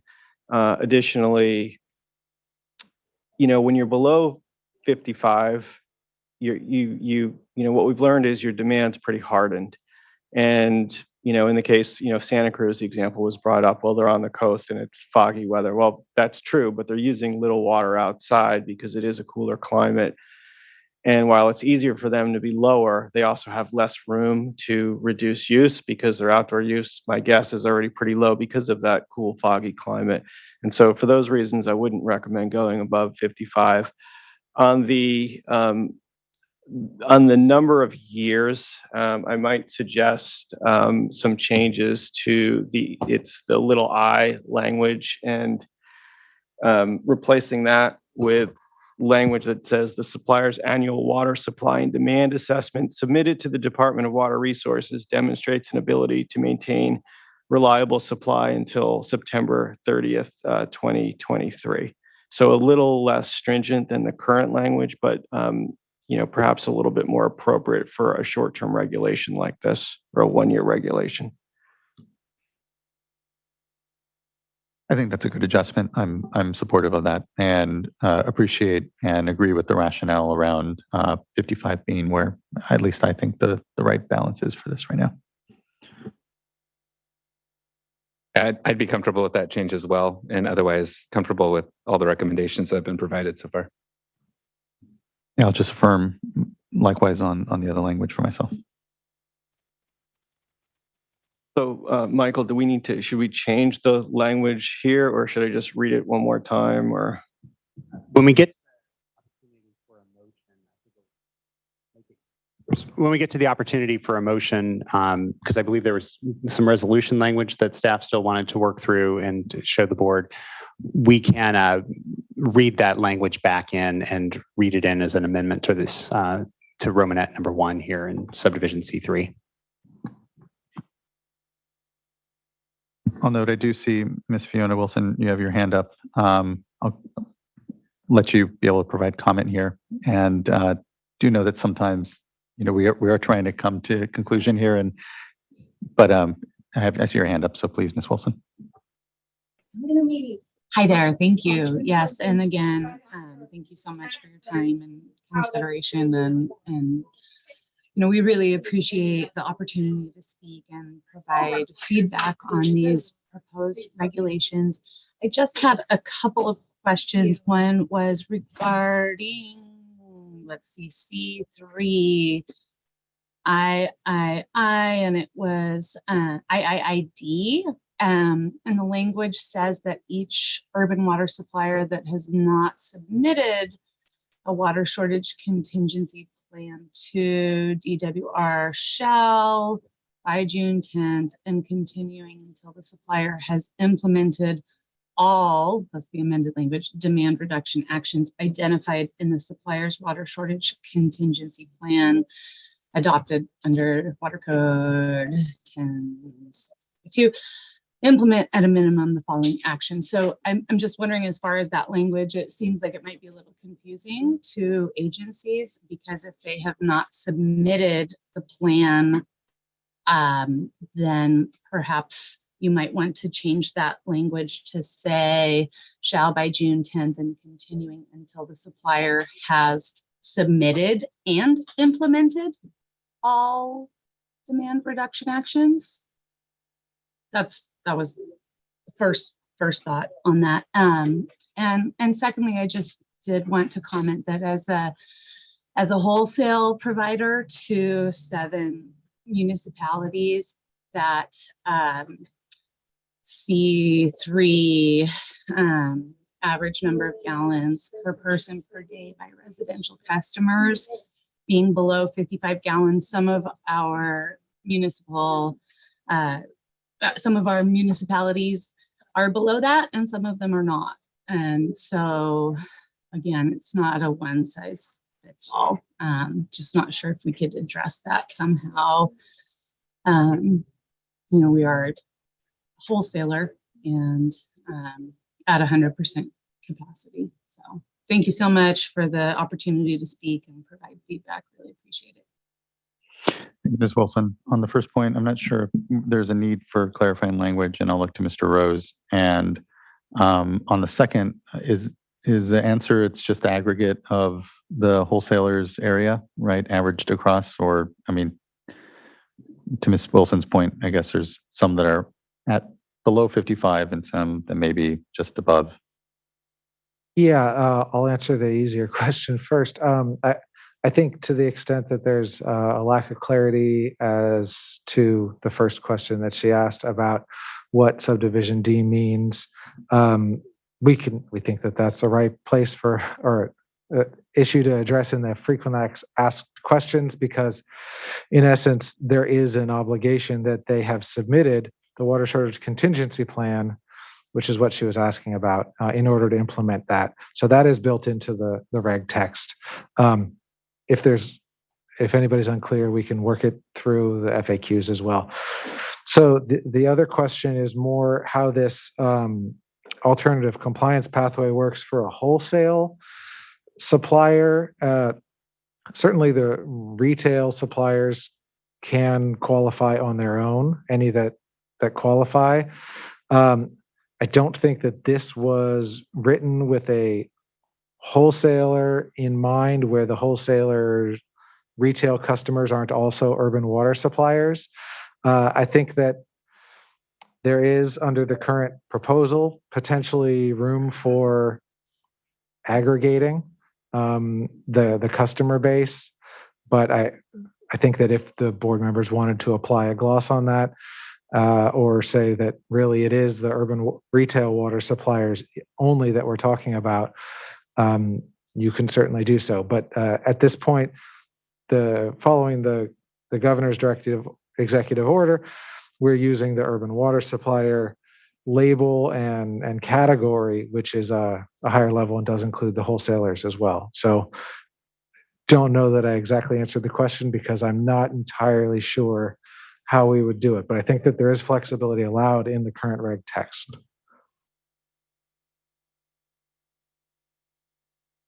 Yes. I mean, is that flexibility in that call left to what the chief deputy or who, I mean, if a wholesaler comes in, I guess, with their aggregate kind of numbers and looking for the exemption?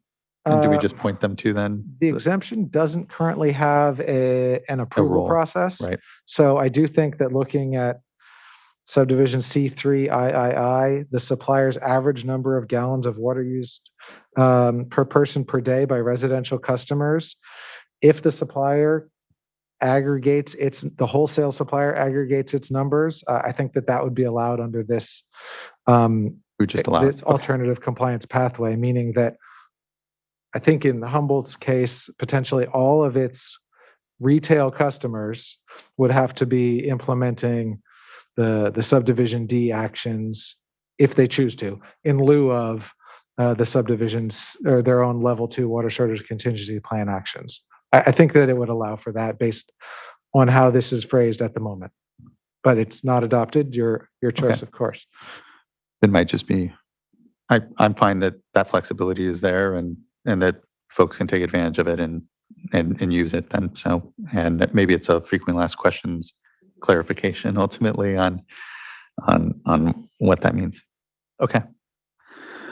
And Chair Esquivel, just for clarity for people who are following along on the webcast or the Zoom, we have replaced the language that's on the screen now. The yellow highlighted text is the language in subdivision C3 Romanet 1 that includes the September 30th, 2023 date, which I think I heard a majority of the board members indicate they were willing to accept that. So if there's an ultimate motion, that would be the language that would be part of the motion.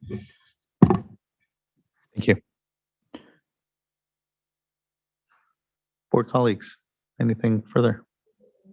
We do have changes to the resolution too. Oh, okay. Let's go through the resolution changes. And Ms. Lovestead, is there something? Yes, very quick. You need to be at the mic though, because otherwise no one, others on the platform will be able to hear you. Thank you.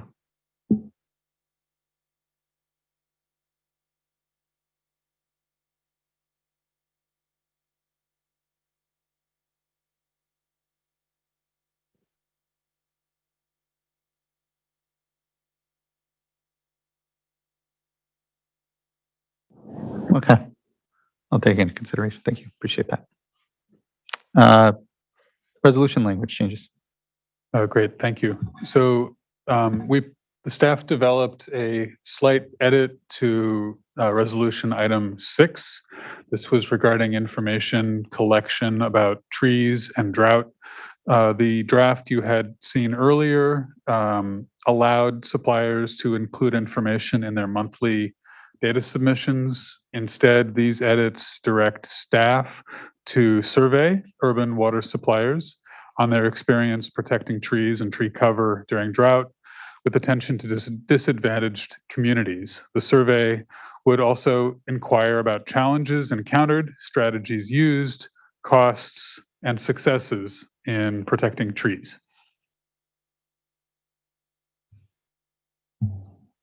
Thank you.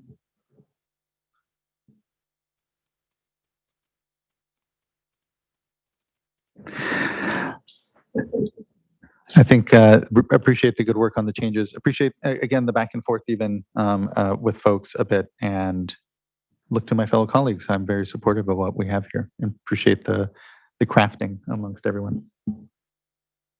Well, if you'd like, I'd be happy to make a motion on this. So I will move to adopt the resolution with change sheet number 1. Is there anything else I'm missing? Sorry. And the change sheet for clarity was one that was read into the record by Council David Rose today, along with the modification to subdivision C3 Romanet 1 that was read into the record by Mr. Oppenheimer, and then the accompanying change to the resolution. Thank you very much. And before the board votes, I do just want to make one quick comment based on Ms. Lovestead's comment. I mean, clearly, one of the responsibilities and functions of the board is to respond to public comments. One of the comments that was heard thematically across a number of water agencies was a desire for greater flexibility for those systems that were not dependent on supplies that were relied upon by millions of other people in other communities.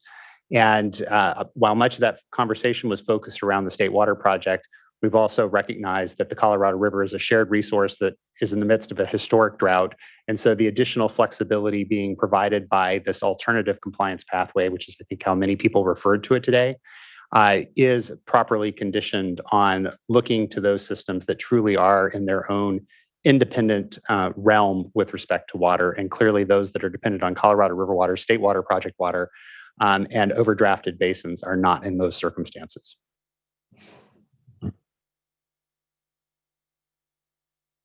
I'll second. Ms. Townsend, can you please call a roll call vote? Oh, sorry. Before that, Vice Chair, I just wanted to make Yeah, a I don't mean comment. to- What a pleasure it's been to dialogue together as a board and as a state with, hearing the robust public comments and trying to get it as best we can, though it's not going to be perfect. And so just really want to thank everyone for their input and my colleagues. I think it's been great working together, working through these remaining issues. Here. Thank you, Vice Chair. We're trying to have the right touch and get this right, but it's really about the outcomes here amongst us. And just thank you and appreciate the ability for us to have dialogue on, not uncomplicated issues amongst many, and this being a really important one, of course. Ms. Townsend, can you please call the roll call vote? Aye. Aye. Aye. Aye. Thank you all. Thank you as well. Vote carries and the regulation is adopted. Thank you, everyone. I know there's a lot of work to do this coming summer and look forward to continuing to have what are a lot of productive conversations around conservation that include the budget setting that we're doing. And I just appreciate that there's a lot of continuity amongst it all. And I apologize. I meant to include staff. Yes. Everyone, thank you. Yes. Thank you, Vice Chair. Thank you all. Really appreciate it. That allows us now then to move to our tranche of informational items. We have item number 4, 5, and 6 to get through. I apologize. I know the day has gone long, neededly so, on a really important discussion, but it brings us to about 3:20 now, and we're just getting to our drought update and current hydrologic conditions. I'd like to call up Mr. Eric Ekdahl.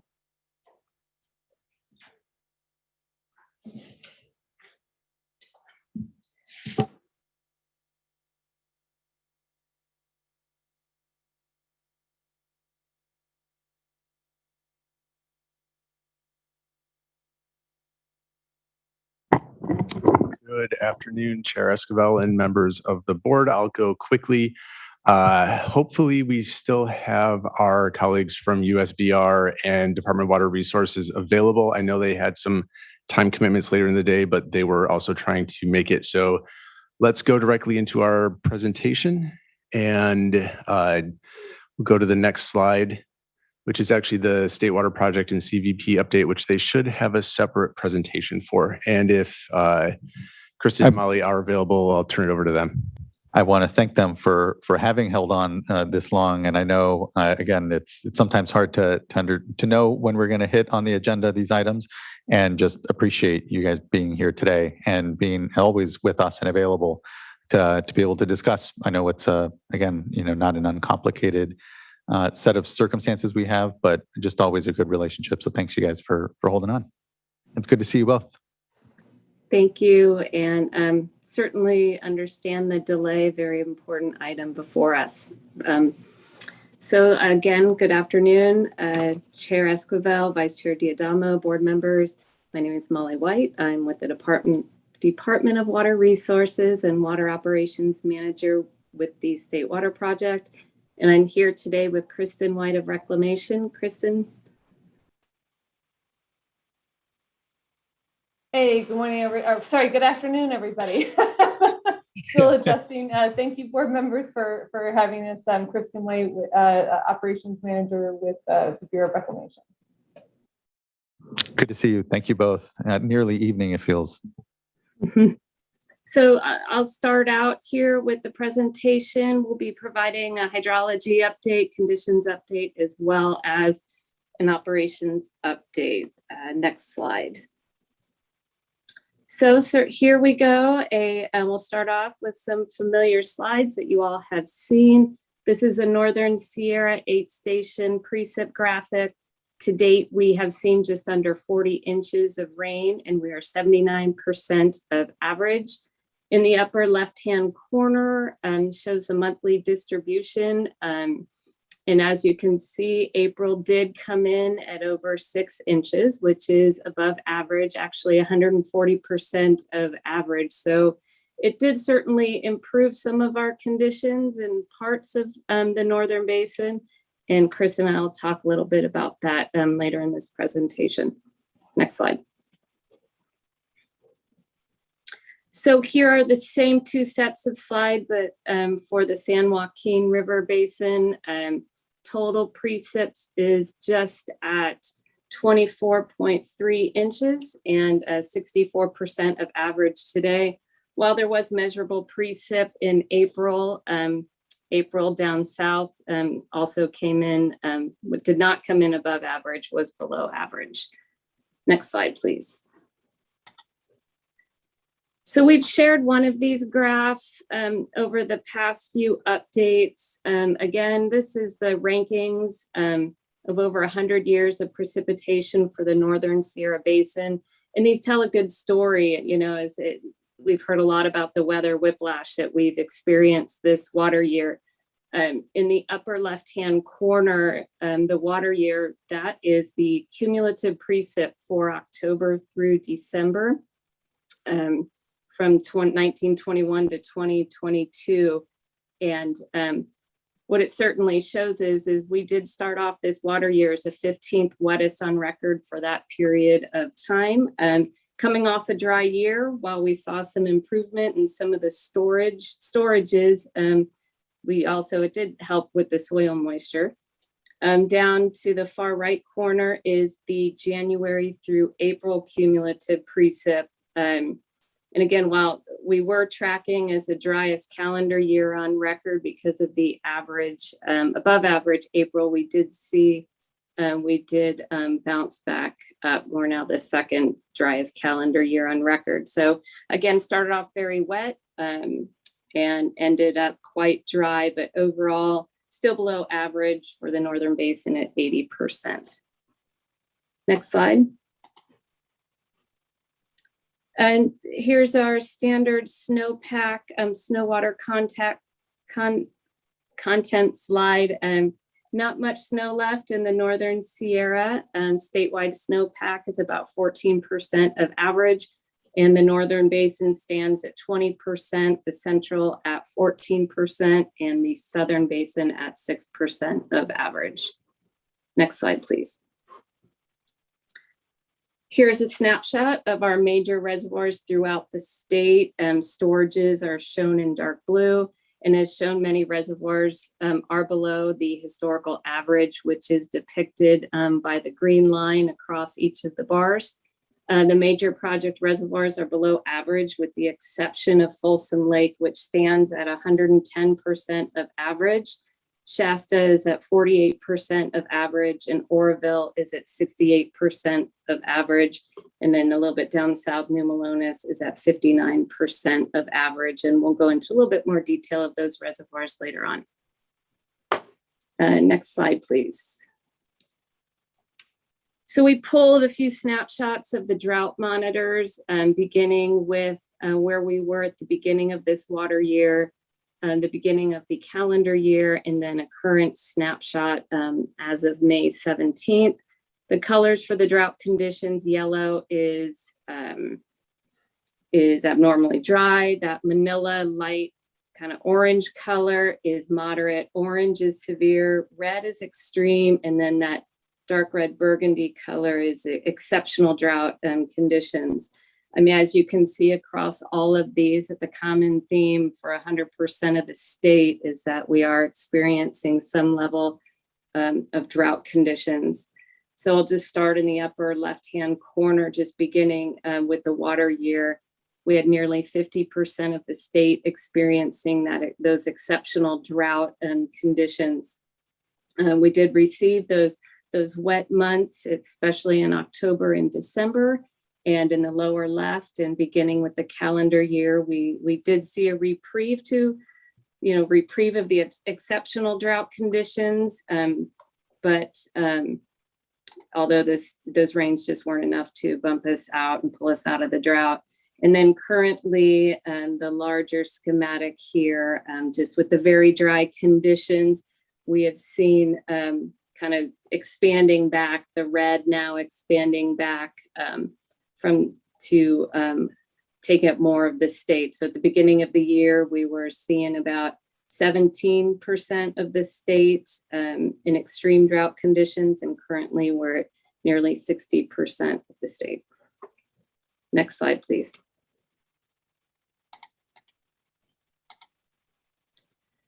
So I'll briefly touch on these. These are the water supply index updates for the Sac Valley in the upper left, in the left corner, and then the San Joaquin index for the right corner. Essentially, each of these graphics represents the 80% confidence level or confidence band of water supply for the Sacramento and San Joaquin valleys for this given water year. And what these really show is at the beginning of the forecast season, there's a great amount of uncertainty. And as shown with the progression of forecasts, that band of uncertainty gets smaller and smaller until the final Bulletin 120 is issued on May 1st. So for this year, with the dry conditions we've experienced, we have converged as shown in under May, all this. So we've got the 10% is the blue line, the black line on the Sac Valley is 50%, and the red line is the 90%. So we've seen just that progression, and that band gets smaller and smaller, landing us for both index, for both Sacramento and San Joaquin, is critical water year types. Next slide, please. But the highlight to talk about, I would say, is the benefits of our April storms. So while both the Sacramento and San Joaquin water year types have remained critical, we did see benefits of the April storms in the forecast. So this table represents the difference between, and we're really here focusing on the 90% forecast. So the April 1st and the May 1st Bulletin 120 forecast for Shasta, Oroville, Folsom, and then also included the Sac 4 rivers in there. Again, the Feather and the American Watershed were the winners as compared to Shasta. Again, Shasta was bypassed, just didn't see as much of the rain unfold up north in April, although the forecast did increase a little bit. Again, these are April through July forecasts. However, much of the benefits that we did see from those storms were actually realized through direct runoff into the reservoirs. Next slide. Thank you. So this is Oroville storage. We're at 1.93 million acre feet. Current releases to the Feather River are at 2,200 CFS. We did hit likely our peak storage early part of May at 1.942 million acre feet. Certainly a better spot than we were last year when we hit the peak at the end of April at just under 1.5. So we've seen a difference of about 450,000 acre feet in storage difference compared to last year's peak. Next slide. So I'll talk a little bit about projections for Oroville. Just really wanted to highlight kind of looking at the beginning of our forecast season in that January, February, March period into where we are now. So the blue and the orange here, so these are end of month storages for Oroville. The blue and the orange represent the February and March forecasts based off of a very dry hydrology. And these essentially represent, say, the blue and orange, and then all the way at the end is the end of September storage. So these really represent that band of potential outcomes as they related to this critical dry conditions that we were seeing in the early part of the year. Last year, we have highlighted here our critical level threshold of 860,000 acre feet. That certainly is a storage we did see last year, and we actually ended the water year with our historical low point on record at just under 800,000 acre feet. And so with the February and March, they depict just very conservative planning, and where we, with the new, May forecast shown there in green, we are just projected to be slightly better based upon current conditions, and the forecast that we have now going to be projected to be slightly better than what we were projecting, say, earlier in the year. And this is really a result of the storms that we did see in April. Not exactly where we want to be, but just in a little bit of a better place as compared to last year. And with that, I will turn it over to Kristen, and we can go on to the next slide. Great, thanks, Molly. All right, so we'll go through some mixed results here on the CVP side. Starting out with Shasta, our current releases are at 3750.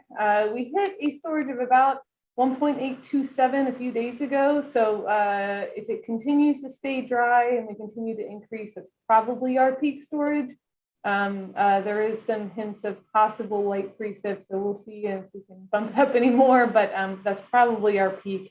As you can see, we are still below where we were this time last year. However, due to the limited Keswick releases that I'll be talking about a little bit more later, and that we've mentioned in previous board updates, we will start to cross that red line sometime in the summer.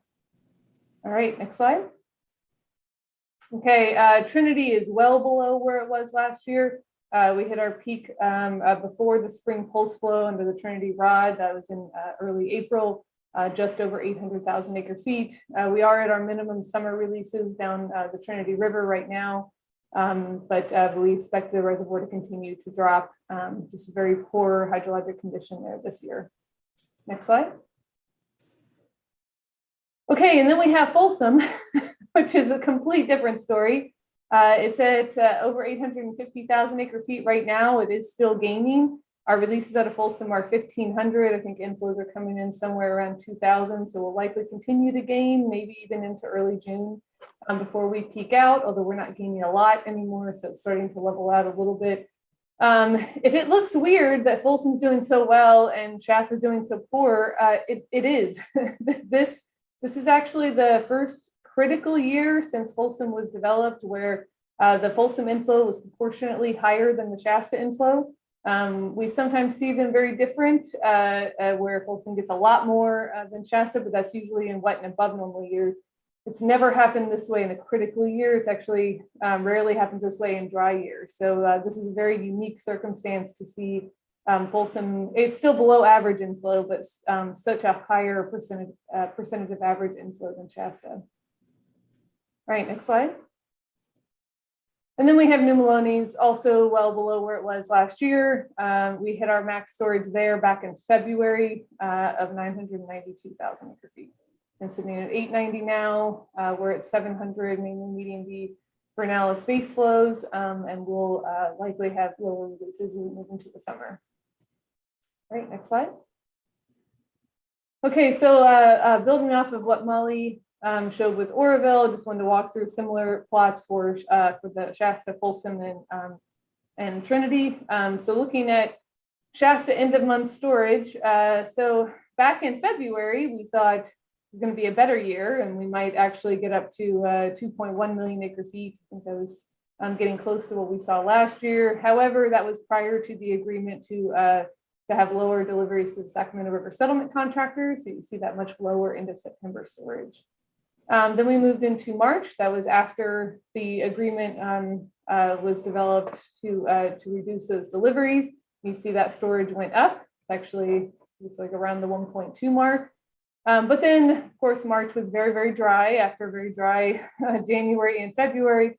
And so we saw both a reduction in inflow and lower imports from the Trinity system due to the dry conditions over there. And so, so that continued to drop to the storage, the end of September storage that was included in our final temperature management plan of 1.14 million acre feet.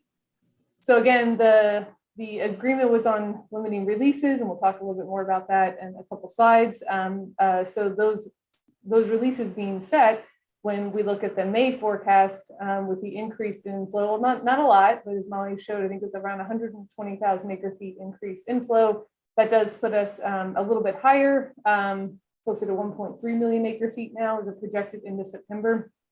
However, there's quite a bit of uncertainty with Shasta that we'll talk about. So it's we'll be tracking that and providing updates on what that looks like throughout the year. Next slide. Okay, so Trinity, similar story. We thought it was going to be better, although the Trinity forecast really never looked good. It did decrease, obviously, from February to March, and then again in April. Where we're at here in May is basically bringing us back to the March levels. So, but still very, very low. Next slide. And finally, Folsom, which has been quite the mixed bag. Back in February, we thought the reservoir was going to fill up to the top and that we'd be in a situation where we were forced to release water to get to our flood control limit of 566,000 acre feet by the end of September. That's a limit that starts around mid-November. That's not a very comfortable place to be, because it means that we have to increase basically for the first fall storm, and it creates a lot of instability in the river, which is not great for some of the fish species down there. And it's not a comfortable place to be flood control wise if we get a very large storm like we did this past October. So maybe we were a little bit too vocal about that, because then that went away completely by the March forecast, and we were struggling with a significantly lower peak and concerns about public health and safety. That's when we started looking at trying to maintain the similar volume that we targeted last year, which is 200,000 acre feet to protect public health and safety deliveries through a dry fall.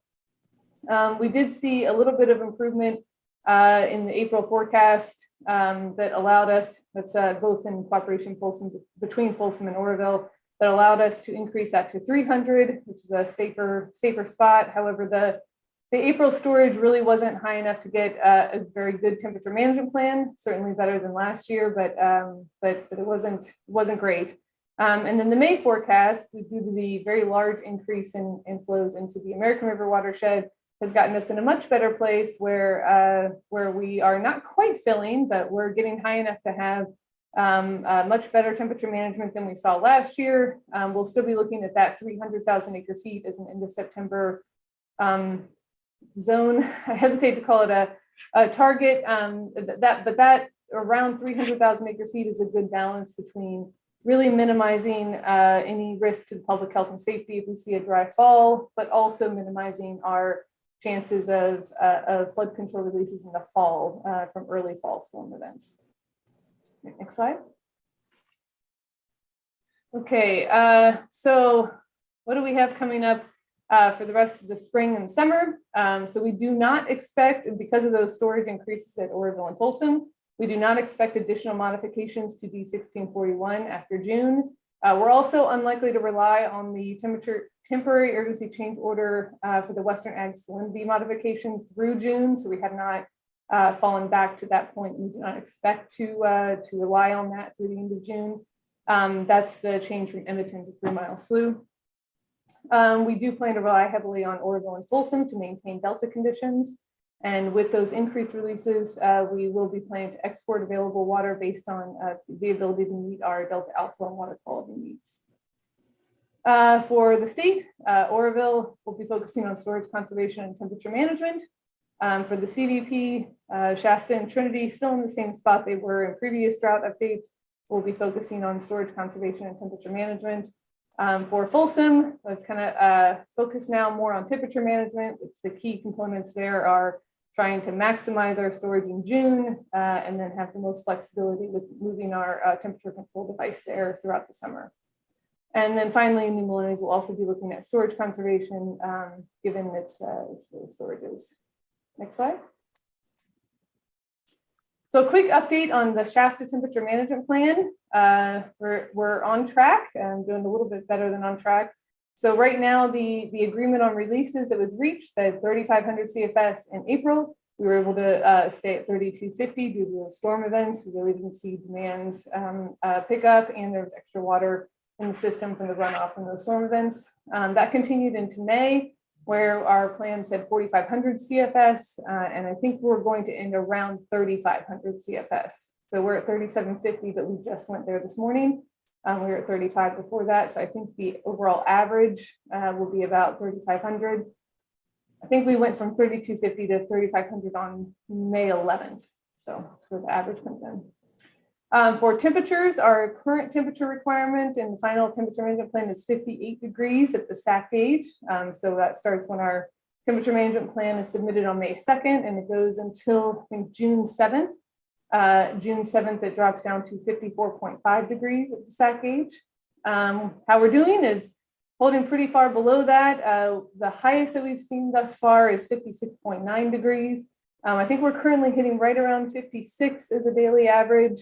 We of course like that to be closer to 58, so we're conserving as much cold water as possible, but we have some limitations with how much blending we can do given the low reservoir storage and the abilities of the shutters. But we are still staying below that. This heat wave that's coming in, I guess, started yesterday and coming through today and tomorrow will certainly be a good test of how our model predicted the warming with these significantly lower flows. So we're watching for that, but hoping that our gate change is able to keep us under 58 degrees. And then some upcoming actions, we will be going up to 4,500 CFS. Right now, we're thinking this is probably going to be early to mid-June, which means we may end up a little bit lower in that June average as well.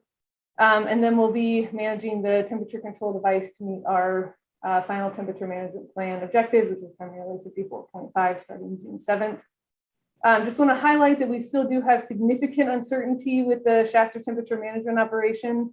The flow range is well below the historical lowest summer flows. This could cause issues with other intakes, but primarily MNI and riparian intakes. The temperature models are not calibrated for this flow range. So as I mentioned, we're watching these heat waves to see how the system responds versus what the model said. And then we do have infrastructure limitations, primarily the shutters, and trying to maintain temperatures at the fish hatchery, although it looks like we're going to be able to have chillers to address some of the fish hatchery concerns. And then Trinity River operations are certainly a source of uncertainty. Our main priority with Trinity River operations or Trinity Reservoir operations is to maintain temperatures in the Trinity River to the degree possible. So our imports from the Trinity side to the Sacramento River side will be made with that goal in mind. So if we can have better temperature management with less, then we'll do less. If we need to move more, then we'll do more. A key component of that is how quickly water is moving through Lewiston Reservoir and getting down to the Trinity River. Next slide.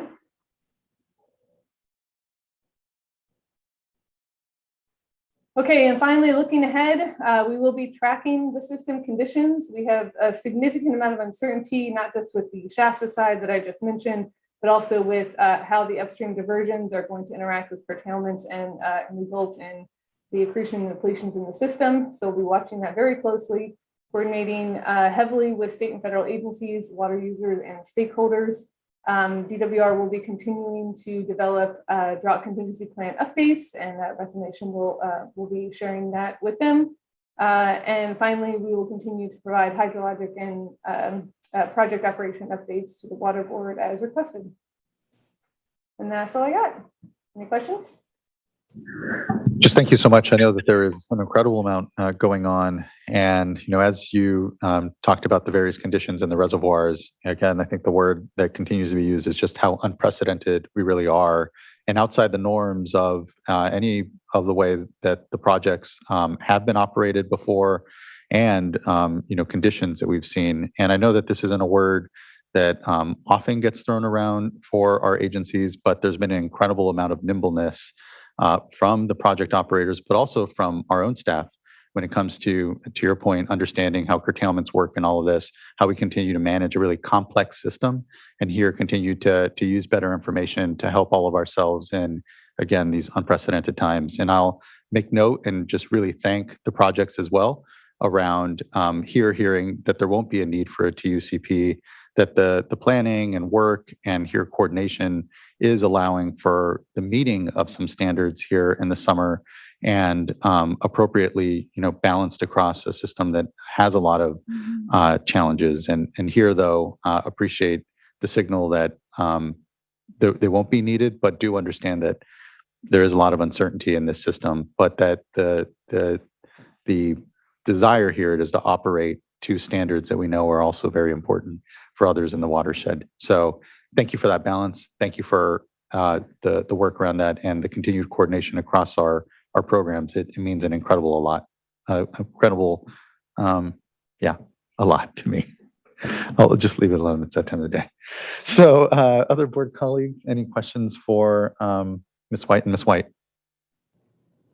Okay, thank you. I know there's plenty to get to, so I appreciate, again, your all's patience and today's agenda. Thank you. Mr. Ekdahl.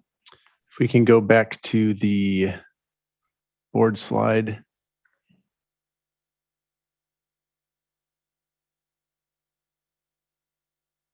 We'll run through just some quick updates, some information on where some other reservoirs are. I won't run through those. We can go to the next slide.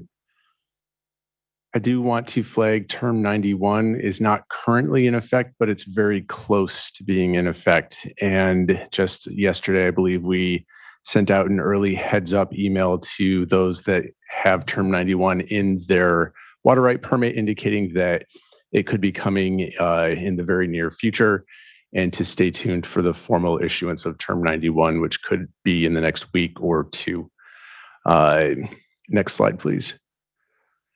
Related to that, right now, we only have 4 post-1914 USBR rights that are curtailed in the San Joaquin River, but as we do get closer to term 91 coming into effect, plus the increase in water use and demand that typically occurs in June, we do anticipate that there will be additional curtailments expected in June with deeper cuts into July.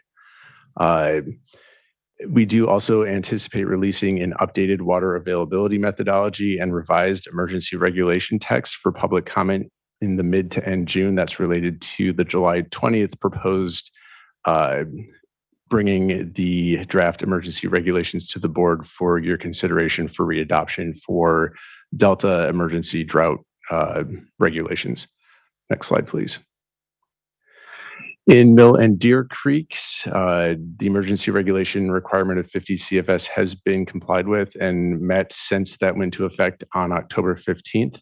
Of note, recently on May 11th, the California Department of Fish and Wildlife requested a 72-hour pulse flow on both creeks due to fish presence.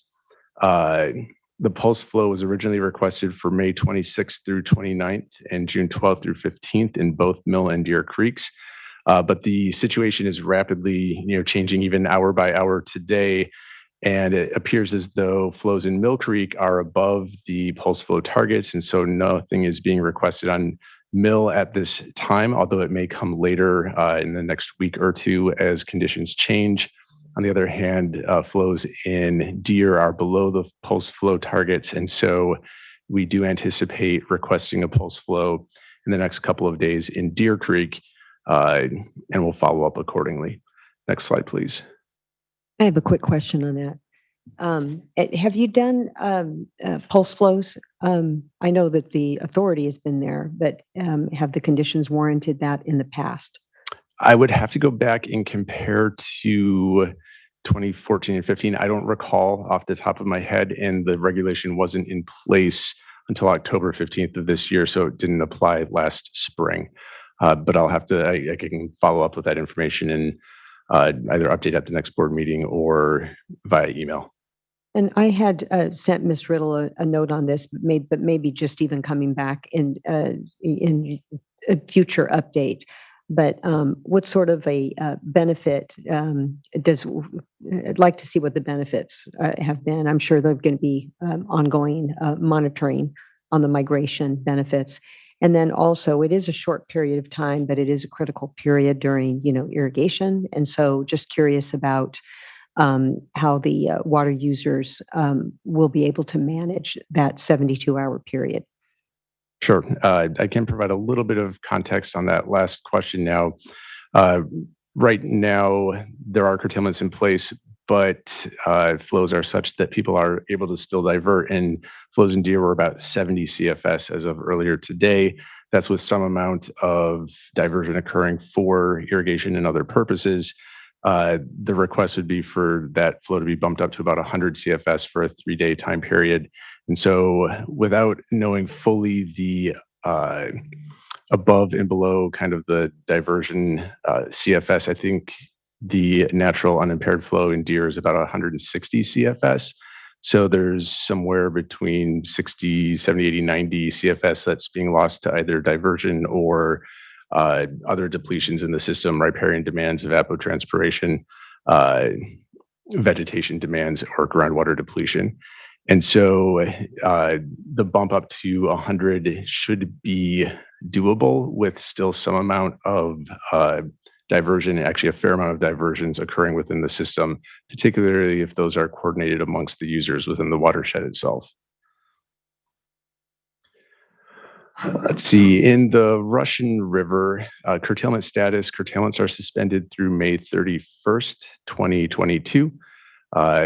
The board readopted emergency regulations on May 10th, and those, part of that regulation package, the adopted regulation fiscal analysis, finding of emergency and others were posted online and submitted to OAL on May 17th. And then the Upper Russian River Voluntary Water Sharing Program will be presented to the board for your consideration and approval at the next board meeting on June 7th. That's essentially a longer way of saying a voluntary drought agreement within the Russian River watershed. Next slide, please. Just a quick update on Lake Mendocino storage. You can see it's actually still trending upward bit by bit. That's almost entirely due to Potter Valley flows, which are right now, I believe, about 90 CFS into Lake Mendocino. FERC did receive PG&E's variance request where they're proposing to drop that flow to somewhere between 5 and 25 CFS, depending on demand of the Potter Valley Irrigation District. It will be a little bit more difficult to forecast than when curtailments or related triggers would go into effect because we may have shorter notice on when that variable flow occurs. And it does take us a little bit of time to run the DRAT and the kind of tools that find the priority for the appropriate level of curtailment. With the voluntary process in place, a lot of that may be addressed at the local level, but it does add a little bit of complexity to the whole operations going forward. And we don't know exactly when that variance may be considered by FERC. Next slide, please. In the Scott and Shasta, we are proposing to hold, or not proposing, we will hold a public meeting on May 25th to discuss draft proposed updates to the regulation and to solicit public comments.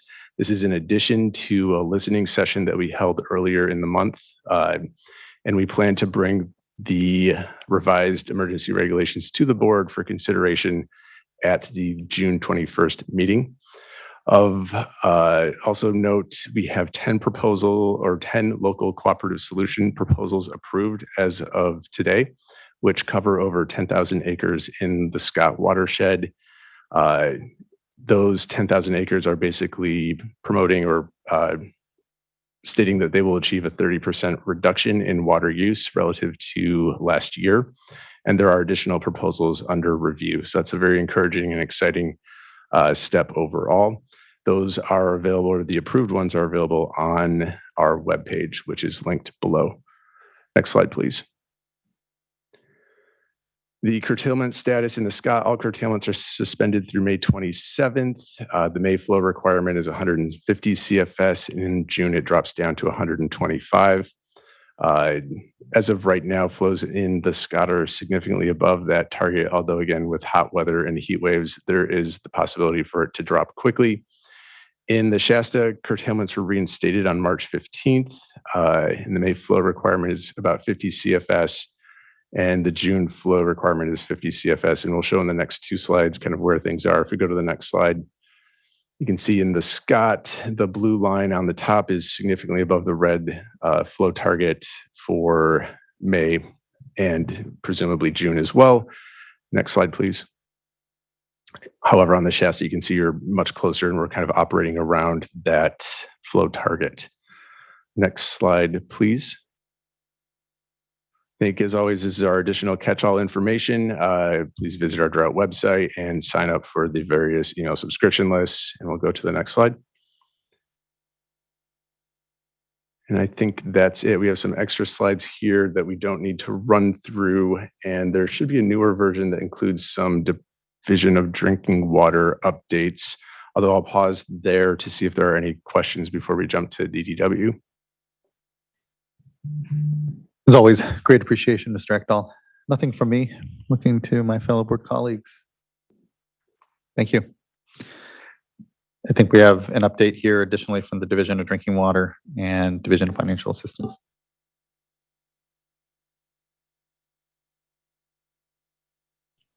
Apparently the slides did not get to the clerk in time for DDW, and so we won't be able to process those slides. I don't know if Mr. Zuniga is available on Zoom, if he can talk through it verbally. Yeah, he is on the platform here. Mr. Zuniga, good afternoon. Yeah, apologies. I don't believe we have your slides. Not a problem. I can do this almost in my sleep now. It is becoming that often. Good afternoon, Chair Esquivel. That, I think the slides, they may be here in the board member folder, or at least we have them printed out on deck up here. So, sorry, Mr. Zuniga. Good afternoon, everybody. Thanks for having me on here. So my name is Eric Zuniga, and I'm the Drought Response Program Manager for the Division of Drinking Water. And actually earlier today, I spoke at a career fair to some 7th graders about the amazing work that our division and the water boards does. So what they took away from my whole presentation, all 40 minutes, was that if they take shorter showers, they will have greener lawns. So I guess you never know what's quite going to land on a career day. But I'm here to present on behalf of the division just what we've been doing with the drought response in the last 2 weeks or so. So basically, the number of total drought orders has remained the same. We did increase the drought emergency list by 2, but then 2 were downgraded to warning since they were no longer on hauled water. And those 2 are basically the number of warning systems that have increased are those 2 systems that were downgraded. So the list has stayed the same, but lo and behold, right during this update, I got another one added. So I was able to add another one while we were waiting. So that'll be on our next update. So it's important to note that the 8 water systems that we're listing that are either currently out of water, on bottled water, or on hauled water supplies, no one is actually out of water at this time. Thank you. Appreciate that. So no one is actually out of water at this time. These folks are on hauled water, so they are not necessarily out of water. They might have bottled water supplies, might have water outages that are intermittent, but not continuous. And I think that's important to note. 5 of the systems have not recently reported, therefore we're not sure of their current status. So I just wanted to highlight that as we get these the new monitoring system up and running, only 3 of these water systems, which I'll highlight in the next slide, have actually reported that they are that they have a severe water shortage as we're defining it here in the drought emergency. Next slide, please. So quick data reporting update. We have 15 water systems that have not reported for March and April 2022 for neither of those 2 months.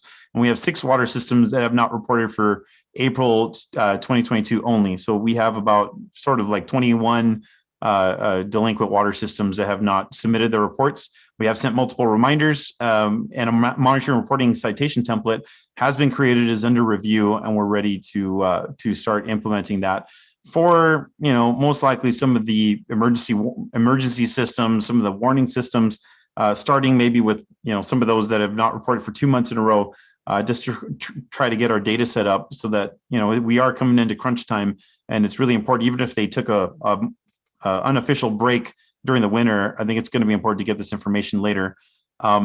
We have 3 water systems that reported on severe water shortage in the monitoring. The others, like I mentioned, did not report at all.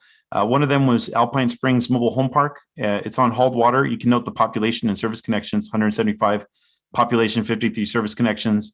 They've been on hauled water for, I believe, over a year, and they have a funding application for consolidation with Palmdale Water District funding application that we'll be closely tracking. Alpine Village currently is distributing bottled water due to having to utilize a well that has uranium. That one's a partial sort of drought-related, but also related uranium problem due to water quality, and they have a funding project to have a new well pump installed in that well so that they can continue to use it because it's not doing too well.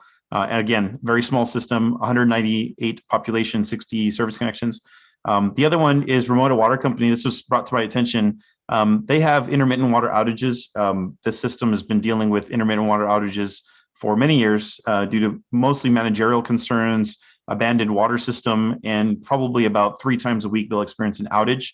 Yes, in California, in a first world country, and has a funding project in place for major system upgrades. We're talking about a complete system overhaul, replacing their leaks in their system, replacing wells that are old and failing, replacing tanks. So it is a significant project, which is why it's taking a while to get off the ground. 95 service connections, 250 population. Next slide, please. This is a quick dry well update. So 80 dry wells reported in the last 30 days, 88% increase from the previous 30-day period. Counties experiencing the highest number of dry wells: Fresno, Madera, Shasta, Tulare, San Luis Obispo. In terms of the county funding programs, we're working on getting a water hauling program covered for Shasta, San Joaquin, Siskiyou, Sonoma, Tehama, San Luis Obispo, and Tuolumne. The good news is Shasta has an application that's now being processed, so that'll be taken off that list shortly. And San Joaquin is now covered under the state contract for self-help enterprises. So they will have coverage as of June 1st in preparation for the summer, exactly what we want to see. Next slide, please. So final updates is that we are finalizing the drought response framework. I'm working on some internal reviews this week. I've already briefed one board member. We're looking to brief the rest of the board members and also some internal staff for feedback of the model, the framework, and the systems that are included, why they're included, and how the model works. So we'll continue to do that internal review and eventually do an external sort of public review of the model and the selected systems. I wanted to add in, just for the city of Exeter, this is something that's come up. It's not strictly drought related, although drought sort of impacts everything once you're in a bad situation. They did have a well rehabilitation started in March, and because of the well rehabilitation of their largest source of supply, their other largest source of supply was also contaminated with nitrate, and they had to utilize that second highest source in order to continue keeping water in the pipes. It's a large city. It's not a small location, and so having to do a tier 1 notification, obviously, it's very problematic for a system of that size. They're utilizing that well. They plan on utilizing it probably through July, and they are providing reimbursement for bottled water for a specific population. Pregnant women and infants using formula less than 6 months old are going to be reimbursed for any bottled water that they utilize for those purposes. And I believe they're in talks with the OES to see if they can provide something for them in terms of bottled water distribution that they can also do as well. And next slide. I believe that's it for now. Thank you so much. Thank you, Mr. Zuniga. Any questions from folks on the drinking water side? And we may not have an update this time from DFA, but just checking if we do. Can't see on the platform here. 1 second. Okay, I think that's it. Thank you very much, Mr. Zuniga. Appreciate it. Any further discussion from fellow board colleagues on this item? I think we have a couple of commenters, so we can get to them. But anything from us? Great. Let's go ahead and call up, I think we have Eric Oriana.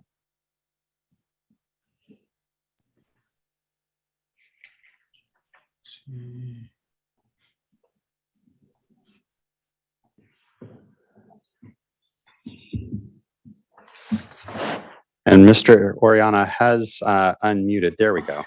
All right. Sorry, folks. I was trying to find my way around the screen here. But thanks so much for the opportunity to provide comments here. I don't have much prepared, but I just wanted to, one, share a couple of reports related to the drought executive order that the governor had put out a couple of months ago related to the need for new agricultural wells to be coordinated with GSAs and with local counties to ensure that impacts to drinking water wells are not happening. And so one, in many counties that we work in, particularly Tulare County and other Central Valley counties, a lot of the counties are moving forward with allowing and permitting wells without making any determination whether or not those impacts are happening to communities or community wells. And so it's really disappointing to see this.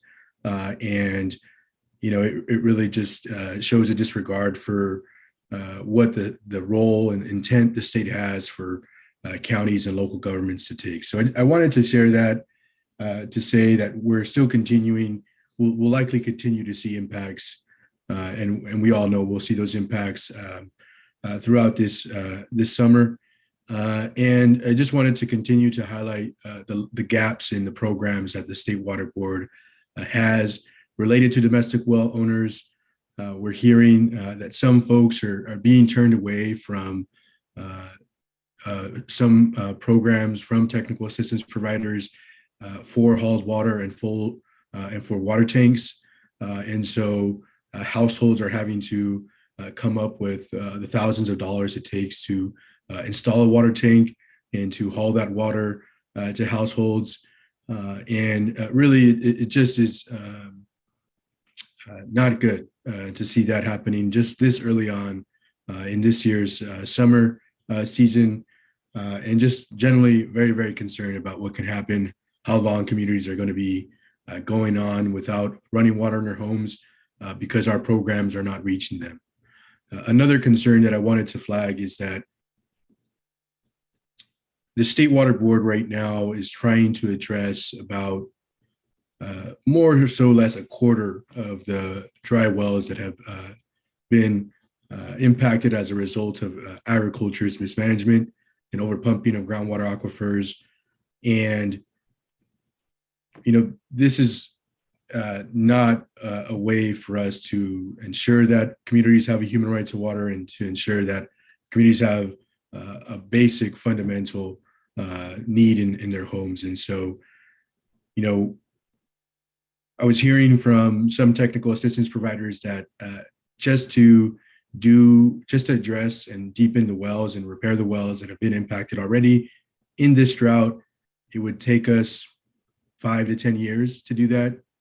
And if we have another 1,000 wells go dry, let's just do the math on that. And so we are going to see more significant impacts to our communities. We're going to see the costs of repairing those wells go from really the pockets of agriculture and the profits that they're making, and they're going to pass on the externalities of that to communities and households. And so it really is a shame that we have that here in the state of California. It's a shame that we don't have a way to correct that and that we're letting that gap continue. And, you know, there are pots of fundings with the Department of Water Resources. I'm thinking of the Small Community Drought Assistance Grant that really recently the governor proposed to provide more funding.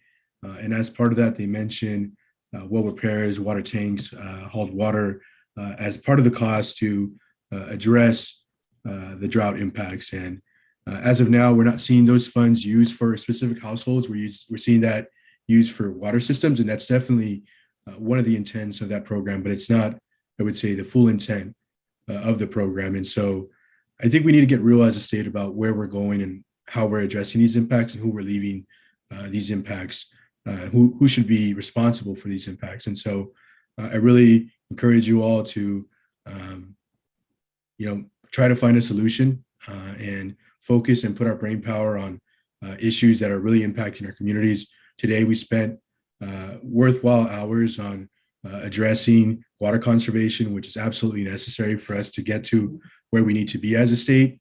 But we also need to address the number of drought impacts and dry wells that are happening across the state, how we're going to ensure that households are addressing those impacts, because really with inflation, the rising cost of everything, households who are making $60,000, $70,000 a year are not wealthy by any means, and they're tasked to repair wells costing upwards of $50,000. And so that really isn't realistic for many households in the state. And so, yeah, I just wanted to continue to put this on your folks' plate. This is not something new. This is something that we've known is going to happen, and yet we're still not addressing it. And so I encourage you all to continue to prioritize this. Thanks for the opportunity to comment. Yeah, thank you for your good comments, Mr. Oriana. I know what it brings to mind is a discussion I know we're having as a board here as we look at our programs to say, how do we loosen some of the caps that, right now we have income requirements on when it comes to accessing, to your point, that assistance, and knowing that there's a lot of homes that aren't being reached by these programs, and we do need to get better. I think, what definitely comes to mind, and to your points as well, is that we're currently providing hauled water to 2,200 households. And with the summer we know we're facing, that's going to grow. And what comes to question is what we do to get to the long-term solutions for those homes, knowing that like you said, we can all do the math on the cost for that for each home, let alone here right now, we know that at least even in, say, Self-Help's area, which they're serving over 900 of those homes, it's over $1 million a month that we're providing hauled water. And the question will become, for how long are we going to, and the state will be here to continue to support those homes, but how do we transition to the long term for them as well, and get counties here to be our partners, and understanding how as a whole we can best address this. So appreciate your comments. Thank you. Board Member Firestone, please. Thanks. Yeah, I just wanted to add on to that. One is because you had mentioned this to me, Mr. Oriana, and I'd followed up with our Division of Financial Assistance on the question of having to turn folks away. And we have been working and agreed with the technical assistance provider, I think for a bit now, that cap is not just limited to 3 months, but extended to 18 months. I think they are finalizing the paperwork, is what I understood. So I understand our staff has followed up with them to make sure that folks aren't getting turned away for that reason. I don't see our staff here to say that. So I'll just send that message because I was able to touch base with them before this. So the other thing I just want to say, especially today, as we just took, very significant emergency regulations on urban use. And that is the idea that counties, especially places like Tulare, where we're investing, a huge amount of money to address emergency water shortages, would not be enforcing or following the executive order to ensure that new ag wells are consistent with the groundwater sustainability plans that are adopted in those overdrafted regions is pretty inexcusable. And I just, this is the enforcement of that is not on the water board. But we also are the ones that are having to invest taxpayer dollars in dealing with those impacts now, and what will result is far greater harm by really setting us up for failure with sustainable groundwater management in general if we're not coming to terms now with these challenges within the permitting we're doing now. That doesn't mean people can't drill wells. I think what's really clear is that does not prohibit domestic well replacements, and that it doesn't prohibit well drilling. It just says that you have to make sure that it's consistent with your groundwater sustainability plan.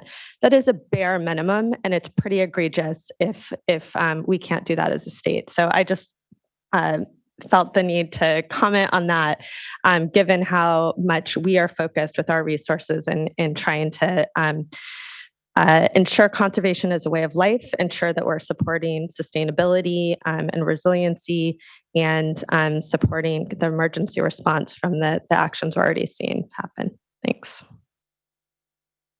Thank you, board member. Anything further? Well, then thank you. That wraps up item number 4 and our drought and current hydrologic conditions update. Before we move on to items number 5 and 6, I just want to note I'm going to switch the order here. We'll take item number 6 first. So we'll have our update from Dr. Laurel Larson and then we'll have our update from the Delta Water Master. So let's take just a quick 10-minute break for folks, or unless we want to just move on to the informational items, if you're okay. Okay.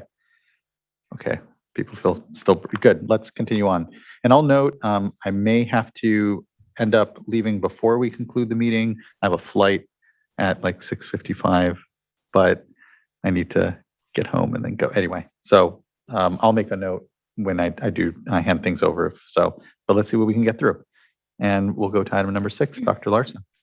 Well, thank you for changing the schedule to accommodate me.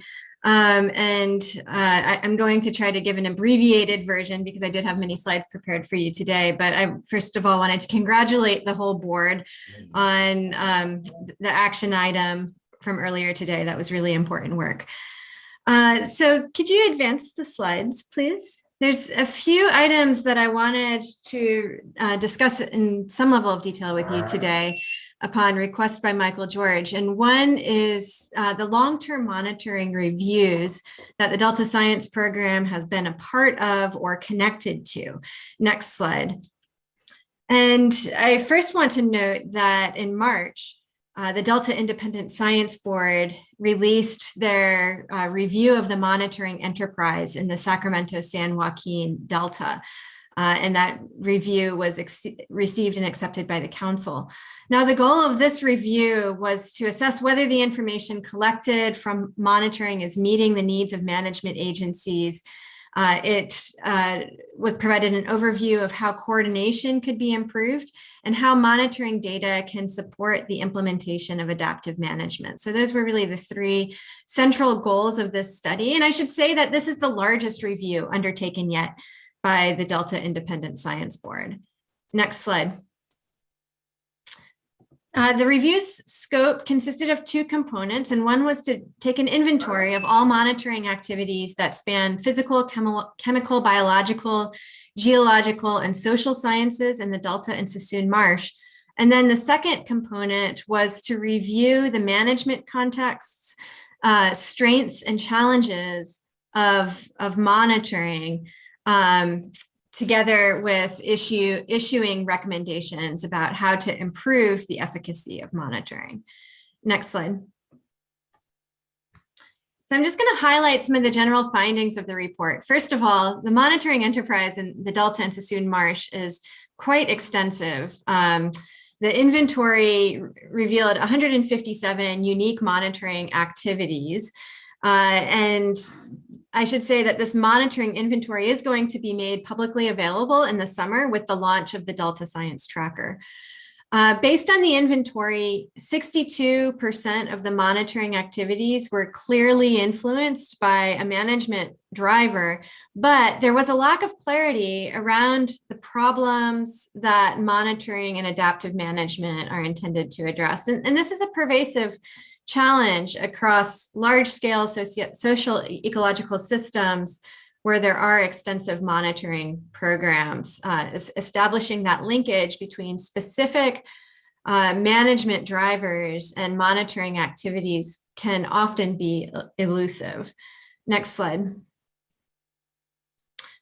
I may just go over this detail very quickly, but in surveys of managers and agency scientists, there was a disconnect between management questions and monitoring. So what you're looking at in the bar chart is that a small fraction of the surveyed individuals agreed that current information collected from monitoring serves the needs of decision makers and stakeholders across the Delta, and that the data are analyzed and synthesized in a way that enables management decisions. If you look at the agreed plus neutral responses, that's about half of all respondents, and slightly under half disagreed with those statements. Next slide. So one of the things that was done in this review was to identify gaps in each of the categories of monitoring activities that were reviewed. And this is at a very coarse resolution. And so in terms of socioeconomic drivers, they found that socioeconomic aspects were lacking in general. Documenting land use change at a high temporal frequency was a gap, and information about dredging was a gap.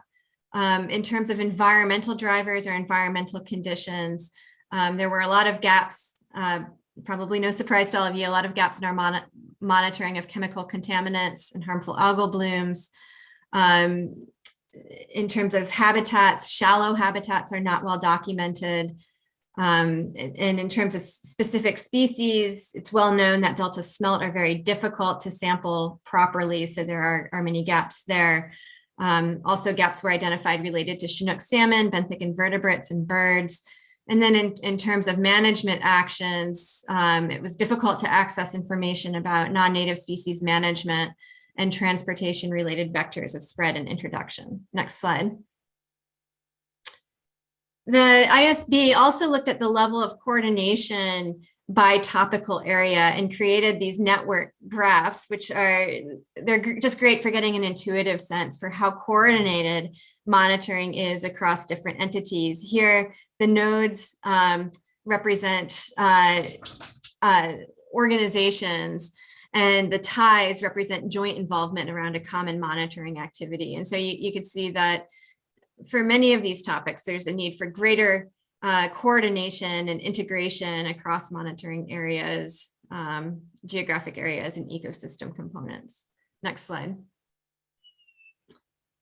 And then in terms of data quality and accessibility, I know this is something the Water Board is really working hard to advance, but the ISB found that presently only 44% of monitoring activities have publicly accessible data, data collection guided by a monitoring design or sampling protocol, and QA/QC procedures. They have acknowledged that data accessibility has improved, but needs to continue to improve, especially with respect to the timeliness of data sharing. So they found that 95% of monitoring activities do have publicly accessible data, but often those data are hard to find, lack sufficient documentation, or are not available in a timely manner to conduct analysis. Next slide. Dr. Larson, don't Yes. mean to interrupt, but when you look across the nation, I guess, to my mind, I know there are other robust programs with a lot more federal involvement, particularly we'll say like in the Everglades or the Chesapeake, which is multi-state, so a little different, but say even Puget Sound. So do you see similar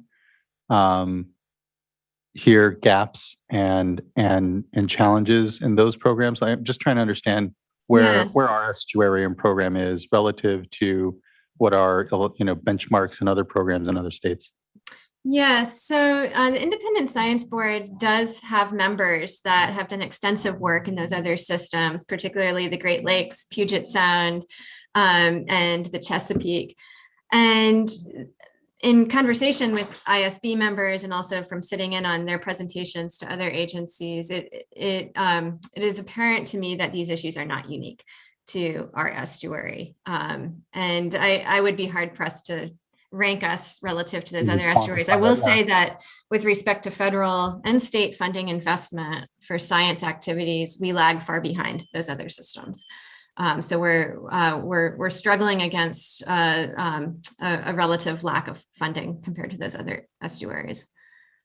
Thank you. You're welcome. So as far as the overall recommendations from the ISB report go, there were three. The first was to develop management-informed priority science needs and questions The second was to reimagine monitoring designs to address those priority needs and questions. And then the third was really focused on strengthening integration, funding, and organizational structure. And in particular, the ISB is recommending that a new entity be formed to oversee monitoring programs and oversee the implementation of recommendation A and recommendation B. So if you click through, you'll see some of these detailed recommendations. I think they should pop up, yes. And I'm feeling pressed for time, so I'm not going to go through them, but I would encourage you to look at these materials in your packet and pick up the ISB report, which is available on the Delta Stewardship Council website. What I will say is that these recommendations are being broadly discussed as part of an interagency collective effort to review monitoring programs that is taking place right now in CAMT and in CSAMP. So if you go to the next slide, CAMT recognized that there are several of these monitoring reviews ongoing simultaneously. So the Independent Science Board Monitoring Enterprise Review is the first one on the list. But the Interagency Ecological Program has also been undertaking a long-term review of monitoring programs. There is a so-called six-agency redesign that CDFW and US Bureau of Reclamation are undertaking. And then there are other reviews, more topically oriented reviews being undertaken by National Marine Fisheries Service and US Fish and Wildlife Service. And so CAMT back in October held a workshop to discuss the objectives and some of the emerging findings of each of these reviews in order to open a discussion of how we want to move forward as a community. Next slide. So the Delta Science Program synthesized some of the discussions from the October CAMT workshop and this meta review, this review of reviews, and came up with a report detailing high-level findings and observations. And so around the question, are reviews guided by management questions and needs? A widespread finding is that management questions aren't always provided by those requesting the review, and that specific management questions were not always the starting point for review efforts. The focus is more commonly on improving the rigor of programs. And indeed, you know, I just talked about how the ISB Monitoring Enterprise Review noted a need to better align monitoring with management. And some reviews resulted in changes to specifically inform management. And those were those topical reviews that were last in the list that was just presented. Another question was, have the recommendations of these reviews been implemented? A common recommendation was to pilot new monitoring approaches or evaluate existing techniques. And this requires some follow-up synthesis work to develop programmatic recommendations. Many of these reviews either just took place or ongoing, and that work still needs to be done. Several past reviews have resulted in major programmatic changes, including within the IEP and US Fish and Wildlife Service. But a champion for implementation is often critical, especially when the parties that are supposed to implement recommendations are different from those conducting the review. Next slide. Some additional insights that emerge from the CAMT workshop are that expectations of monitoring programs are diverse. CAMT is going to catalog these expectations through the summer as part of their ongoing work on what they're calling Task 2. They also found that there's a tension between the need to address specific management questions and detect long-term trends. And this might be a need to address emerging concerns such as new invasive species or incidences of HABs that have been ramping up in recent years, versus this need to have a sustained and consistent monitoring program to be able to detect those long-term trends. There is also a finding that sustained capacity for monitoring program review is needed. This is not something that is institutionally baked in, and is relevant to the ISB's recommendation to create a new body that would oversee this review of monitoring programs. Next slide. So that's my quick overview of what's happening with these discussions of monitoring review programs. I'm going to move to the next topic, which is to provide you with an overview and takeaways from the first Delta Salinity Management Workshop in a series. And that workshop was held on April 26th and 27th. It was very well attended. There were over 200 registrants and upwards of 100 people in the Zoom room at any given time. I know that many from the State Water Resources Control Board were involved, both as planning committee members and as workshop participants. Next slide. I have presented an overview of this workshop already to you, so I'm just going to quickly remind you of the goals of this workshop series, which are to build a shared understanding of the range of issues associated with ocean salt intrusion in the Delta, and also the issues associated with how we manage that intrusion of salinity through a series of tools and strategies. A second goal is to identify the knowledge gaps that must be filled and scenario-based modeling work that could be done to evaluate socioeconomic and ecological impacts and trade-offs of these different salinity management tools and strategies. And then the third objective, and this is intended to be an outcome of the final workshop in the series, is to lay the groundwork for a collaborative adaptive management approach to salinity management. Next slide. So that is our overarching goal. And we acknowledge that salinity management is hard with distinct winners and losers associated with our management actions. And so what we are seeking to promote is a collaborative visioning process that ensures that a greater range of voices are heard in our planning for managing salinity under extended drought conditions and future sea level rise. Next slide. So the first workshop has already taken place, and where we're going next is we are incorporating feedback that we received from the workshop into the design of a pilot scenario modeling exercise.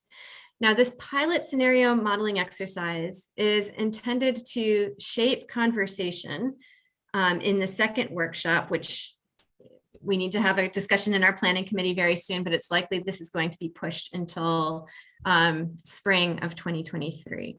The pilot exercise is designed to show at a small scale what can be accomplished when we undertake a scenario modeling exercise to envision the long-term results of different salinity management strategies. And these could be regulatory strategies, they could be implementation of nature-based solutions like tidal marsh restoration, or they could be things like, well, you all discussed strategies for demand reduction today, but there's also the use of infrastructural solutions such as the hard rock salinity barrier.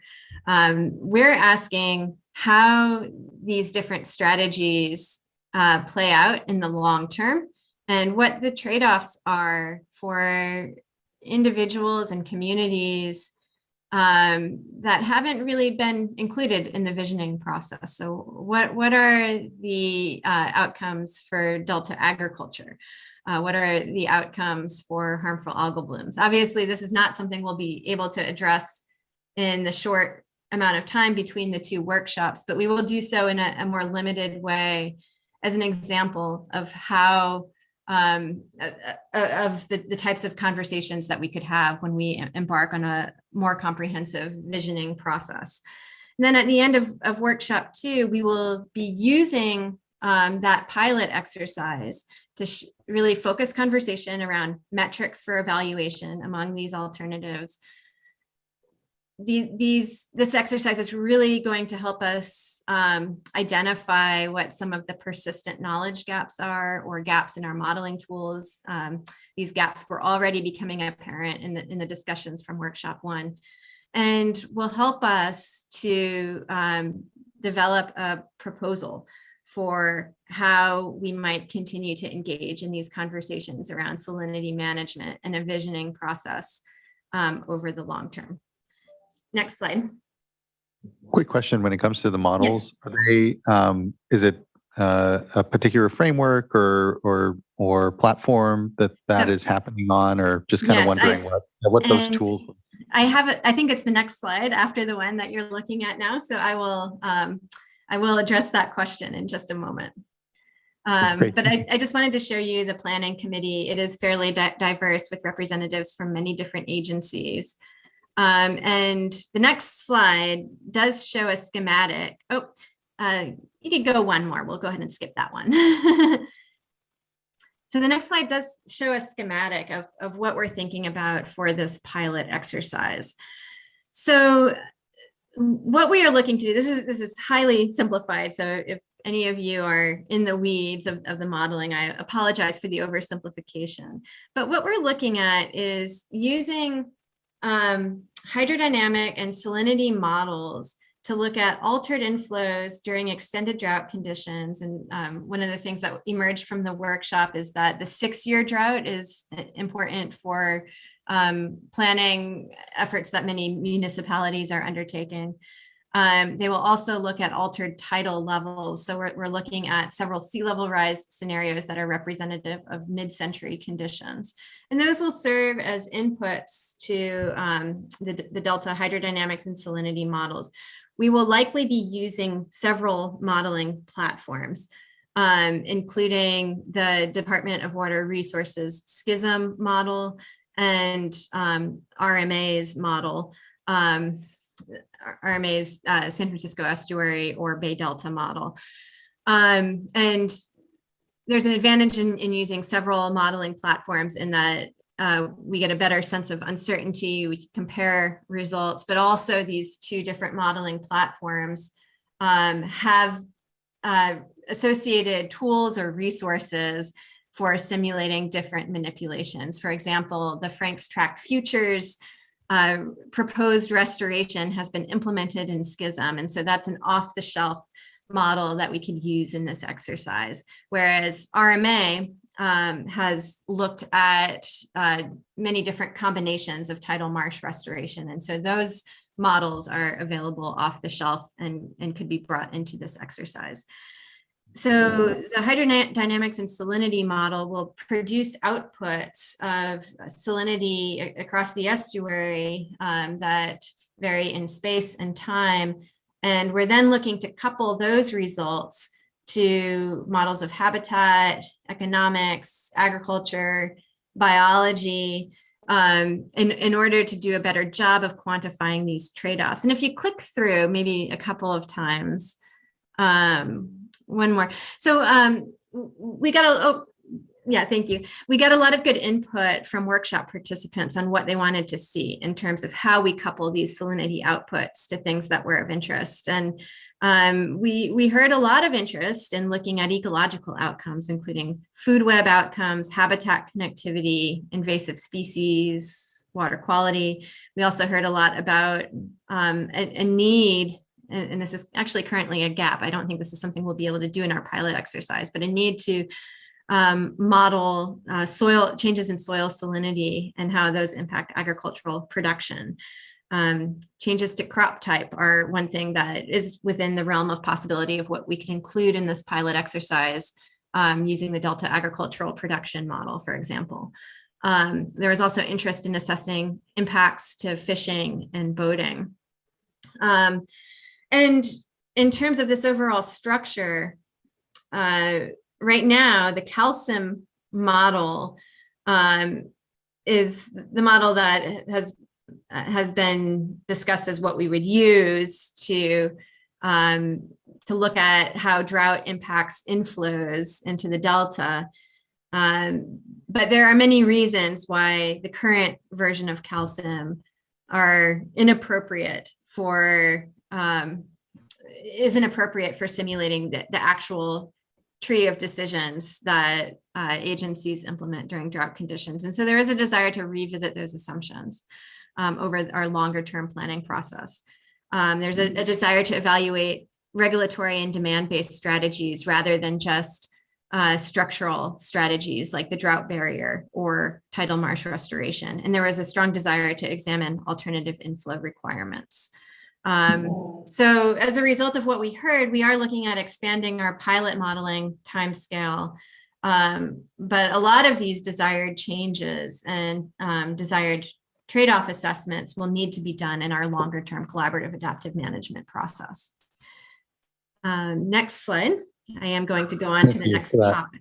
Unless there are thank you for that, Dr. Larson. I think it's an incredibly exciting work because it continues to point to, I think, again, especially around salinity, you look across the West and these water quality challenges, especially when things, as we know, get this low and this dry, really start to drive a lot of our challenges on the water quality side. That is, water quality drives those challenges. So just thanks. I really appreciate here the explanation of it. And to your point, it's really the ensemble of models that helps us, because there is no perfect model, and these things or these exercises are only so good as ultimately really the processes that bring people along to have trust and faith in them, so that they do serve as tools and common decision support tools ultimately that are a synthesis of our best science and here helping us guide what are really complex interactions on the landscape and a lot of different programs, both on the regulatory side and physical and otherwise, that we're trying to just figure out. So just thanks, really appreciate that. Thank you. I must step out now, unfortunately. So I hand things over to the vice chair to complete the meeting. Thanks, everyone. Thank you. And what we did hear from the workshop participants is that a space to have these challenging conversations is very much needed. And so after our second workshop, we will be approaching DPIC to seek their endorsement for this longer term process. The next item I wanted to bring to your attention is an event that the Delta Stewardship Council is planning called Science for Communities, which involves fostering opportunities for scientists to contribute to communities and communities to contribute to science. So next slide, I'll tell you a little bit about how this works. So what is being planned is an in-person workshop to connect the Delta community with scientists and give the Delta community an opportunity to work with scientists to address questions relevant to their interests. So the Delta Stewardship Council has been in communication with the State Water Resources Control Board about this and has gotten a lot of support from your staff in their preliminary work to identify participants and scientists who will be volunteering their time to work with community-based organizations to address some of these topics. So the goals of this endeavor are to build relationships between community-based organizations and scientists, to promote awareness of what the available data are, what the questions of interest are, and improve access to environmental and social science data. And then to connect the community with scientists to share knowledge, tools, and data in an attempt to meet community needs. Next slide. So how will it work? There has been a lot of coordination on the front end in order to identify interested community groups and identify where science could assist. The team will then work with scientists to inventory available data and tools that are relevant to those topical areas. The community members and scientists will then be paired to work together. And the project will culminate in a one-day workshop that will take place at a Delta venue in fall 2022. The dates are still under consideration. But one example might be community members are identified who are concerned about flooding in their area. The council staff would then partner them with GIS scientists and experts in flood elevation data And the partners might then create maps for improved evacuation routes and potentially to identify flood control infrastructure. In addition to the science and community presentations that will take place at the workshop, the event will also have networking activities so that people can, in an organic way, learn more about each other's work. Next slide. And then why is this important? Well, many community-based organizations and interested parties do face barriers to accessing science or data. As you know, data are available in many places on the web. And so it could be difficult to identify to which site or which repository people need to go in order to access the most relevant set of data.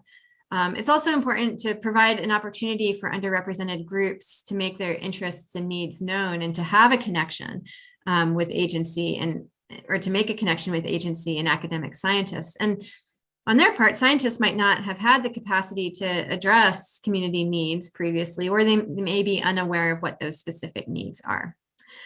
So we have been very successful in recruiting scientists from the Water Resources Control Board to be engaged in this effort.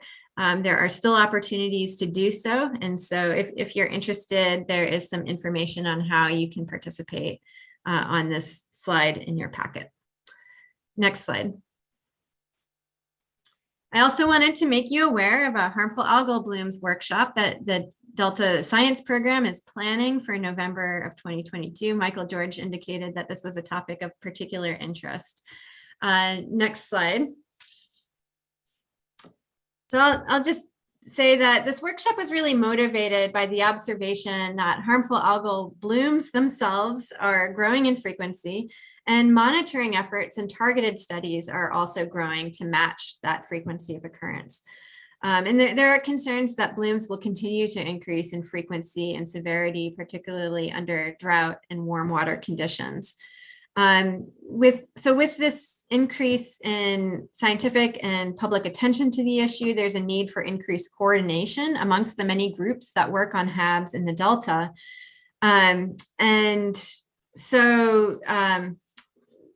So a number of these parties have come together. That the need for a public workshop was really brought by the Central Valley Regional Water Quality Board, as well as the Department of Fish, the California Department of Fish and Wildlife.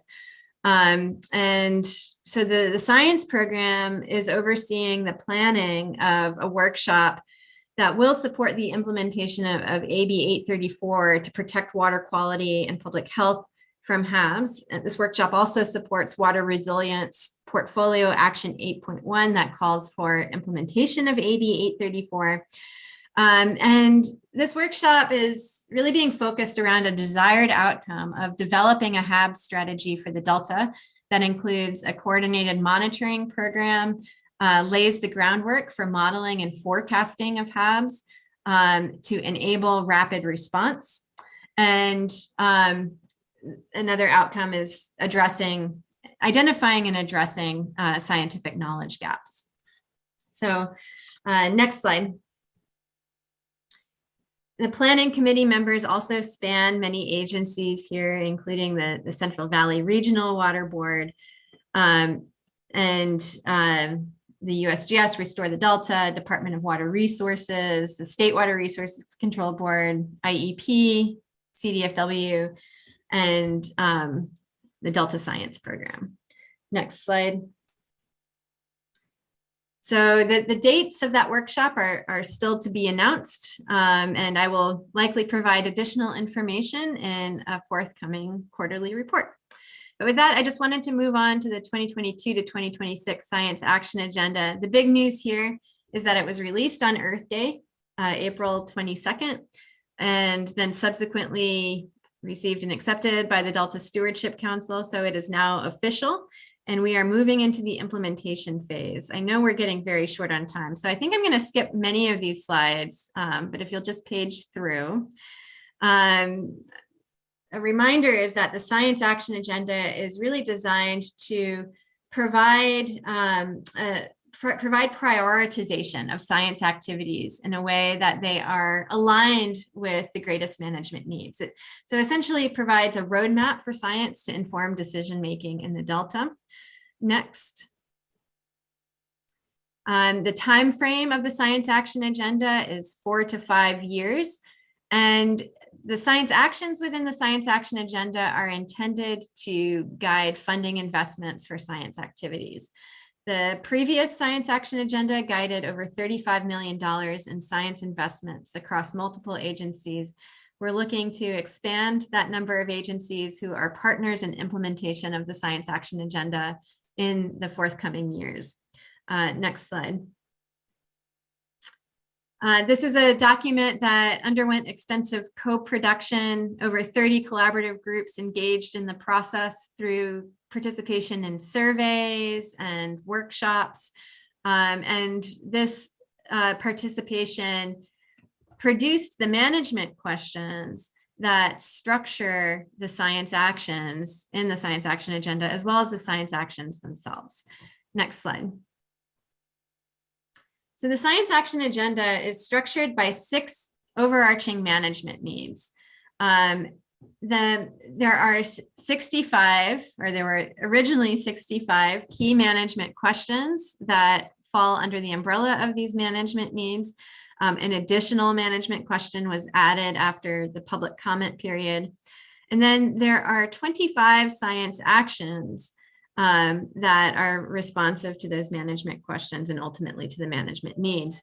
There were so many good management or so many good science actions that were proposed in the workshop, though, that 75 additional ones were preserved in an appendix, but it's really 25 that were identified for prioritization for science funding purposes. Next slide. So this version of the science action agenda really emphasizes integration. I think we're at a period in the advancement of Delta science where there's really a lot that we understand about individual components of how the Delta operates, the biology, the hydrodynamics, the water quality, and there are a lot of tools for modeling and understanding that behavior.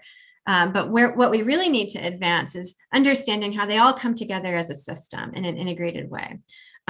So this SAA promotes integration in several flavors, and you could just click through. Evaluation of many simultaneous changes in response that require multidisciplinary understanding, combination and coupling of models that were formerly used independently, collaborative planning and analysis that spans agencies and interest groups, assimilation of data into models, weaving together of different forms of knowledge. And you could go to the next slide and also click through that. So there are many components in this vision of integration that really focus on advancing aspects of the basic science that we haven't fleshed out very well, particularly understanding social components of the Delta, but then understanding how those different components of the Delta function as a system, providing accessible and relevant data for measuring the changing Delta, implementing adaptive management experiments, developing tools for integrative planning, and assessing trade-offs and multiple benefits of planned and ongoing management actions and policies. Next slide. The 6 management needs that are in the science action agenda are shown here. In the interest of time, I'm not going to read through them, but I'll just point to a few highlights, which are a whole management need that is focused on assessing and anticipating climate change impacts. This is something that's been very much at the forefront of the meeting today, and building and integrating knowledge on social processes and the behavior of Delta communities and residents to support effective and equitable management. Next slide. This just gives you a flavor of some of the science actions. I'm just going to read through one of them in the interest of time. Harmful algal blooms determine how environmental drivers such as nutrients, temperatures, and water residence time interact to cause harmful algal blooms in the Delta. Identify impacts on human and ecosystem health and well-being, and test possible mitigation strategies. You'll note that this is an action that builds on the previous science action agenda, and we've distinguished in the document between these building block actions versus those that are new science actions, including a drought action that you see at the bottom here. Next slide. We received 14 public comments on the draft science action agenda and made an extensive number of changes that were responsive to those public comments, including centering the science action agenda around this theme of integration, doing more to connect the science actions to specific legislation and existing programs, clarifying the temporal scope and scale of the science actions, and then making it clear how progress that we assessed on the 2017 to 2021 science action agenda informed this one. Next slide. So please help us spread the word about the availability of the science action agenda. The next concrete steps in implementation include the ongoing RFA that we have for the 2022 California Sea Grant Delta Science Fellowship for master's students, PhD students, and postdoctoral fellows. We have review panels that are convening next week to begin evaluating the applications received. We are planning our next proposal solicitation notice for 2023 to solicit competitive research awards, and we are looking to partner with several different state and federal agencies in that solicitation. So we're currently engaged in a lot of communication about how that partnership, how potential partnerships could be coordinated. We also implement the science action agenda through holding workshops, synthesis activities, and directed actions for funding. And we're always looking to collaborate with new partners on any of these mechanisms. Next slide. I think I'm going to stop here and withhold my literature spotlight. I was going to highlight two articles that recently came out by Delta Science Fellows, but I recognize it is 5 o'clock, and I will encourage you to look at those articles based on the citations in your packet. Thank you so much, Dr. Larson, for the comprehensive report. And we do have your PowerPoint. So great. I know I'm going to be taking a look at it a little more closely later, but do we have any questions? Okay, so I have one. Just looking at the multitude of activities and workshops and pulling, say, one out in particular, the Delta Salinity Management Workshop in April. And you have quite an impressive list of, with your planning committee. Just a question though, because there are at any given time, a lot of activities going on, throughout the state, in particular, on the Delta. And just the concern that I would have is the ability to draw on all the voices that, might have an opinion on any given issue. And I see you've got, obviously some good participation already. So just a question on, your outreach efforts and what you're doing to make sure that word gets out about these workshops, and what opportunities do folks have, if they can't make the workshop, to just stay tuned as to some of the discussions that you've been having, so they can make sure to get plugged in and provide comment. That's a great question, and our science communication is just something that we continue to work on to ensure that we reach as inclusive a group as possible. So a couple of ways to answer that question. Through the summer, we are partnering with the Delta Adapts effort. They have convened stakeholder working groups to inform the adaptation strategies that they're developing as the next phase after their vulnerability assessment. And some examples of the working groups that they've convened have been an agricultural stakeholder group, as well as a water supply stakeholder group. So we are attending those meetings and seeking synergy with the meeting planners to ask these stakeholders which areas of the Delta they're most interested in, like which areas should we really zoom in on in our pilot exercise to tell a story around some of these trade-offs of salinity management, and then what are some of the consequences of salinity management that they're seeing already, and what do they hope we will prioritize in our modeling efforts. We're also looking to get a flavor for non-quantitative ways to assess some of the trade-offs that we're interested in. So we will be kind of piggybacking on some of these existing stakeholder working groups, and we may be planning some of our own stakeholder working groups within the Delta. So in terms of how we communicate these activities, we're reaching out through our networks. We do have a listserv that is pretty far reaching as well, and we're communicating through that listserv. And our communications division has been also quite good about communicating via social media.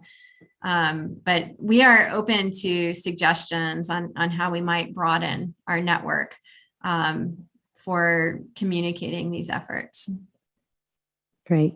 Thank you for that. And then the second question I have is about on page 36 here, you've got, and I don't know what slide number that is. Yes, slide 36, HABs on the selected science actions. And I know that we've been spending some time on this issue and, maybe struggling because of, our interest in this issue and the importance of it, but also, just really wanting to gain a better sense of, the science of the possible, and these different drivers. And so I would and I see here in the slide above that, slide 35 on the management needs, you have here assess and anticipate climate change impacts to support successful adaptation strategies. And I just think the two, really could fit in well in a discussion that I think we could benefit from because of our interest in this area, but really wanting to better understand,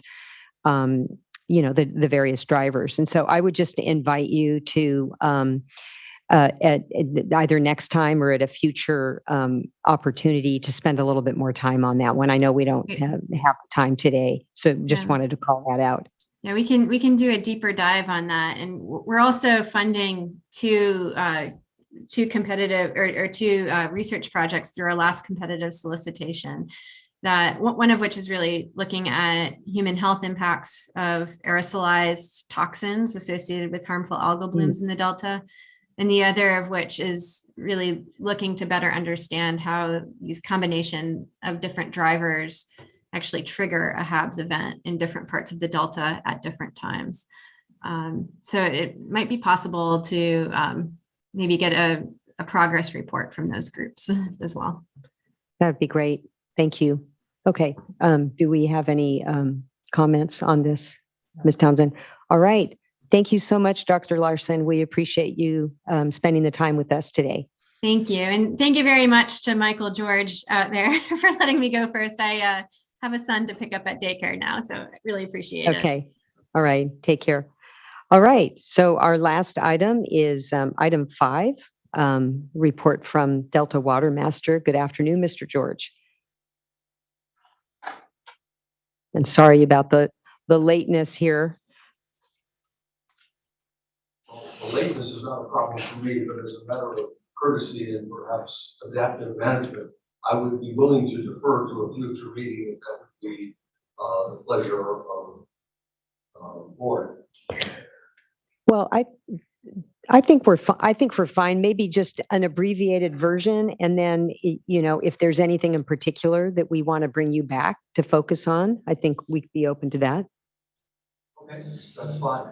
So we bring the slides up. Can you check your microphone too? Let's make sure you're on. I'm sorry? Mike. Is the green light just on make on sure your green microphone? light's on. By your hand. Yes, it's been a long time since we've done this in person. Do you want to have a seat? Thanks for the reminder. I'm comfortable here if this is okay with you. And it is nice to be in person, so I appreciate the opportunity to bring you up to date on some of the recent activities in the Office of the Delta Water Master. So next slide, please. There are 5 issues that I'd like to share with you. Next slide. Okay. I want to talk about the recent water use reporting schedules. All water use reports were due on April 1st. I want to talk about the current implementation of the dry year response pilot program, which is in the field today. I want to bring you up to date on where we are, a summary of our investigation into the complaint about alleged unlawful diversions within the Delta, collaboration on the integrated responses to the wicked problems that we have in the Delta. And finally, as Eric focused on curtailment issues in the broader Delta watershed, I want to focus in more on the Delta itself. So next slide, please. As the board is well aware, there was a transition that is ongoing. And we had the challenge, and our water reporters had the challenge of a change in schedule and a change in period. So I want to talk a bit about that. But overall, I want to say that we've come through it quite well. Delinquencies, that is late filing of reports, continued, notwithstanding the change in the schedule, to decline. In fact, as of today, with the reports both of licensees and statements due on April 1st, that's the traditional date for licensees reports, but it's a new date for statement filers. And I'm pleased to say that as of today, our delinquencies are 5 licenses and 40 statements out of plus or minus 2,500. That is a testament, frankly, to our outreach coordinator, Christy Mittal, and the extraordinary support we've gotten from reclamation districts, from engineers, lawyers, and the Delta water agencies to help us make sure that people file on time. Secondly, and frankly, more important than being on time, is doing a good job. And the quality of the reports continues to go up. And that's because we've done some things and the water community have done some things to improve the quality of the reporting. And I'll talk a little bit more about them. We've largely eliminated duplicative reporting, which has been a scourge in the Delta as long as the Delta has been required since 2010 to make these periodic reports. We had a circumstance where people reported the same water use under their licenses and their statements. We've largely dealt with that issue. Now we've got some issues ahead with what I call masking, where people report their water use under their license. They don't duplicate it under their statement, but when and if their license gets curtailed, then they move to their more senior water rights. So in effect, reporting under the more junior right masks the more senior demand. And when we get into a need to curtail, we are playing a bit of a whack-a-mole game, closing down the license, which is junior, only to have the migration of water use move over to the statements.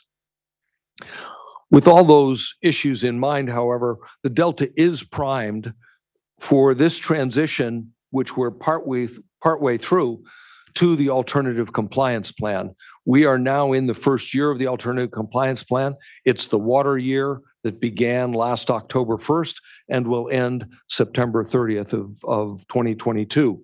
So all the water use during that new period, we moved the period from calendar year to water year, all of that will be reported. I won't say all of that, most of it will be reported under the alternative compliance plan, which will give us more timely data developed on a consistent basis that is machine readable, that has a lot of data visualization to help people understand what's going on in much closer to real time in the Delta. But That's not the end of it, because even though we're into the alternative compliance plan, the Delta Measurement Experimentation Consortium has turned the page to new series of experiments and further research to see if we can make better correlations between measure diversions, and we've got a network of measure diversions, and the EC from crops in the field. So we're continuing to move forward, and I'm pleased to say that Metropolitan Water District has, as a member of the consortium, has stepped up to lead that effort. I'll also point out that Metropolitan Water District is one of the recalcitrants on our masking problem. So they get some kudos and a couple of demerits as well in the Water Masters book. Next slide, please. And I'll move through these next 3 slides quickly, because this is some of the detail behind what's going on with water reporting and how it's changed and why we're getting better data on a more timely basis.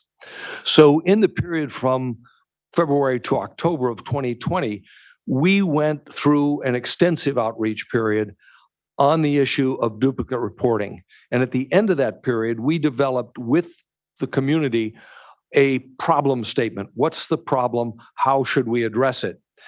We moved from there to developing a consensus for addressing it among reclamation districts, large farming organizations, lawyers, engineers, and the Delta water agencies, so that when the water use reports came in April 1st and July 1st of 2021, reporting on water year 2020, we had pretty good adoption of this voluntary effort to put all the water use reporting under the most senior water right and report only nominal use under the junior water rights. So we got a much better sense for actual water use and under what level of priority. So after we had those in, we took a period of time to evaluate the adoption rates. Last year, April and July of 2021, it was about 65%.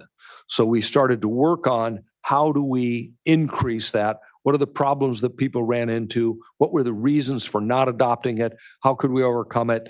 Where else did we need to go out into the community to explain the problem and get their help? In addition, we got help from the governor and the legislature in the passage of Senate Bill 155, which was a trailer bill, which at our request consolidated both the due dates for all the reports to have them by February 1st, rather than waiting for most of them until July when you're already in the following irrigation season. So to get the information earlier and to consolidate all water use reports to the water year, so you could begin much more easily to correlate and to have now OpenET and other machine readable data available at the same time for the same period. Next slide, please.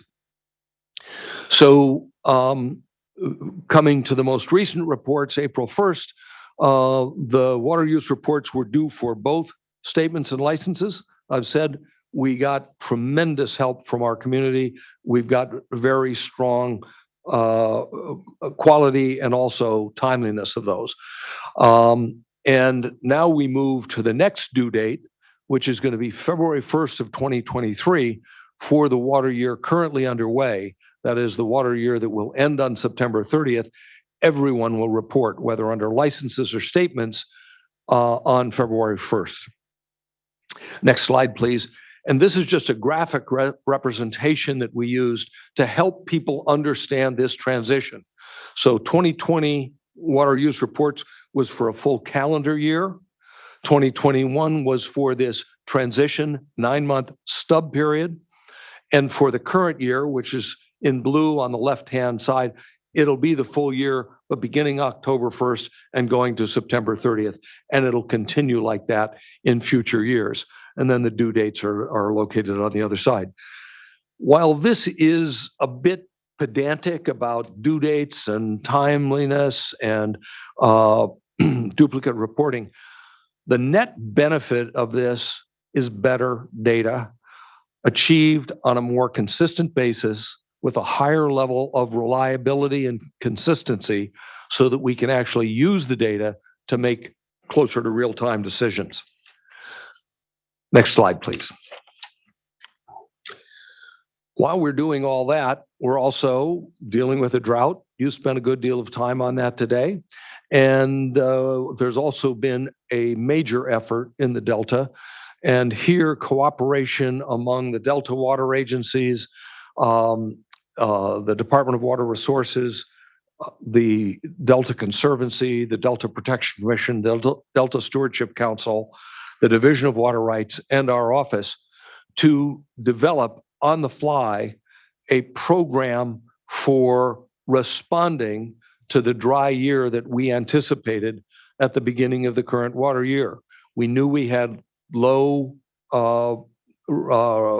reservoir reserves, and so we decided to move quickly, and thanks to DWR, had about $10 million to use to develop a pilot program to demonstrate, if we could, what water conservation actions would work in the Delta, to compare them so that we could take the same action in different fields in different places of the Delta to begin to understand how those same actions could have different impacts at different elevations, at different soil types, different parts of the Delta.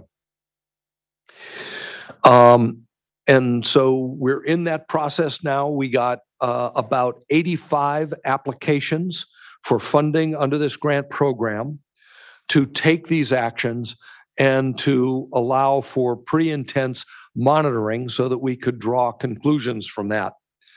We're measuring the evapotranspiration of these efforts through OpenET. So of the 35 grants that have been made, each one of them has a polygon, a shape file of the project area. And then we're taking a nearby field that is kind of business as usual. So for instance, someone would have asked to join the program and say, I'll forego a summer corn crop and instead just leave my stubble from my winter wheat in the field to protect from evaporation from bare soil and to keep roots in the soil for the Healthy Soils program. But I'll forego the corn that I would otherwise have grown. So we'll take a field nearby where another farmer, sometimes even the same farmer, is growing a corn crop. So we'll be able to have a very good apples to oranges comparison. What did this series of actions do during this dry year to both reduce water use and protect water quality in the Delta? And to measure that on a consistent basis to improve our overall data collection and presumably to understand better what we can do on a predictable basis in future years. Of course, the future comes quickly when you're talking droughts, and we are in the process now, given additional budget authority in the governor's May revise, assuming that that's coming through, we're already planning for moving from a pilot program to a program for the upcoming water year. Now, you'll appreciate that as we're planning for the next year, we're not yet going to have all the data that we expect to have from this pilot program. So we're using what we learn, what we're getting back from our farmers, how we're understanding the early season impacts to try on the fly to create the next phase of this program. So that's all I've got to say about the program at this point. Happy to have questions, but in the interest of time, I'll keep moving unless you want to stop me. So let's move to the next issue, which is the investigation of exporter complaints alleging unlawful water diversion in the Delta. You will recall that this complaint originated as a letter from the Friant Water Authority to Chair Esquivel, which was subvened or sent to us in the Office of Delta Watermaster to begin the investigation.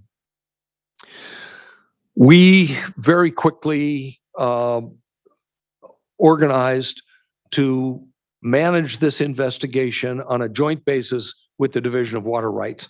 So from the beginning, the Office of Delta Watermaster and the Division of Water Rights working together, because we recognized that even though the complaint alleged unlawful diversions within the legal delta, the implications were for impacts throughout the delta watershed and indeed the export communities that are served from the delta.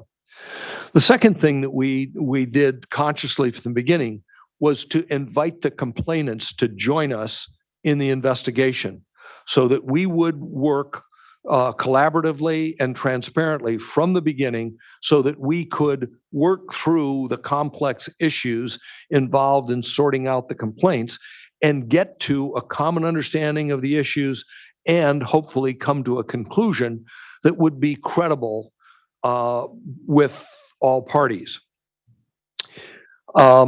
One of the things that we did early on in that process was to recognize that the complaint was based essentially on what we came to call a mass balance analysis. So the exporters looked at the water coming into the delta, water going out of the delta, either through outflow or through export, and then to look at what's left as the depletions within the delta.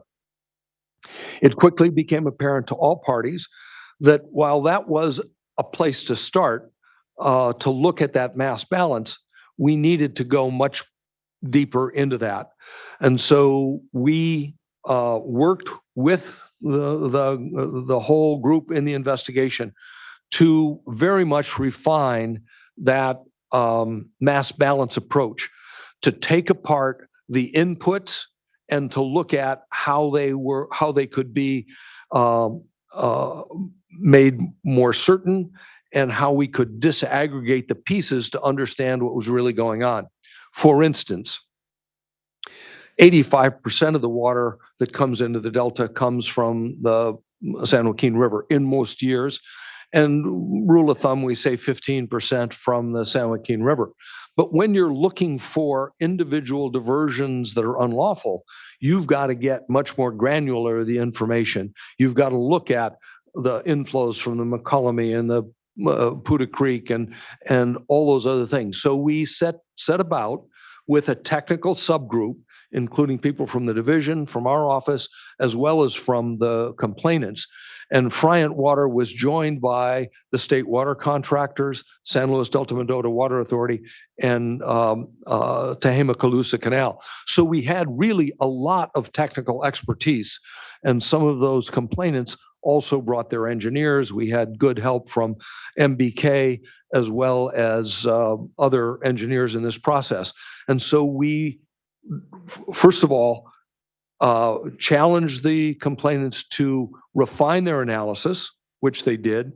We then took on the challenge to replicate their analysis to see if we could find, using the same data sources, we came to the same conclusions.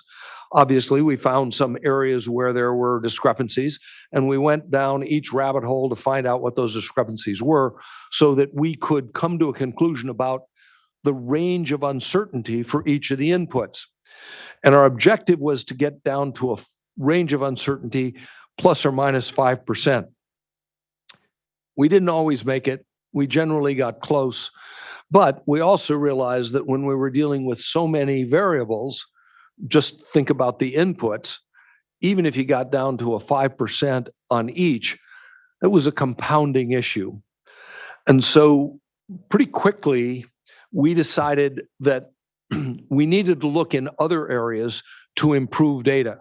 And so in the process, as the technical committee was going back to refine some of the analysis, we were also challenged to demonstrate what we had done to improve data quality and where else we could go from there.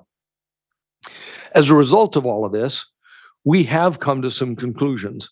And we are in the process right now of drafting a summary and report of those conclusions, which I hope will go out before the end of this week in draft to the members of the investigation group and frankly others who will be interested in it, so that we can take feedback before we report out the conclusions, the summary of those conclusions, and provide the data support for that. Lots of spreadsheets, lots of analyses that have gone on over the course of pretty close to a year now. But the findings are that, first of all, the available data that we've got and current law, and specifically I'm thinking of the Water Board's 2016 decision in the BBID case, the current data and the current law do not allow individual enforcement actions based on the data and the analysis that we've got.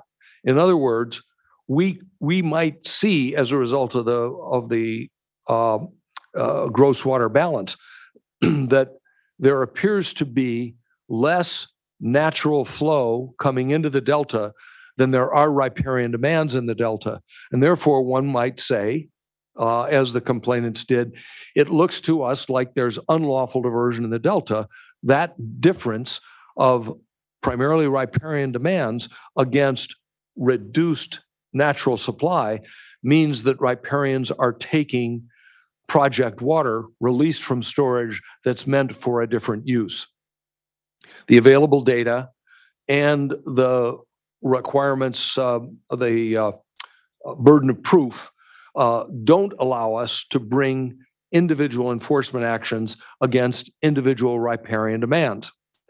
Not only that, but we did, in the course of the investigation, really reduce the amount of actionable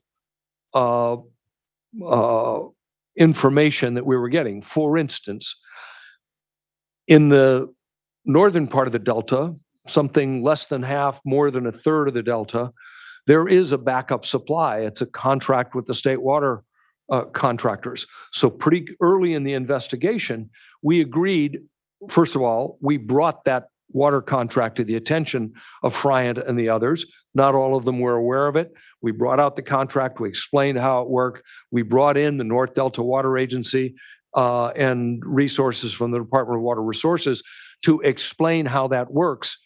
But the net effect of that was to say, even if we found an unlawful diversion, all we're doing is changing the demand to the state water project rather than to that.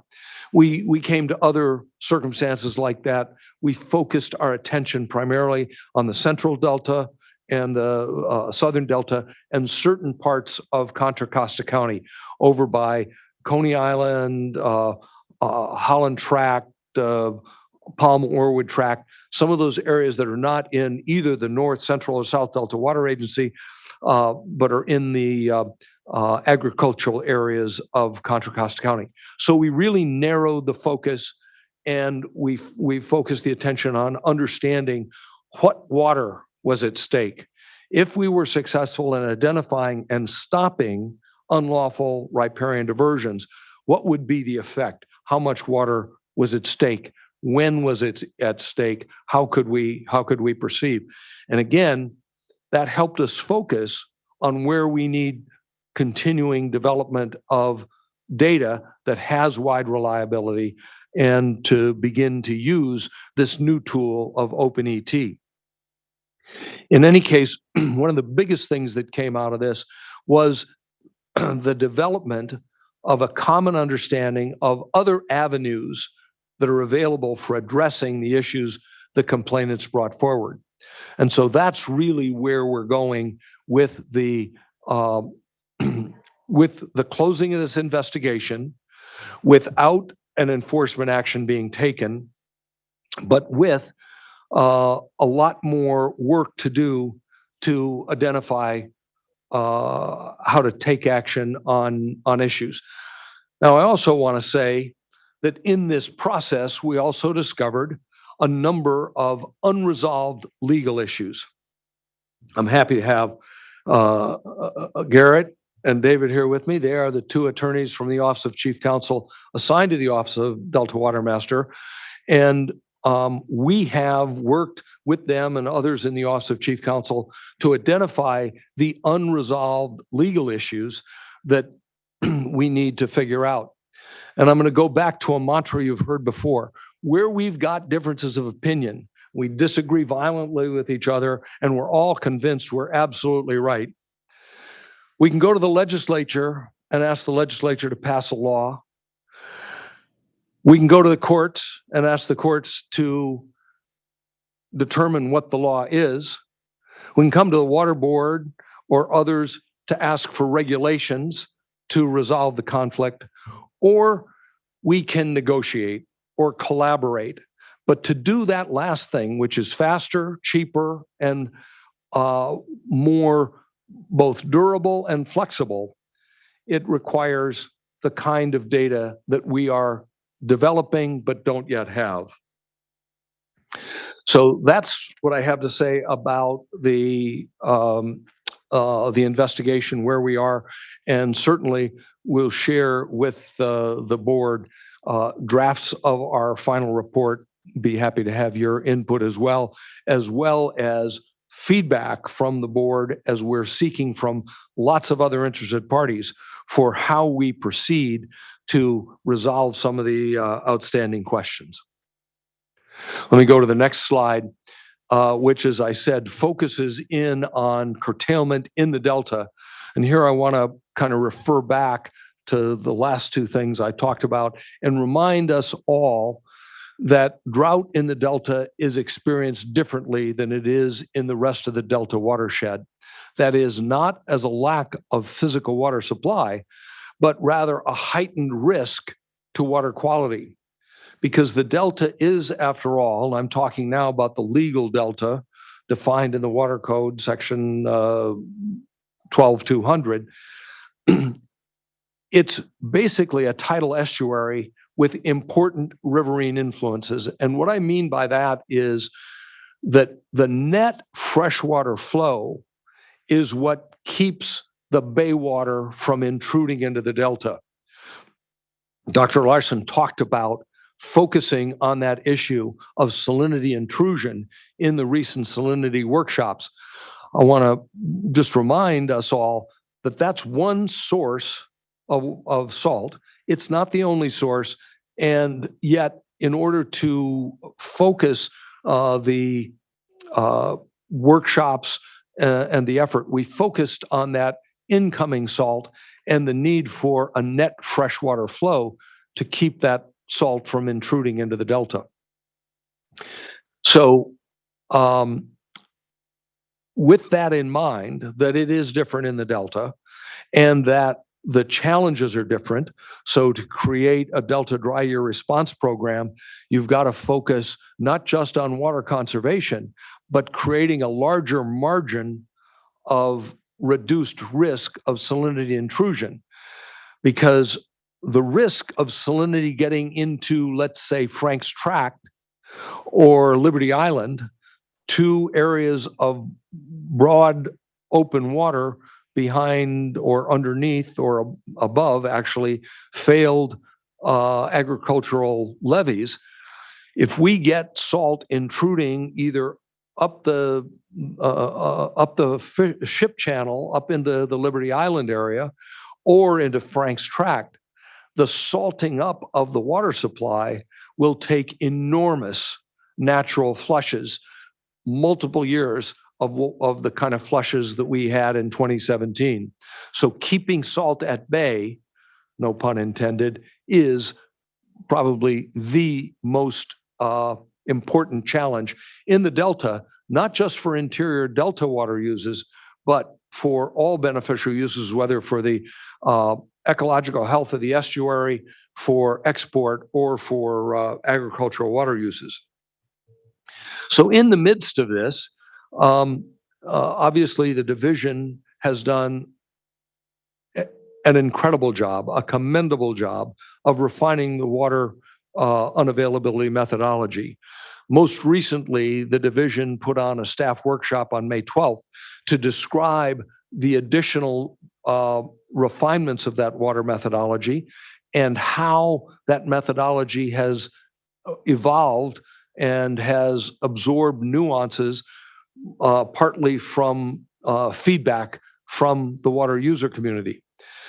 At that workshop, it was also highlighted that Appendix D, which is the technical appendix within the legal delta, is undergoing continued refinement. We got further inputs from various water users about how Appendix D might be tweaked. We had a very good dialogue about assumptions that needed to be made where data were not available. And we also, as Molly White and Kristen White adverted, we had some late spring weather that deferred Term 91, as Eric talked about. It'll probably come within the next week or two, and deferred most curtailments. The only curtailments in the legal delta today are project curtailments for a few of the water rights and permits from the federal project. Nonetheless, we are planning and working with the community of water users in the Delta against the assumption that the methodology and the continuing persistent drought is going to require curtailments of licenses and at least some, probably many, pre-14 water rights in the Delta.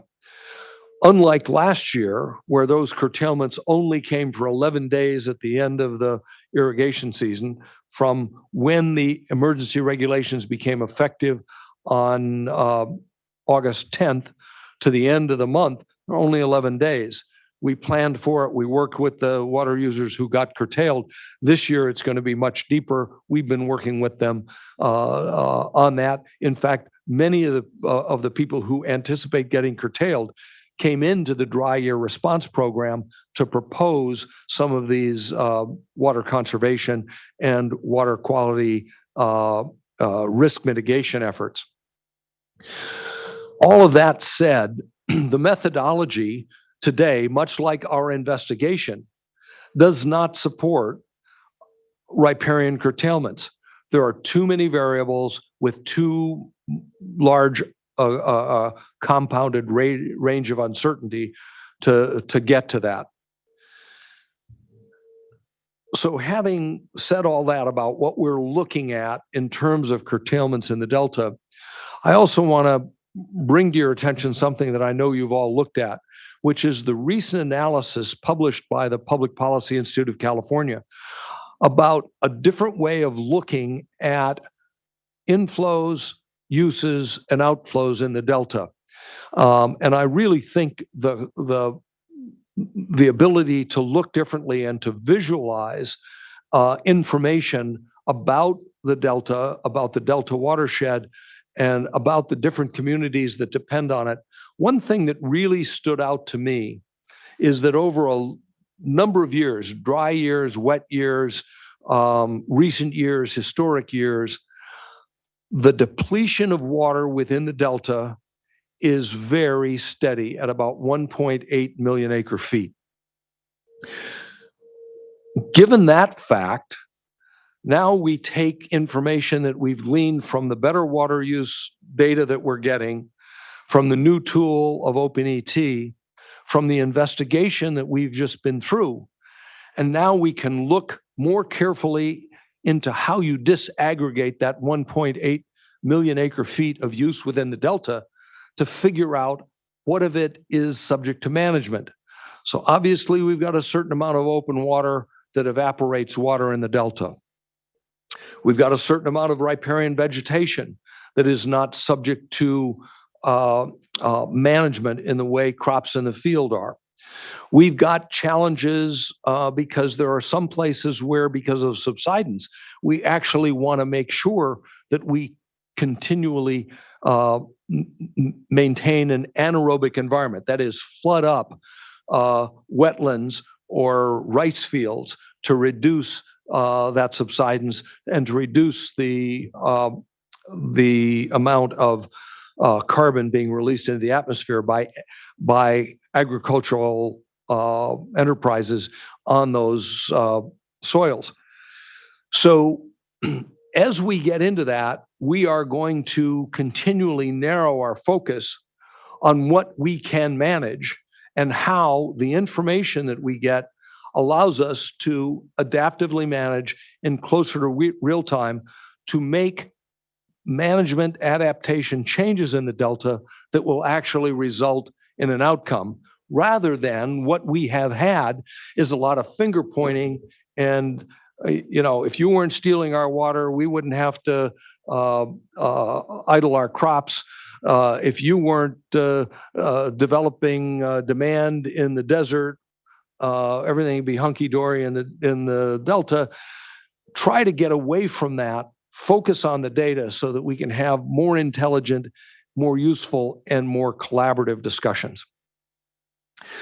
So on to the next slide, which is the good news at the end, that there are a lot of collaborations going on, notwithstanding all the sturm and drang about ongoing litigation, legislative efforts that run the gamut. But there is collaboration breaking out. And one of the mantras that our office has repeated and repeated is, no matter if you feel the need to sue each other in that forum, protect, defend, and use various forums in which you can find common ground. Because number one, we've demonstrated that there are some no regrets actions that can be taken. And along the way, you get to understand other actors' needs and interests so that potentially you can find areas of common interest. Among those that I want to highlight, and I'm just going to quickly tick them off because you've heard of them before, the Delta Channel Maintenance Work Group. If the governor's revised budget is enacted by the legislature, there will be a very significant investment by the state of California in an initial 10 miles of dredging in South Delta channels to allow greater channel capacity, higher dissolved oxygen, fewer invasive weeds, better flood control, because we can use that dredge material to improve not only the throughput in the channels, not only recover that historic capacity in the channels, but also to use some of those dredge materials to support those levees. So that is an action that came out of looking at the problem through lots of different lenses, getting people to understand that it was a shared problem that none of us could solve individually. And by making the problem bigger, you brought more people to the table with an interest in this. And for instance, the two most important proponents of this significant investment that the state is making was the state water contractors and the South Delta Water Agency, working together on common ground and making progress. Also, an activity that the board set off in 2018 with the update of the water quality control plan on the lower San Joaquin River and the Southern Delta, the so-called monitoring special studies. And instead of just forcing the projects over whom we have authority and regulatory control because of their licenses, we actually were successful in broadening the group of stakeholders, and the DWR and the Bureau of Reclamation opened up the process. So they weren't just trying to develop special studies which would prove it's not their problem, they don't want to deal with the salinity issues, but rather to look at it as a shared problem that would need shared solutions. And so they reached out not only to some of the scientists within the water board. I want to call out particularly from the division, Aaron Forsman, Stephen Louie, and Helena Hartman, who've done really terrific work on opening up these monitoring special studies to take a broader view, to actually inform comprehensive operations changes that could make a difference in the Delta. We've also got Region 5, our office, obviously, the South Delta Water Agency, Contra Costa Water District, a group of people who understand and share knowledge about the problems of salinity, of channel throughput, et cetera, in the Delta, to inform a master plan to make things better. Also, that helps us design truly multi-benefit projects, because if the people who share the problem are at the table trying to get money to solve it, trying to bring their data to bear on the project or the problem, you can find those multi-benefit projects. And part of that is empowering regional responses. The Delta, as I've said many times, is not a monolith. It's not one place. It's different regions. There's a good reason why there's a North Delta Water Agency, a Central Delta Water Agency, and a South Delta Water Agency, because the problems, opportunities, and demands in those areas, not to mention Contra Costa County, are different and need to be managed differently. It's a real different circumstance that you face, let's say, in the Yolo Bypass under a broad flood easement, and in the Pescadero Irrigation District in the South Delta. Nonetheless, it's important to bring the Delta together for a unified voice and to look at how they can solve problems together, or how they can inform and collaborate with people who want to solve some of those problems as well. And so, again, outreach, dealing with the communities of interest, listening to them, understanding their needs. My experience is that you can say no, but only after you've listened to the problems. And that's what we're trying to do. So that's essentially the end of my report. Next slide, please. Just because I want to show a cool picture. But happy to have any questions, but I would understand fully if the time having passed, you'd rather get on to something next. Wow, thank you. There's a lot there. Questions? I don't have any questions right now, but really amazing report. There's a lot to dig into. I completely agree. I think we actually we have a check-in tomorrow morning, so I've made some notes on a few items to follow up with you. So I'll forego any questions right now, but thank you as always. Okay, great. Well, Board Member Firestone. Yeah, I don't have any questions, but I mean, a huge amount covered here. And just, back to the beginning on, I think just the progress we've seen with compliance with reporting. It's like, we don't want to, it's a great success story. And I think due to a lot of work and, I think a testament to the partnerships and transparency and work that folks have been doing. But yeah, I don't have any questions right now. Thank you. I just really want to thank you. It's really exciting to see the progress in compliance, as Board Member Firestone said, and then also the collaboration and the really good discussions going on. I'm really interested in drilling down a little bit more on the complaint, not just the complaint, but the unresolved legal issues, the various avenues, obviously bringing in, getting, closing the data gaps, but then also other tools and the interplay between that issue and the methodology for curtailments.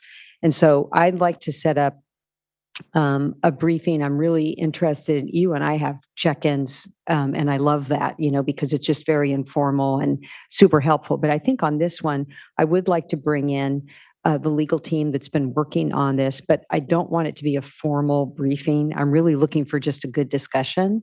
And so, don't feel like you have to prepare, a briefing document and all that. And I'd welcome the Mr. Oppenheimer for you to join, and maybe Ms. Riddle as well, so that there could be a discussion about the overlap there on, like, if some of these issues could be resolved in the context of the methodology, does that take care of most of this, or are there still these, sticky wickets that you refer to that, we need to continue on both paths? And so, So we would be delighted to have that kind of a dialogue on those issues because we're spending a lot of effort on better data, and that is going to help enormously. But there are still these unresolved issues that without some resolution, it's hard to make progress. And I'll just give you a couple of examples. One is the accident of history that when California became a state, it adopted the common law. Riparianism was part of that. And then later we overlaid the priority system on it. And we never resolved the fact that those two systems allocate shortage, not only differently, but on a basis that is inconsistent. And so that is the kind of really thorny, difficult, unresolved legal issue. The riparians are supposed to share the shortage correlatively, priority, first in time, first in right. Where, as in the Delta, you've got a collision between very early riparians and very early appropriators that are sometimes neighbors or at least close enough and on the same water courses that you get into this circumstance where the appropriator says, you can't tell me, Mr. Watermaster, at what priority I should be cut off because you haven't invoked the correlative reduction on the riparians. And I say, okay, just a minute, let me go talk to the riparians. And they say, you can't determine what the correlative reduction is until we know where the appropriators are going to be cut off. And importantly, until we decide what water is available to a riparian. Now here, there's some data issues, but there are also some really tough legal issues. Are the riparians in the Delta intended beneficiaries of the project's design and obligation to provide a freshwater pool from which to draw water? I've got lawyers who I respect on both sides of that issue. And I say, okay, number one, maybe this is just one of those things that can only be settled by litigation. Maybe this is one of those rare instances. It used to be every 10 years. Now it's every 20 years that the Supreme Court of the state of California takes a water case. Otherwise, we've got a variety of recent and useful appellate court decisions that our Supreme Court decided not to take further on review. So maybe the answer there is litigation. But one of the problems with litigation in the Delta is that they're often designed to be so fact specific that their application to other fact circumstances is limited. So what I've said to both sides is maybe the answer here is to develop a case that we can agree on, where the facts are stipulated, save a lot of time and money going through a discovery period, stipulate the facts that isolate the issue that we want to resolve. Well, it becomes very clear very quickly that there's a risk to everybody in resolving those issues. You might not get all you claim. It might not be as clear as you'd like it to be. There might be conflicting and confounding information that you're going to take and present to a tribunal who doesn't have your deep background in water law. And you might get decisions, let's say, that are oversimplified and not very useful. So maybe we should do something else, like develop the information that we would put into that stipulated settlement, and then see if there might be areas where we could test for a while instead of trying to enter into a permanent contract, maybe 4 or 5 years with some off ramps where we could try things together to see what the outcomes are. Those are the kinds of mechanisms for resolution. And David, I don't know if you're hankering to get a word in here, but you're going to be part of these briefings. I'm not hankering to get a word in, but I'm certainly going to be part of the briefings, and I'm aware of a number of the issues that we're going to need to work through. Well, that's the thing. I mean, I think a lot of this, if we turn it into, a workshop, and you can get all kinds of different opinions, and then also people go to their talking points. And so I guess I'm a little, I'm sad you're going to be leaving, at some point, and also, have some anxiety about wanting to utilize the expertise, while you're still with us. And so, but I'm also mindful that you have a certain approach, and we might have differing views within our own agency here. And so would like to have that open dialogue where, you can throw out some of your ideas and maybe, hear how the division, with their perspective, because then there's that opportunity for the dialogue that we wouldn't otherwise have. So thank you so much, and look forward to, a deeper dive in briefings. And I'd encourage you to offer those to, it's too bad the chair's not here and board member Morgan, but, offer those up for everybody. I think that it'd be good opportunity to the extent that others would like to avail themselves of that opportunity. Of course, I'd look forward to it. And I totally agree that even within the water board, as between, let's say, the division and the Office of Delta Water Master, there are some issues that we have lingering, I wouldn't even say disagreements, but different approaches to resolution. And it would be very useful, as you say, to bring the people who in the division who are doing great work on the methodology and on strategies for improving the overall health and effectiveness of the Delta watershed. So I definitely look forward to it, and we'll start working on that. Great. And I would just suggest, be provocative, but then also give us options where, with improved data, how far does that get you? What's critical mass on a voluntary agreement for the uplands in the Delta? How far would that take you to, not resolving the issues, but getting pretty close to being responsive? Exactly. And on the practical side. Practical side, because we can't let the perfect be the enemy of the good. If we can narrow the differences, if we can resolve parts of it, we can continue to move forward. We don't have to have a kind of universal solution for all time. That's a chimera we're never going to reach. Right. Mr. Bishop, I thought you were going to say something. I'm just waiting for my opportunity to read the executive director's report from cover to cover. Okay. Any other questions? All right. Thank you so much. Well, John, I've only got 10 more slides. Thank you very much. I appreciate it. All right. So I'll just note that when I tried to did you get my message, Ms. Townsend? Yeah, I wasn't able to pull it up, so I didn't have an opportunity to review it. So, Madam Vice Chair, just for clarification, so we have board member reports. Yes. And then we have Thank you. The executive director's report. Thank you for keeping us disciplined. Hold on that link, you can scroll down to EB report. Okay. All right. Help. What item? I've lost my agenda here. So item 7 is board member report. And All then right. item 8 is the executive director's report. Board member reports. Anything to report?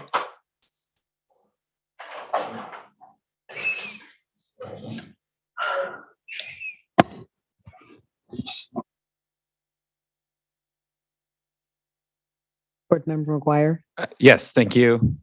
I will report that staff have been keeping all of us very busy with workshops. There have been a lot. I've been attending as much as I can, including on some of the topics we just discussed in water conservation, among others. And I think all of us were able to attend a portion of the chair's meeting on Friday. So that was good.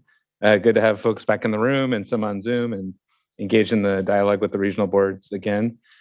And the only external item I'm going to report is I did present last week on Thursday to the CASA regulatory work group meeting. And so talked about the drought and all the challenges we're facing. And I think a lot of the comments that Mr. Voskel shared earlier about water conservation and the long-term effects on wastewater systems and those kinds of trade-offs was the focus of our discussion. It was good talk. Thank you. All right. Nothing else? Okay. And then the only thing for me is I attended the San Diego Council of Water Utilities. I was their breakfast speaker, and it was great to get out and meet with people. Some of the folks were here today, and it was a preview discussion for the regulation that we just adopted. So I found it to be very helpful. Okay, now moving on to item number 8, Executive Director's Report. So I have nothing to add to the report. Given the time, it's a tantalizing read, and I would encourage you to take Any it. questions? Okay, thank you so much. And if we don't have anything else, just checking, then our meeting is now adjourned.